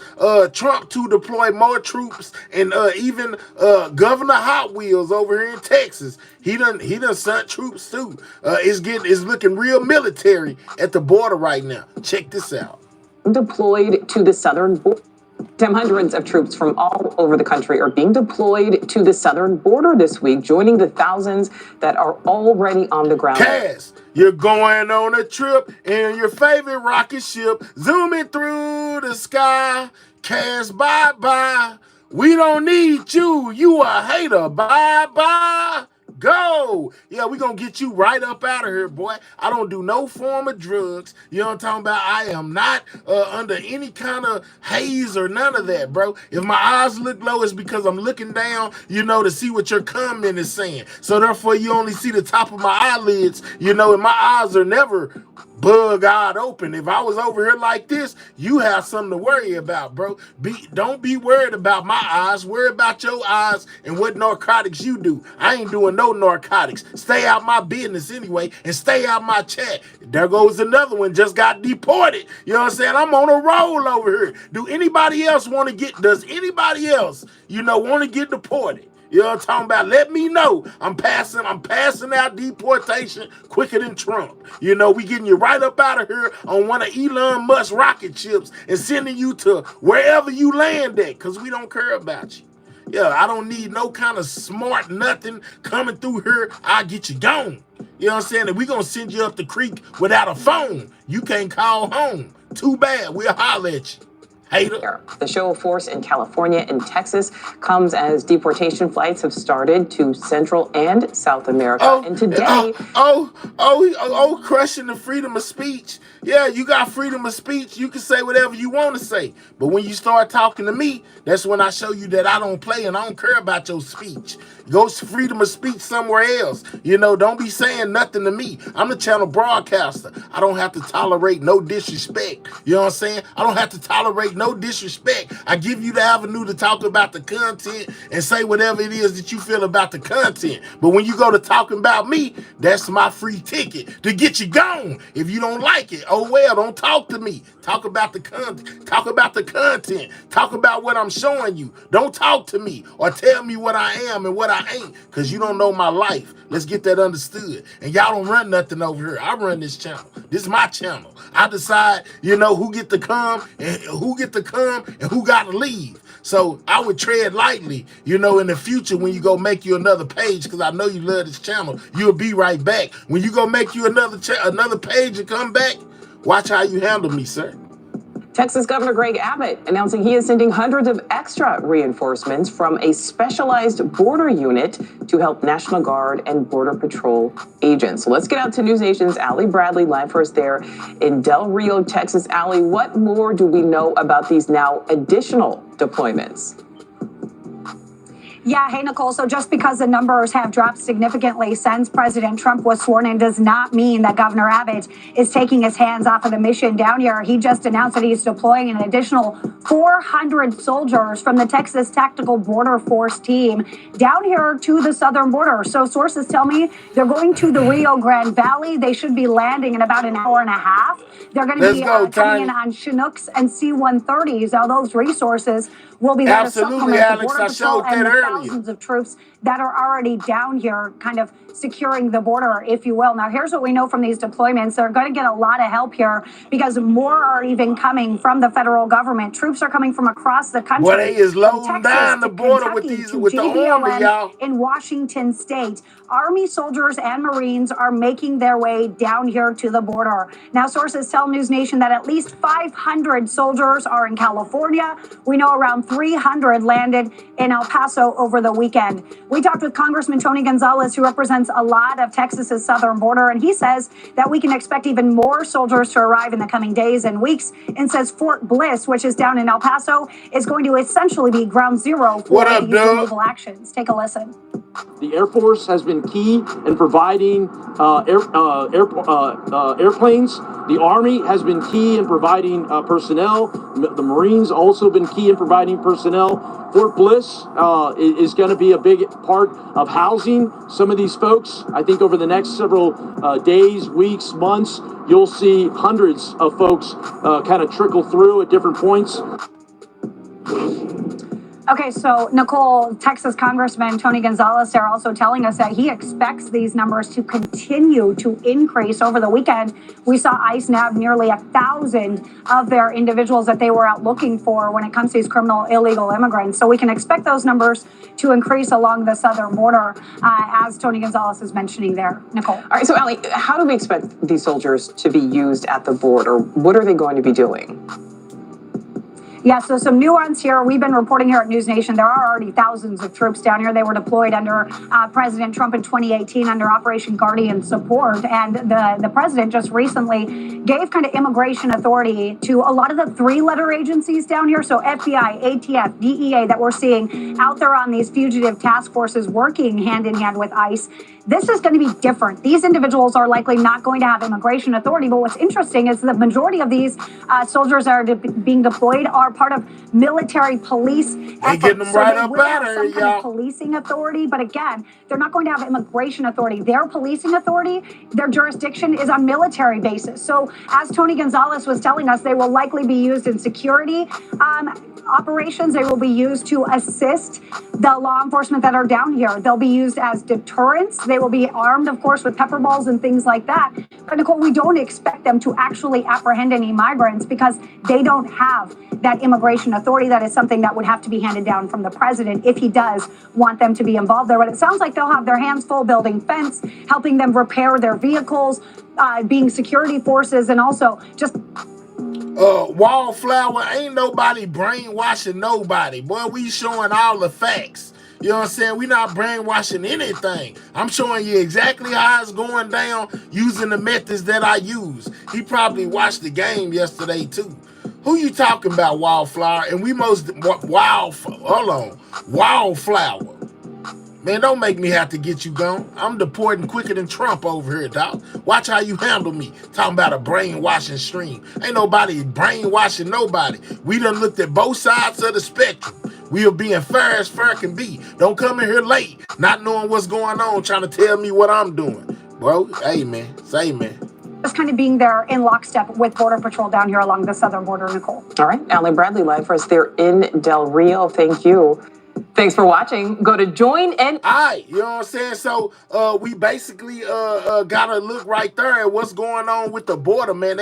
They done sent more people, you know what I'm saying? More army people down there, you know, to secure it, in so many words. Check this out though. You know, it's so hectic at the border right now with the crossing. You know, they ain't trying to, you know, the illegals ain't trying to go through the water no more. They ain't trying to climb over the fence no more. Remember, I told y'all, when you can't go over it, you know what I'm saying? You can't go through it. You might as well go under it. They done took it back old school on them boys, y'all. They have started now reusing the old tunnels or making new tunnels to come into the U.S. illegally, man. I ain't making this up. It ain't no bapping, man. They have begun to dig under the wall. If you can't get through it, you know what I'm saying? If you can't get through it and you can't go over it, you might as well go under it. And that's exactly what they doing, man. They talking about these tunnels. You know what I'm saying? That they that the migrants are taking advantage of, you know, to try to get over here undetected. Check this out. Right now, Victor, I see you. John, do you I can tell you this. I can tell you this. Is that I got a call yesterday that there's more tunnels. What? That yes, absolutely. And you, Art, probably you heard this too. That despite the big one that we heard about a couple of weeks ago, and this is the area that I work in. Let me tell you, that's not a common thing in El Paso. We don't work tunnels there. We used to work them. The first one you saw. Tunnels, guys. Yeah, and so now they say they found some West El Paso, and they're looking into them. It hasn't hit the media yet. I don't know why, but I got word that there's two others. No, unfortunately, you gotta tell the media. Come on, we're learning about this right now. Well, they were really scarce with their details on this one. I don't know why. They're just saying, "Hey, we found a couple more." That's what I heard. And then I'm just like we don't hear about the gotaways. Are they being sealed? Victor, just like we don't hear. No, just like we don't hear about the gotaways, you don't hear about all the tunnels that are being apprehended, and that's unfortunate. When the news shows the tunnels, you're going to see the ones that are more, that are made more professional. But there's many others that are out there that just you don't get to see, you don't get to hear about. Like I grew up in Douglas, so I'm going to tell you that's the very first tunnel was in Douglas, and that thing was in operation for many, many years. And that was in tunnels, guys. That thing was in operation for many, many years before they even found it. It even had like a hydraulic lift, and it was. Because and I'm going to say it, Allie, don't you have anything to go, hey, you're going to hear me say it. You're going to hear me say it, and I'm going to get in trouble for saying it, but you know me, you interviewed me enough times.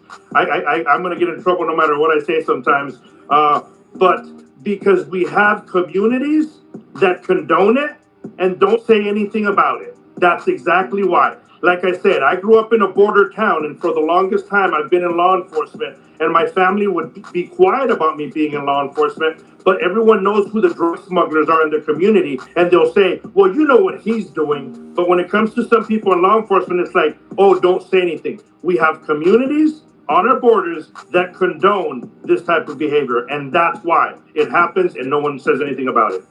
I mean, I know another source who was working in Nogales for a while, and he said he was literally standing on top of a drug running tunnel that was used for months, quite literally on top of it, and had no idea. Yes.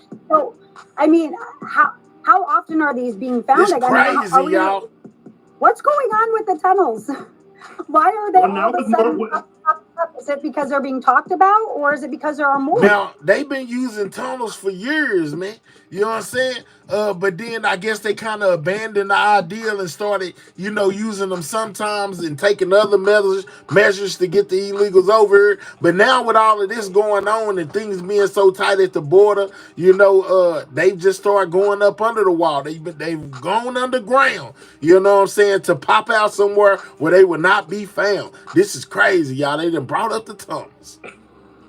Well, now because you have more security, you're going to continue to have more security for law enforcement on many parts of the border. What's going to happen is, like we said earlier, the cartels are going to try to find a way to get their product across, and tunnels are going to be their thing. So they're going to go back to using a lot of the tunnels that they've used in the past because there's a lot of surveillance up above ground.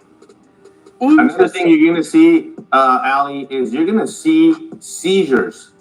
Mark my words, you're going to see seizures hit the roof, especially at the ports of entry. You're going to see bodies, you're going to see drugs, because they're gonna go back to, like Art said, they're gonna go back to the old methods of the. Right now, they kind of had a. All right, so Nene says the cartels use the tunnels for narcotics before the immigrants used them to basically come in illegally. Let's go. Free for all the last 4 years, and so now they're going to go back to the smuggling when we used to work and interdict and go out there and investigate. They're going to go back to those techniques, and you're going to see the gas tanks, you're going to see the tires, you're going to see all of that, bodies hidden in the back of pickup trucks and sealed. They're going to go back to those techniques because no matter what, they want to get across, and that's not going to ever they're not going to stop. However, I think what's going to be the big difference is there's going to be a high level of interdiction now, because now it seems like this is what I feel good about is like everybody's behind it. Everybody wants to put the attention at the border, and that's going to make a huge difference. So we're gonna see a lot more military technology down there, so we can find these tunnels. The same kind of technology that we've used over in Afghanistan, in the Middle East. Now that the military is involved, we're going to have those resources. Let's go, to go down there. So one thing about it, man, when it comes to the migrants, they are kind of like narcotics, man. You know what I'm saying? And why I say that is because where there is a will, there is a way. You know what I'm saying? How long have we been fighting the war on narcotics? For years and years and years and years. I feel like it's gonna be the same way with the migrants, man. They'll catch them, send them back, and then they'll just come back some other way. They'll find a way back because they're not coming here for no reason. They coming here seeking refuge. They're coming here, for a better way of life. And just think about it. Some of these people been walking hundreds of miles to get here, only to be sent back. If they did it one time, you think they won't try it again? Shit, they gonna try it again. And going to find these tunnels a little bit easier. There are guys that have been over in Afghanistan that their whole job was trying to find those tunnel networks over there. Now they're going to be doing that on our border to keep our nation safe. Now, John, what are they filling these tunnels? What do they do? I mean, I saw them with like Home Depot buckets, you guys, like trying. And my sources were like, they went in that tunnel and they said they walked for hours and they had to turn around like it was nonstop and it went all these different ways. How do you guys dismantle that? Like, what's the step? Professionals, sending in professionals to take down those tunnels. Yeah, it's a professional job. It's not a bunch of Border Patrol agents with Home Depot buckets filling it up. It's going to be professionals. Yeah, they're trying, but it's going to be professionals going in and collapsing those tunnels. So you hear about the tunnels, man. The tunnels are real, man. Where there's a will, there's a way. You know, you can deport people all day, but hey, if they find a way back, they most there. I seen a clip on Instagram where a dude was talking about being deported. He said he got deported by Trump. You know, he said, "Thank you for the vacation. My boss man never gave me a vacation. You done gave me a week vacation. Thank you very much. I'll be back in 10 days. He said he coming back in 10 days. He says homeboys, the cartel, done gave him a fake ID. He'll be back before you know it. Thank you, Trump. That's what he said. I swear to God, I ain't make that up. I put that on the Bible, man. Shout out to Crazy Horse. Crazy Horse says cartel use them for narcotics, and being in traffic, bringing in the T word with terrorists at the end and nasty weapons. I believe it. Shout out to you for that 5. Most definitely appreciate you, Crazy Horse. All right, so the border czar, you know what I'm saying, came back and spoke again. Now, we done heard from him like 20, 11 times, but he came back today. You know, he came back again. He did another interview. He said, you know, I know that people are panicked, right? They're scared. Yeah, and he also doubled down on, and the reason why they're scared is because they don't have papers. And they have every reason to be scared. Because if you ain't got no paperwork, we getting you up out the Americas. All right, let's go back. Let's go back to the border czar, whatever they call him. The dude who over the border right now. Check this out. Hold on.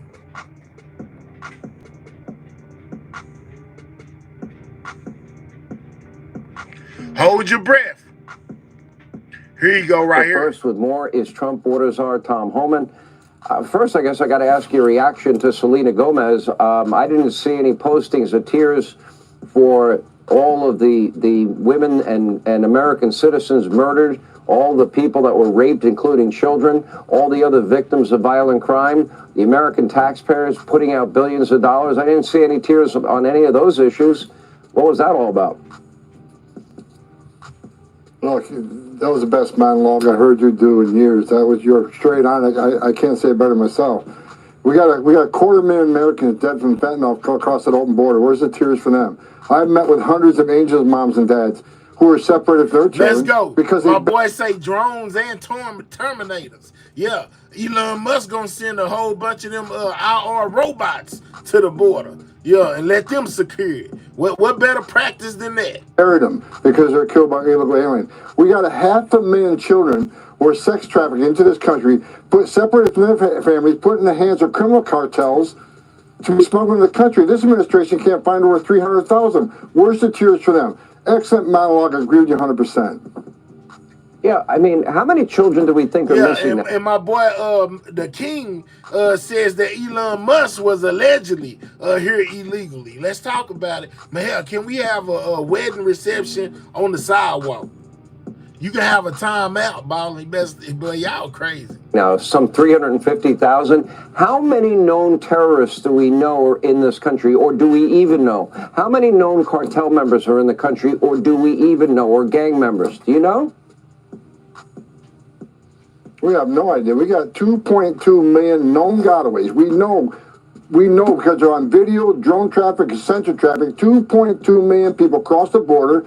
We don't know who they are, where they came from, or why they're here. But they paid more to get away. They didn't want to turn themselves in and get a free airline ticket to the city of their choice. Yeah, he mad. Boy, that is, yeah, man. The border czar ain't playing no games. He trying to get them up out of here, man. You know what I'm saying? Y'all make sure y'all click those 3 dots if you new over here. Subscribe to the channel, man. We on the road to 22K, man. We almost at 21.4. So if you ain't subscribe. We need 25 more subscribers to hit that 21.4K, man. You know what I'm saying? Shout out to all the subscribers, though. Let's get back to it. Where you go? Is this it? Okay, let's go. It's a free hotel room, 3 meals a day, free medical care. They paid more not to be fingerprinted, not to be vetted. That just scared the hell out of me. The King, whoever you are. I didn't say you said allegedly. I said allegedly. I gotta protect my channel. I don't know if what you say is correct. You know what I'm saying? You might be having me over here spreading misinformation. Everything is alleged. You know what I'm saying? When it comes to the stuff that's going on. I understand. But until I see it myself, it's allegedly. Okay? I bet. Everybody. It scares the hell out of me. By the way, we're looking at Joint Base Andrews, Donald Trump departing on Air Force One. Sometimes, occasionally, the media is there. If he does take any questions, it looks like he's going straight to Marine One, or maybe walking past it. I'm not really sure. If he goes to the microphones, we will cover that live. You know, I'm watching you being interviewed, and it's a little bit surprising to me. But, you know, they're worried about the cost. Well, how much does it cost to feed and house and offer health care and education? And Kamala Harris wanted to give taxpayer-funded sex change operations to illegal immigrants. How much did that cost, Tom Homan?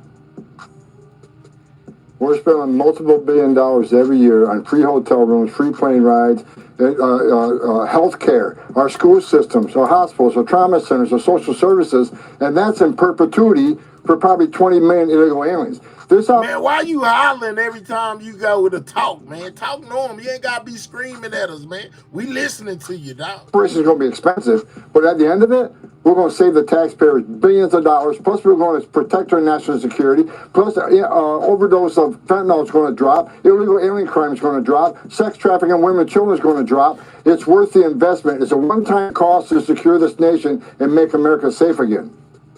My biggest fear, and I've asked you this question before, is we do have these known terrorists and cartel members and gang members in the country. We do know they're here.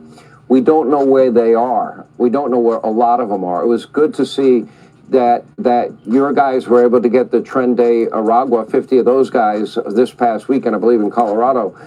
However, I've got to imagine with people from over 200 countries, those known terrorists, are they? Is it safe to assume they're plotting, they're planning and scheming an attack on our homeland? Absolutely. You know, we already caught 8 from Tajikistan planning a terrorist attack. Luckily, the intelligence community caught them on a chatter, but the intelligence community is not perfect. They missed Afghanistan. They missed 9/11. They're not perfect. So I agree with Christopher Wray, even though I have no respect in Christopher Wray. Me and him agree on one thing. What they've done in southern border is the biggest national security vulnerability this nation ever seen. We see more red flags than ever before. Something's coming. And I hope President Trump's in the Oval Office. Yeah, something is coming. An uproar, an uprising, you know what I'm saying? The cartel has already started busting at the troops.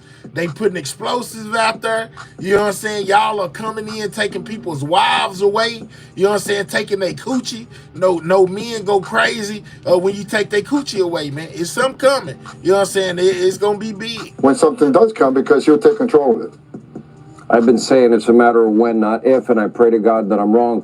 What do you know about the Border Patrol agents exchanging gunfire with Mexico drug cartels from earlier? They've taken gunfire, and it's going to get worse, Sean, because President Trump's going to seal that border. He's going to put the cartels out of business. He declared them a terrorist organization. We got the whole of government going to dismantle these people. That's all that's on my mind, man. My boy was distraught. You know what I'm saying? He was upset about his coochie being gone. He didn't like that. You know what I'm saying? He was mad. Yeah, and once you start, you get enough of them mad like that, they prepared to do anything. Y'all know men flip out behind that coochie. I'm just saying. Off the face of the earth. They're not going to go. They're not going to go later. Yeah, can't take we're the taking them out of the trafficking business. We're taking them out of the smuggling business. We're taking them out of the dope business. There's going to be more violence on South. You can't mess with the kids, and you can't mess with the coochie. It get bad behind those two. I'm telling you. West border. That's why Trump committed to calling the terrorist organization. He has. That's why the entire United States government is going to take care of those people and abolish them. We're going to attack them not just in Mexico, but in the 42 countries that Jalisco cartel are currently residing in. The Trump administration is going to take them on just like he did the caliphate, and we're going to destroy them. All right, Tom Homan, great job. First week on the job, terrific. We really appreciate your time and putting up with the crazy media. And if you want to... Shout out to the border czar, man. He's standing 20 toes down. Forget 10. He said, hey, him and Trump, you know, they on they big homie stuff. Like, man, look, we ain't taking no shorts, no losses. We want them all gone, just like we said, and we don't care what the public think about it. We doing what we doing. Yeah, and Trump, this is the first step. We reporting on this like it's been going on for months. Absolutely, Belinda. This is the first 7 days. We got all this to cover, and Trump only been in the office for 7 days, man. Make it make sense. Man, they are making a big ruckus out there, man. They is most definitely making a whole lot of noise out here when it comes to it. Now, this guy philosophy is if they in the country illegally, they ain't got no paperwork and they scared, they should be.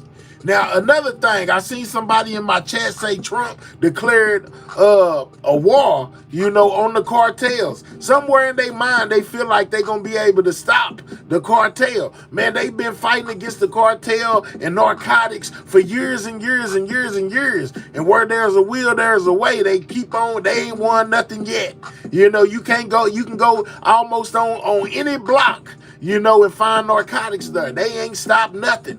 You know what I'm talking about? When they take one out, another one come back and take their place. So how they feel like they gonna stop the narcotics from coming in, I don't know. It sound good, but I don't believe it. But listen, they most definitely cracking down. Check this out. It says border crisis. America will destroy the cartels. That's what they said. They gonna destroy them. I wonder how they plan. Let's see how they plan to destroy the cartels.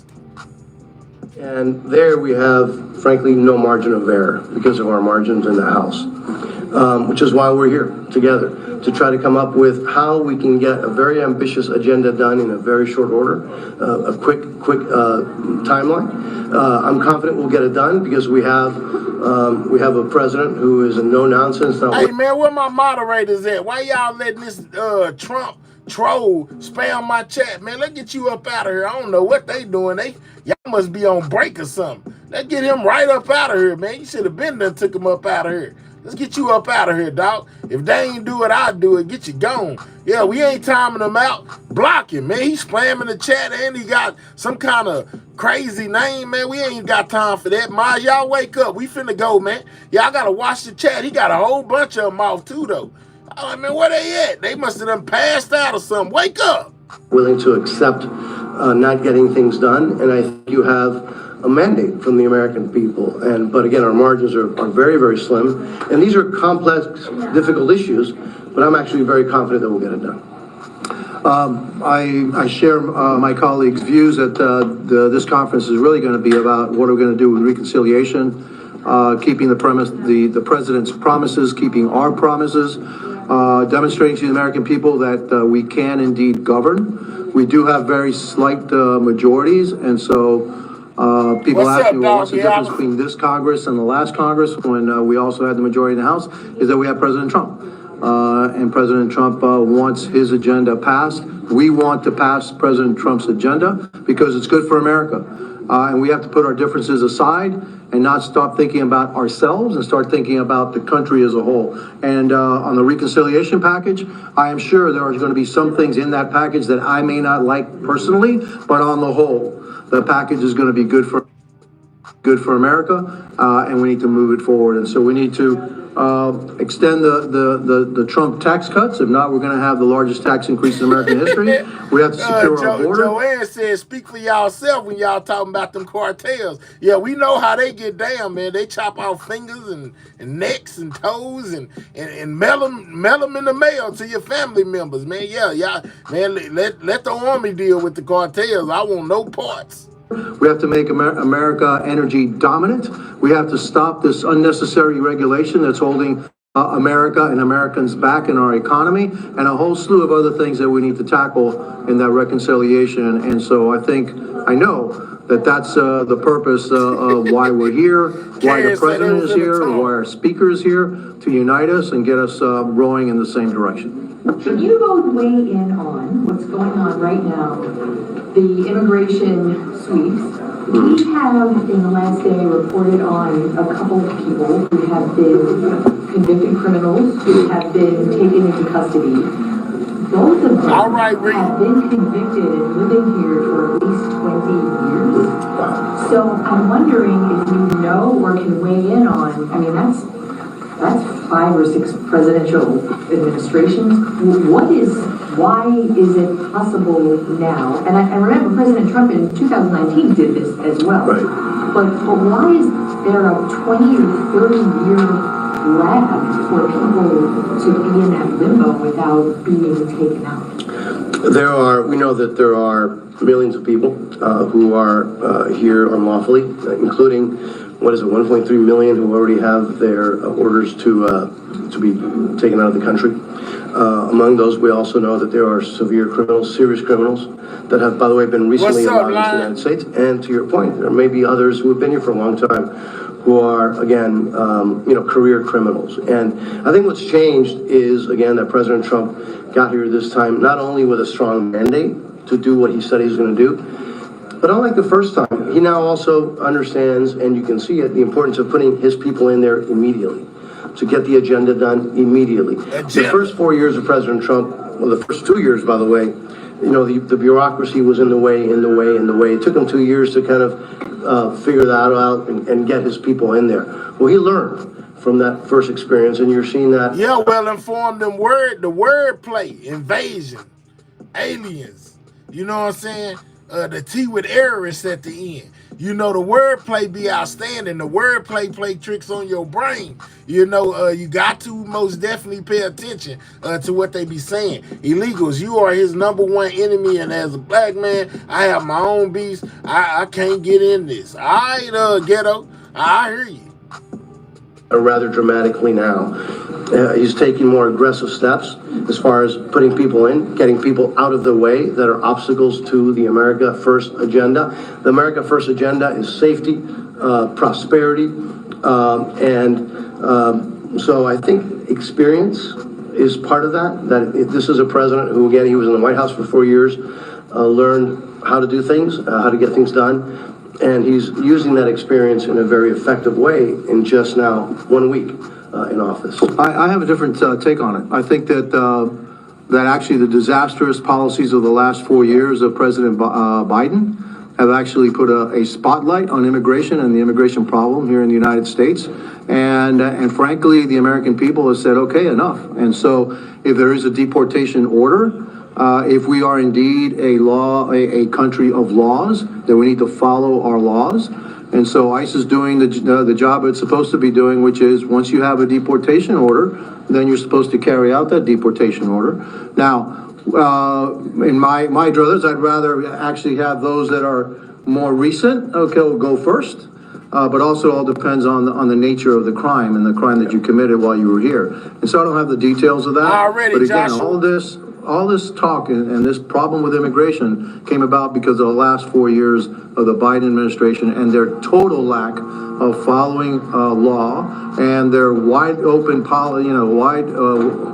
doors wide open policy of anybody can enter the United States. And that was a huge factor in President Trump winning the presidency. And also it was his promise. So the things that he's doing are the things he said he was going to do. Absolutely, and he's doing it real fast and got people panicking. You right about that. Everything Trump doing is what he told y'all in his campaign promise that he was going to do. He just being a man of his word. But Lord, have mercy, man. I don't see this going well. Unlike many politicians who tell you, promise you the moon and give you nothing, this president is actually carrying out on his promises, and that's why we're here too. Because there's a lot of promises that are going to take Congress's congressional action in order to implement, and he wants to make sure that he gets that accomplished. And frankly, most of us ran on that same platform. And so it's the promises that we made to our constituencies too that we need to accomplish here. Yeah, man. So we see, that they're not playing when it comes to this mass deportation situation, man. They most definitely all on the top of what's going on, man. Yeah, and it was crazy they planted those explosives, man.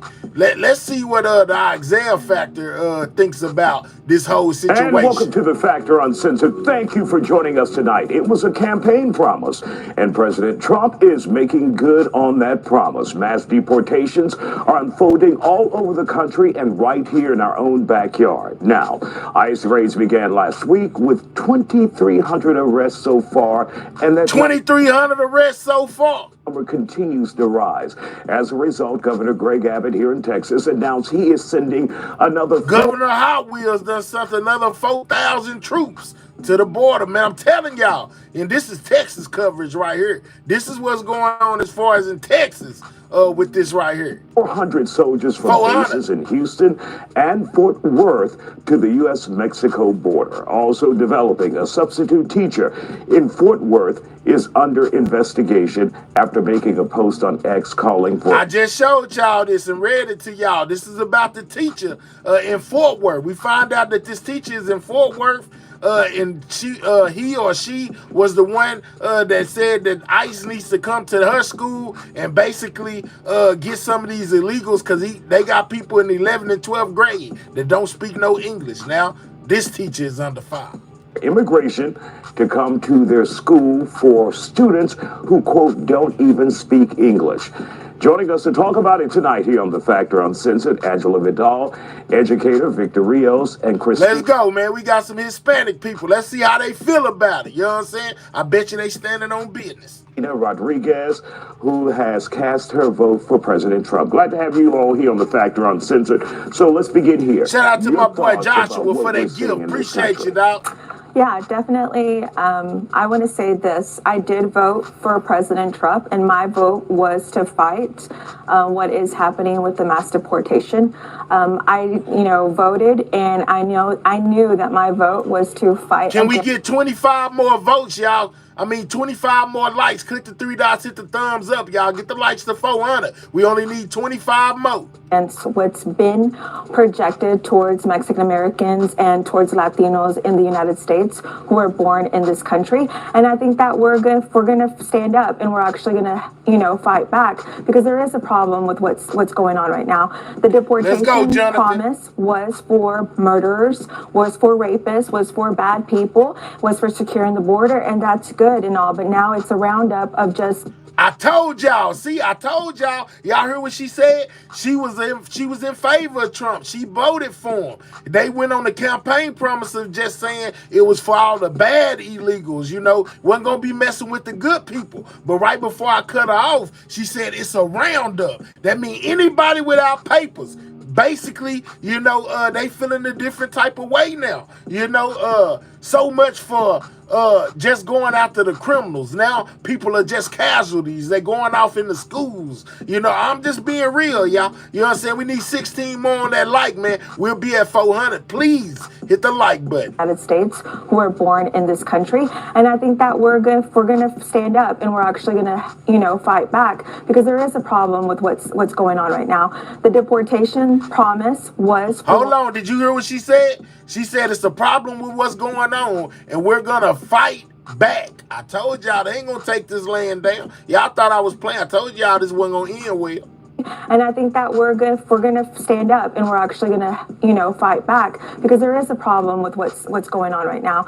The deportation promise was for murderers, shout out to my boy Joshua, man. Appreciate you. Was for securing the border, and that's good and all. But now it's a roundup of just innocent, poor, brown people. And farm workers are the ones who are being rounded securing the border, and that's good and all. But now it's a roundup of just innocent, poor, brown people, and farm workers are the ones who are being rounded up, and so that's not okay. Are you regretful that you cast that vote, or are you still fine with that vote, but you want to see a change in what we're seeing in this country right now? The casting of a wide net for individuals who may not be, and we don't know for certain. But I'm gonna say this: a lot of y'all saying she just making up stuff, but understand, it's a lot more people who feel just like her. Whether you think she wrong or not, it's a whole group of people who feel just like her.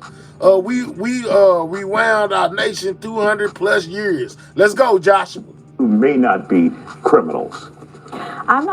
I'm not regretful of anything, and I'm not regretful of my vote. I voted to fight this fight, and this is what I'm here to do, is to fight against this.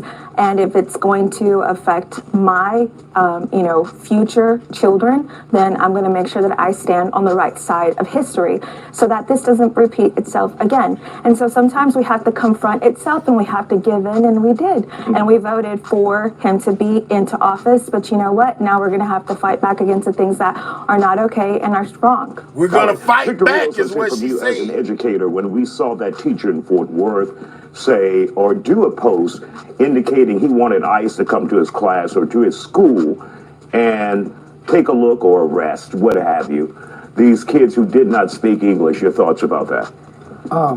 It makes me angry. We need 9 more on that like, man. We'll be at 400. 9 more people click those 3 dots. Hit the How would thumbs you up. want to? I don't. That's how you know he's a substitute. If you develop any type of real relationship with your students, they are selfless. It is not their fault. They were children. They were brought over here sometimes against their will, against their choice. They have to do what their parents are asking, right?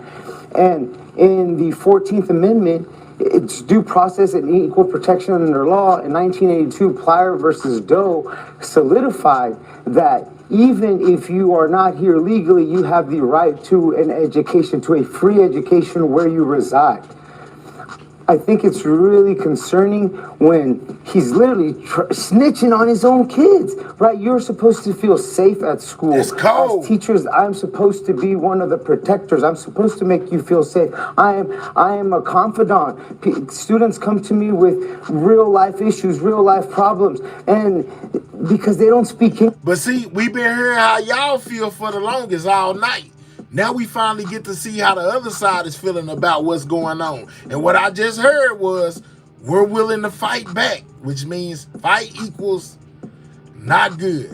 English, you're asking ICE to come and do raids at your school. There's something really wrong with this person. I think he needs to reevaluate his decision and education and maybe just find another field, because I think it is absolutely ridiculous for him to want his own students to get caught up in these ICE raids when it's not even their fault. They just want a quality education as they deserve under the Constitution. When we talk about these raids, your thoughts and how you feel about it. I feel like everybody that is here that is not a criminal, like, honestly just deserves to stay. I think that what we need to do is we need to tighten up the border. And I think Shout out to that everybody when that hit that like immigrants come to the border and they're getting their work permit, there needs to be a way that we're able to do like a background check on people and find out, are they murderers? Are they rapists? Because if they have this background, they hinging on. Listen, they are holding on to what Trump said during this campaign, and they basically using it against them now. With the man, you said violent illegals, not all illegals. You said the criminals, the cartels. Why are you going to schools, dog? Why y'all can't be mad at them. then they shouldn't be able to enter, into our country. However, the people that are here that are working hard, that are paying their taxes, that are not criminals deserve to stay. If you're a criminal, you need to go back. And I think that we need to do right by a specific category of people that are called the dreamers. They said violent ones first, Mimi, but they ain't getting the violent ones first. They getting anybody they can get. They going against their word. They getting anybody they can get. They said violent first. You right, but they going after everybody. A lot of friends that fall into this category, and I think that the dreamers have paid their dues, and if they have no background issues at all. Them putting that violent first was to get you okay with it. Yeah, let's do that. Even the Latino people was like, yeah, let's do that. If you going after the bad ones, the one with felonies and ain't supposed to be here, good, yeah, let's do that. And then all of a sudden, they calling you from your child's school talking about, your baby ain't got no papers. Do you got yours? They like, what?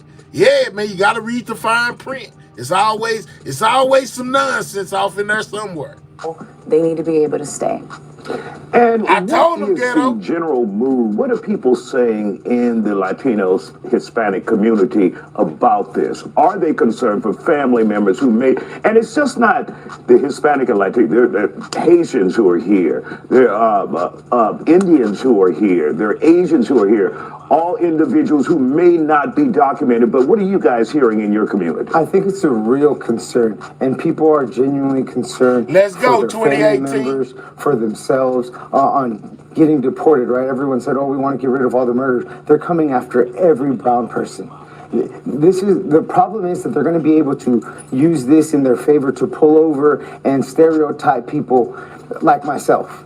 right? You don't know where I was born. You don't know my legal status. But if they pull me over, that's probably one of the first questions they're going to ask. All right, yeah, do you got papers if they pull you over? All right, EJ says, Mahel, good morning. This makes me sad. People, especially black people, need to realize DEI includes civil rights, women's rights, birthright, citizenship, has been in the Constitution for 165 years. Yeah, they overlooked that. You know what I'm saying? Like, it's crazy out here, y'all, and it's only gonna get worse. I'm telling y'all, it's a lot of brown people that feel like these people feel right here when it comes to this situation that's going on right now. And the key words I want y'all to listen to is when they say we are prepared to fight back. That means they're not going to go quietly. That means you're not just going to be able to round them all up without a hitch and put them in cuffs and send them back. They prepared to fight for the right to stay in America, which is going to lead to some other stuff. That's why they got all them troops at the border, because they know this ain't going to end well. All right. Don't go anywhere. We'll continue this conversation after the break. Just wanted to say that I'm so sorry. This is an actress right here. She don't like this. I don't understand. I'm so sorry. I wish I could do something, but I can't. Welcome back, actress there, Selena Gomez. Oh, she Selena shared this video on her man, Instagram it hurt story her briefly, which I think. And I bet she voted for Trump. You know what I'm saying? But it's seeing how to hire up people will lie to you. They will tell you whatever you want to hear, and then once they get you, they do the complete opposite. They already had your mind. So many people was in support of, yeah, man, I'm tired of not being able to get that job I want because, you know what I'm saying, we got some illegals out here working in my spot. If we get rid of all the illegals, then maybe the Americans can have some jobs, right? That's what everybody thought. Only to find out that Elon Musk is going to build 1 billion robots to do y'all jobs for y'all. So y'all worry about some immigrants having y'all jobs. The robots going to have all our jobs, and all of us are going to just be unemployed. Yo, don't worry about the illegals taking your job. Worry about the robots now. They gonna be the ones working in your spot. Go look it up. I'm telling you, it's bad. She has since taken down, clearly emotional about the mass deportations happening across our country. Our guests are back here, and Cesar Espinosa from Fiel joins us now here with the group. So, Cesar, your thoughts about what we're seeing now, and then somebody said cap. I guarantee you I ain't capping. I most definitely showed a clip over here with Elon Musk speaking and saying they gonna build 1 billion robots to do the jobs of humans. And once the robots start doing the jobs of humans, y'all ain't gonna have no job. He said that the whole world is gonna be on a set income where the government or the higher ups give you the money that you need to live off of, because there won't be any jobs for humans anymore. You don't believe me? Go Google it. To Selena in just a second. What we're seeing now is just the beginning, and we have been calling it for close to 2 years about what was going to happen. And we're only, when I say we're only seeing the beginning, you can call it, but he told you he was going to do it. Absolutely. The president said, I am going to do this if elected. Absolutely. Shout out to my boy Many Joshua. people didn't think it was going to happen. Many people are hoping that it's not going to happen, but it's happening right now. And this is only the beginning of a trickle-down effect that's going to happen, where businesses are going to start getting impacted. Schools are going to start getting impacted.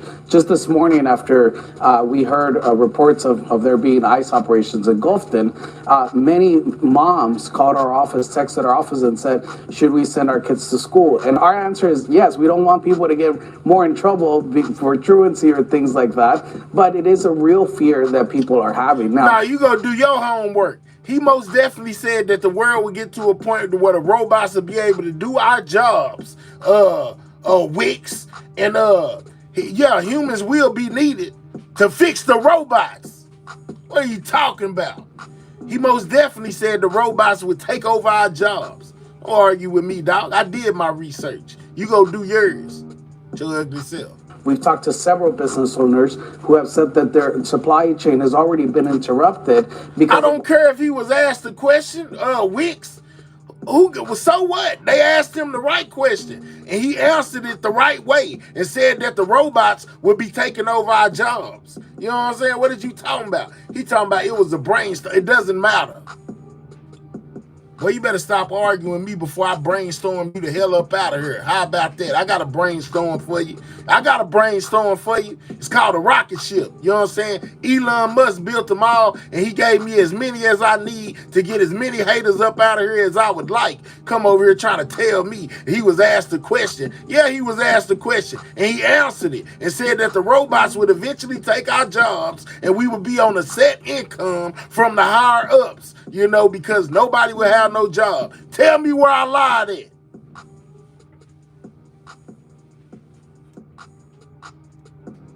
what happened 3 weeks ago in the fields in California, and now we're going to start seeing those effects here. And if people thought that things are expensive before, oh, things are going to get more expensive now, because now there's going to be a scarcity of products. There's going to be a scarcity of working hands. And so we're only at the beginning of this. So, you know, and I was here last week, and Isaiah, I checked this morning, and eggs are still at an all-time high. So that has not changed at all. And do you see individuals who may be working in the community making a difference, lowering those prices, keeping a lower profile now, maybe even staying home as a result of fear of being deported, even though they may not be violent criminals? Anecdotally, I heard this morning while talking to another reporter from a competing station. No, I'm just kidding. No one competes with the fact that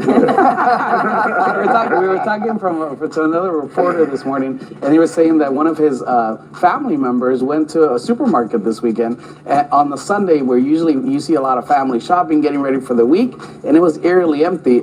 Earlier today, we also got pictures of a flea market here in Houston that, you know, there's more people at the flea market than at church on Sunday.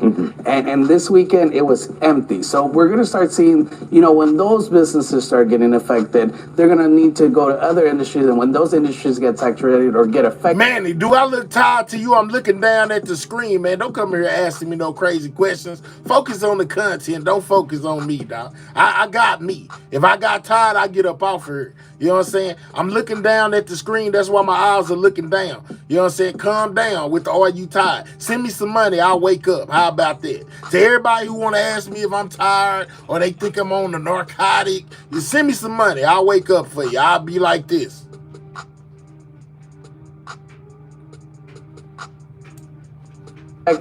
Then we're all going to start seeing the trickle-down effect of this, you know, of this Trump policy. And we're hoping, well, it's kind of hard to say that we're hoping, but we foresee this at the national level, seeing what happened in Florida, that after they passed very anti-immigrant legislation, that they were, within a month, they were backpedaling and saying, whoa, we didn't think this was going to happen, which talks to the ignorance of the Republican Party under the leadership of Donald Trump. All right. And you guys, when you see Selena Gomez's video, Angela, your thoughts about that?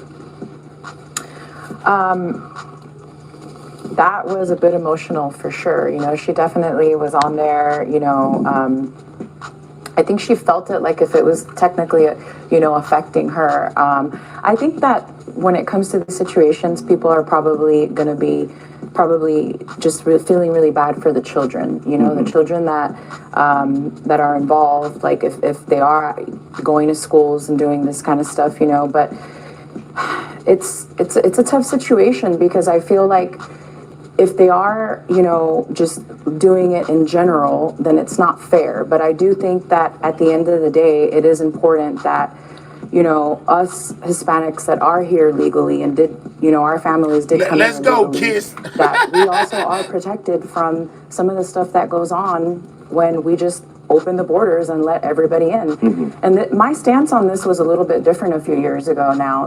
What have you, for those who are wondering, you're like, every American wants to be safe in their community. Have you seen a proliferation of crime or individuals who could harm you as a result of what we hear are violent criminals in the community. We've seen some cases. Absolutely. Like most recently last year with the young girl raped and murdered. Absolutely. But what have you felt? What have you seen? I think that like I said, in these situations, it's kind of unfair to some people, but I do think that it is important that we, also take into consideration the safety of the American people. I don't want to sound like I'm being selfish or anything, but the truth of the matter is that with borders wide open and everybody just getting stamped with no background checks on who's coming in, that we definitely need to do something about that. The people that are here, that have already made it here, that are not criminals deserve to stay. But I also think that us Hispanic people also need to be treated fairly in the sense that they shouldn't be doing these raids where everybody goes. I think it needs to be on a per person situation. All right, we'll continue this conversation with our guests after the break here on The Factor. Don't go anywhere. Yeah, and welcome back to the. So you see that the Hispanic people are most definitely feeling away, about this mass deportation situation. So much so today start saying things like they gonna fight back and saying that Trump went against everything he said while he was getting elected, only to get in office and start doing the complete opposite.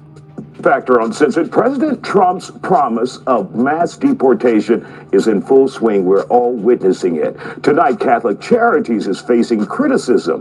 The organization posted a video with advice for those avoiding those ICE agents and how to do it. This is a video about knowing your rights. Now listen, man, they done put out a whole video on how to avoid getting in contacting ICE.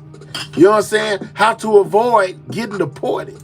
Man, it's crazy. You got to put out a video about how to hide and where to go and knowing your rights. That's crazy, y'all. This is crazy, man. If Immigration and Customs Enforcement approaches you, all people living in the United States, including people who are undocumented, have certain rights under the United States Constitution. Now, Catholic Charities receives government funds. Some have criticized the organization for the video because they believe it meddles into politics. Our guest Shout out to Cut Up here Girl on The Factor for that $2. Uncensored. Victor, your thoughts about that video trying to help individuals from their perspective? I think it's a helpful video. I think the more you know, right? We know that knowledge is power, and I encourage all immigrants to get educated and know their rights so they don't get taken advantage of. I'm on the side of Catholic Charities. I think we should educate our students. I think we should educate. Knowing your rights is half the battle, man. You know what I'm saying? They trying to educate their people to know their rights. They say even as illegals, they have rights. But I ain't gonna lie. Under Trump, man, y'all ain't got nothing, man. You know what I'm saying? It's Trump law or nothing.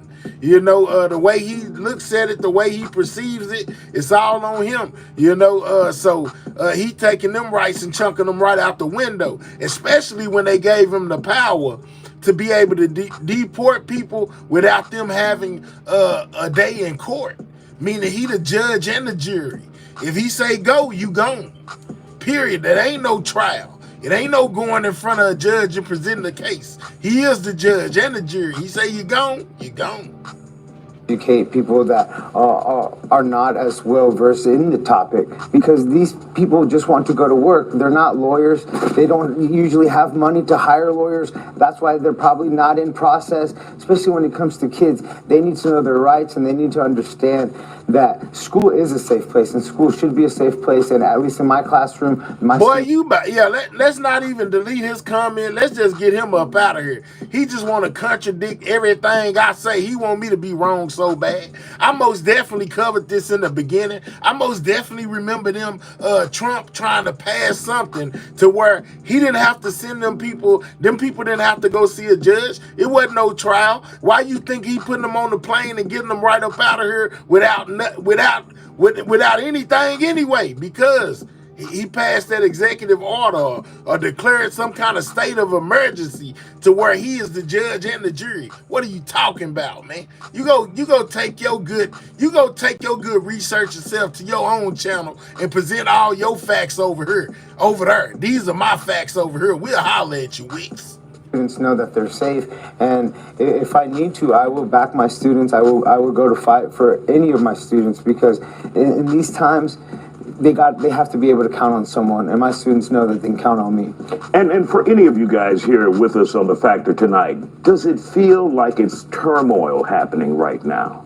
Isaiah, for the first time in 25 years, I've had to tell U.S. citizens to go get a passport card, because it's already happened about 5 or 6 times around the U.S. where U.S. citizens, Puerto Ricans, and people who may not speak English or may, in the words of Trump, look like an illegal, which is blatant racial profiling, have gotten detained and have to prove their citizenship to ICE. And then for people that are saying, well, we got to pick those people, we got to the bad apples, everybody has to pay because of the bad apples, because there's people out there that's like me saying we have to ban the number one cause, the number one actors in school shootings are white males, and that's me saying we got to get rid of all white males in all high schools, because they're the ones that are out there mass shooting and killing people, and that we know we cannot do. So we can't label everybody out of the actions of a few.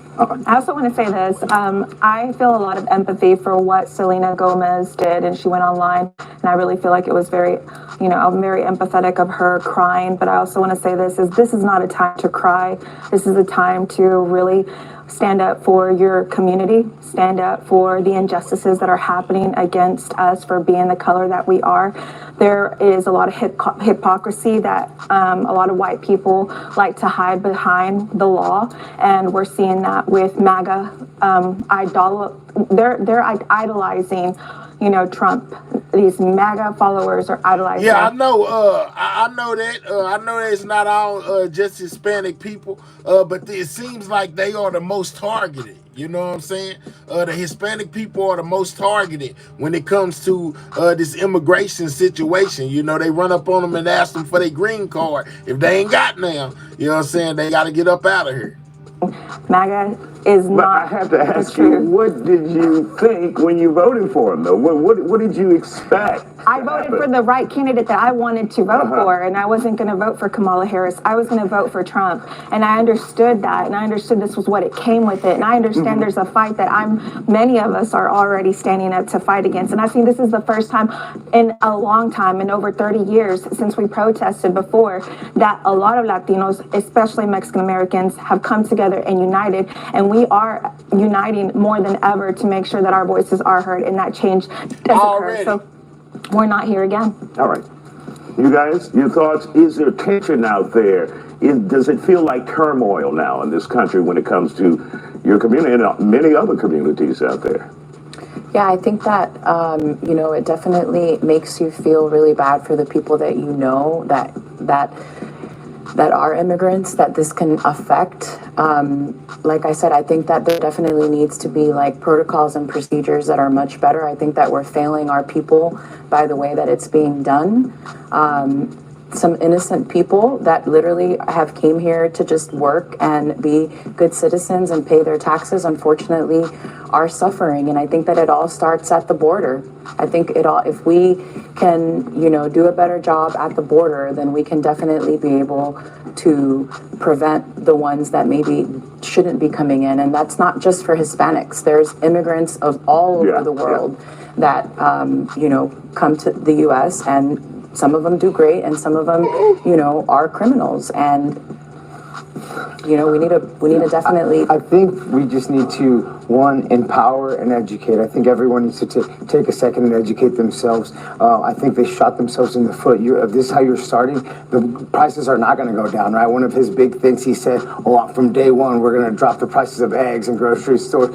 You don't understand economic systems if you're going to target the people that are doing all the work for cheap labor. No one's going to do it for the prices that illegals are doing it for. All right, and we'll come back with Caesar will have the final word. Stay with us here on The Fact. Man, that was the final word. I got tired. You know what I'm saying? I got tired. You know what I'm saying? It's time to go. It's 5:30 in the morning. Most definitely time for me to make my grand exit, y'all. You know what I'm saying? It's done came to that part of the show. We might have to finish this tomorrow. But one thing about it, y'all, I've been telling y'all since the beginning, I don't think this is going to end well. I don't think this was the best idea or the way to go about it. I understand that everybody has their own opinion on the situation, you know, but I most definitely feel like it's other ways we could have handled this without this mass deportation situation.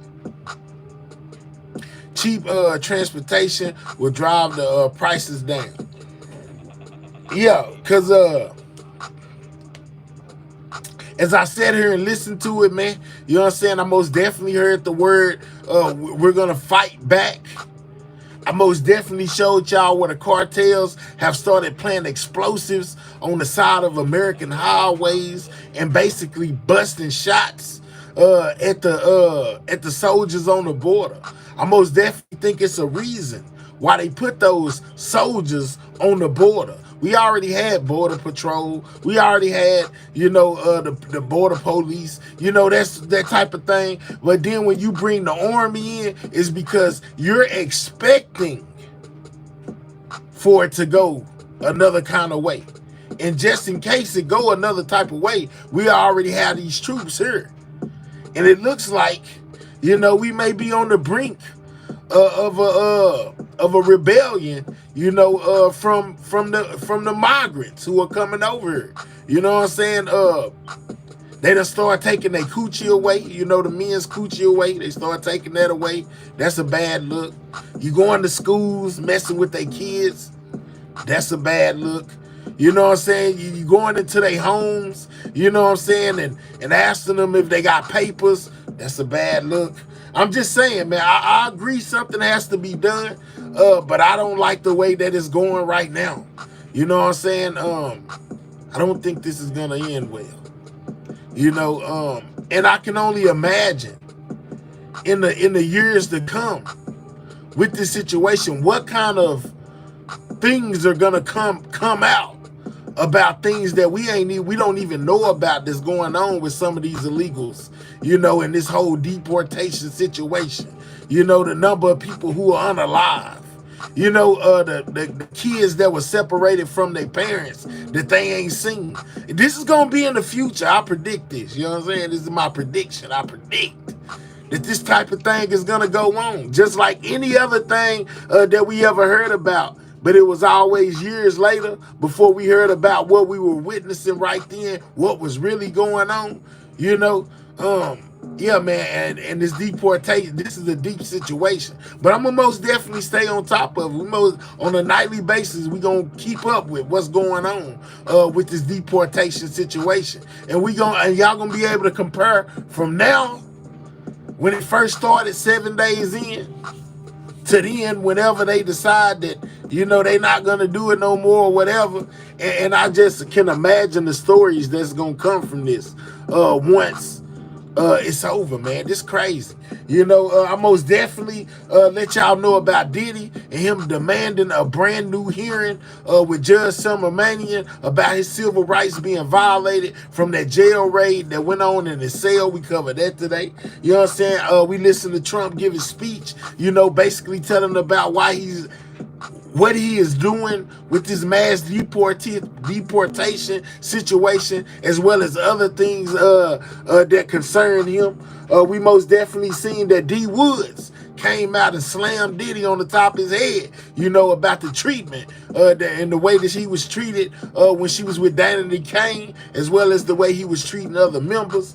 And we most definitely talked about the immigration and the shots that were fired at the border today, because they was busting, you know what I'm saying, at the border patrol, man. I mean, at the not the border patrol, but at the soldiers. So yeah, man, it's a lot going on, man. I hope somebody took something from this live stream, found out something that they did not know. You know what I'm saying? Shout out to anybody that hit that like button, anybody that's a new subscriber that subscribed to this channel. Shout out to everybody that tap in with me on a night-to-night basis at 12 a.m. Central Standard Time. That's what time we pull up on Everything News. Shout out for anybody that got a COPTA membership, anybody that gifted a membership, you know what I'm saying?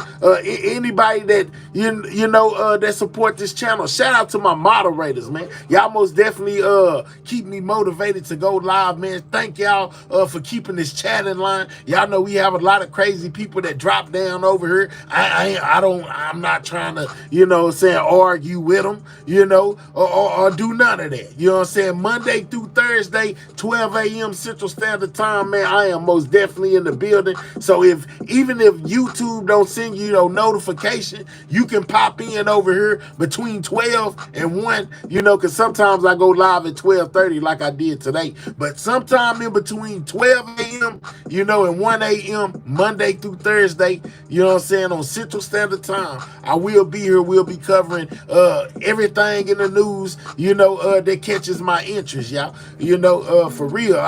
He say, what's so funny, legit? You know, and I appreciate y'all. But anyway, man, I done got tired. You know, it's most definitely time to go. I hope y'all enjoyed y'all self. I enjoyed y'all. And with that being said, it's time for me to make my grand exit. You know, yeah, man, it's time for me to go. Catch you on the next live, fam. Already, Jay Stevens. Shout out to y'all, man. And most importantly, shout out to the Sidewalk Gang. You know what I'm saying? Because the Sidewalk Gang or nothing. And with that being said, man, y'all stay safe out there on the real streets as well as the YouTube streets. Y'all already know what this means. It's time for me to go. Sidewalk Gang, checking out. I'll catch y'all on the next one. 12 a.m. Central Standard Time, Monday through Thursday, whether YouTube sends you your notification or not. Tap in with me. I'm gone, y'all.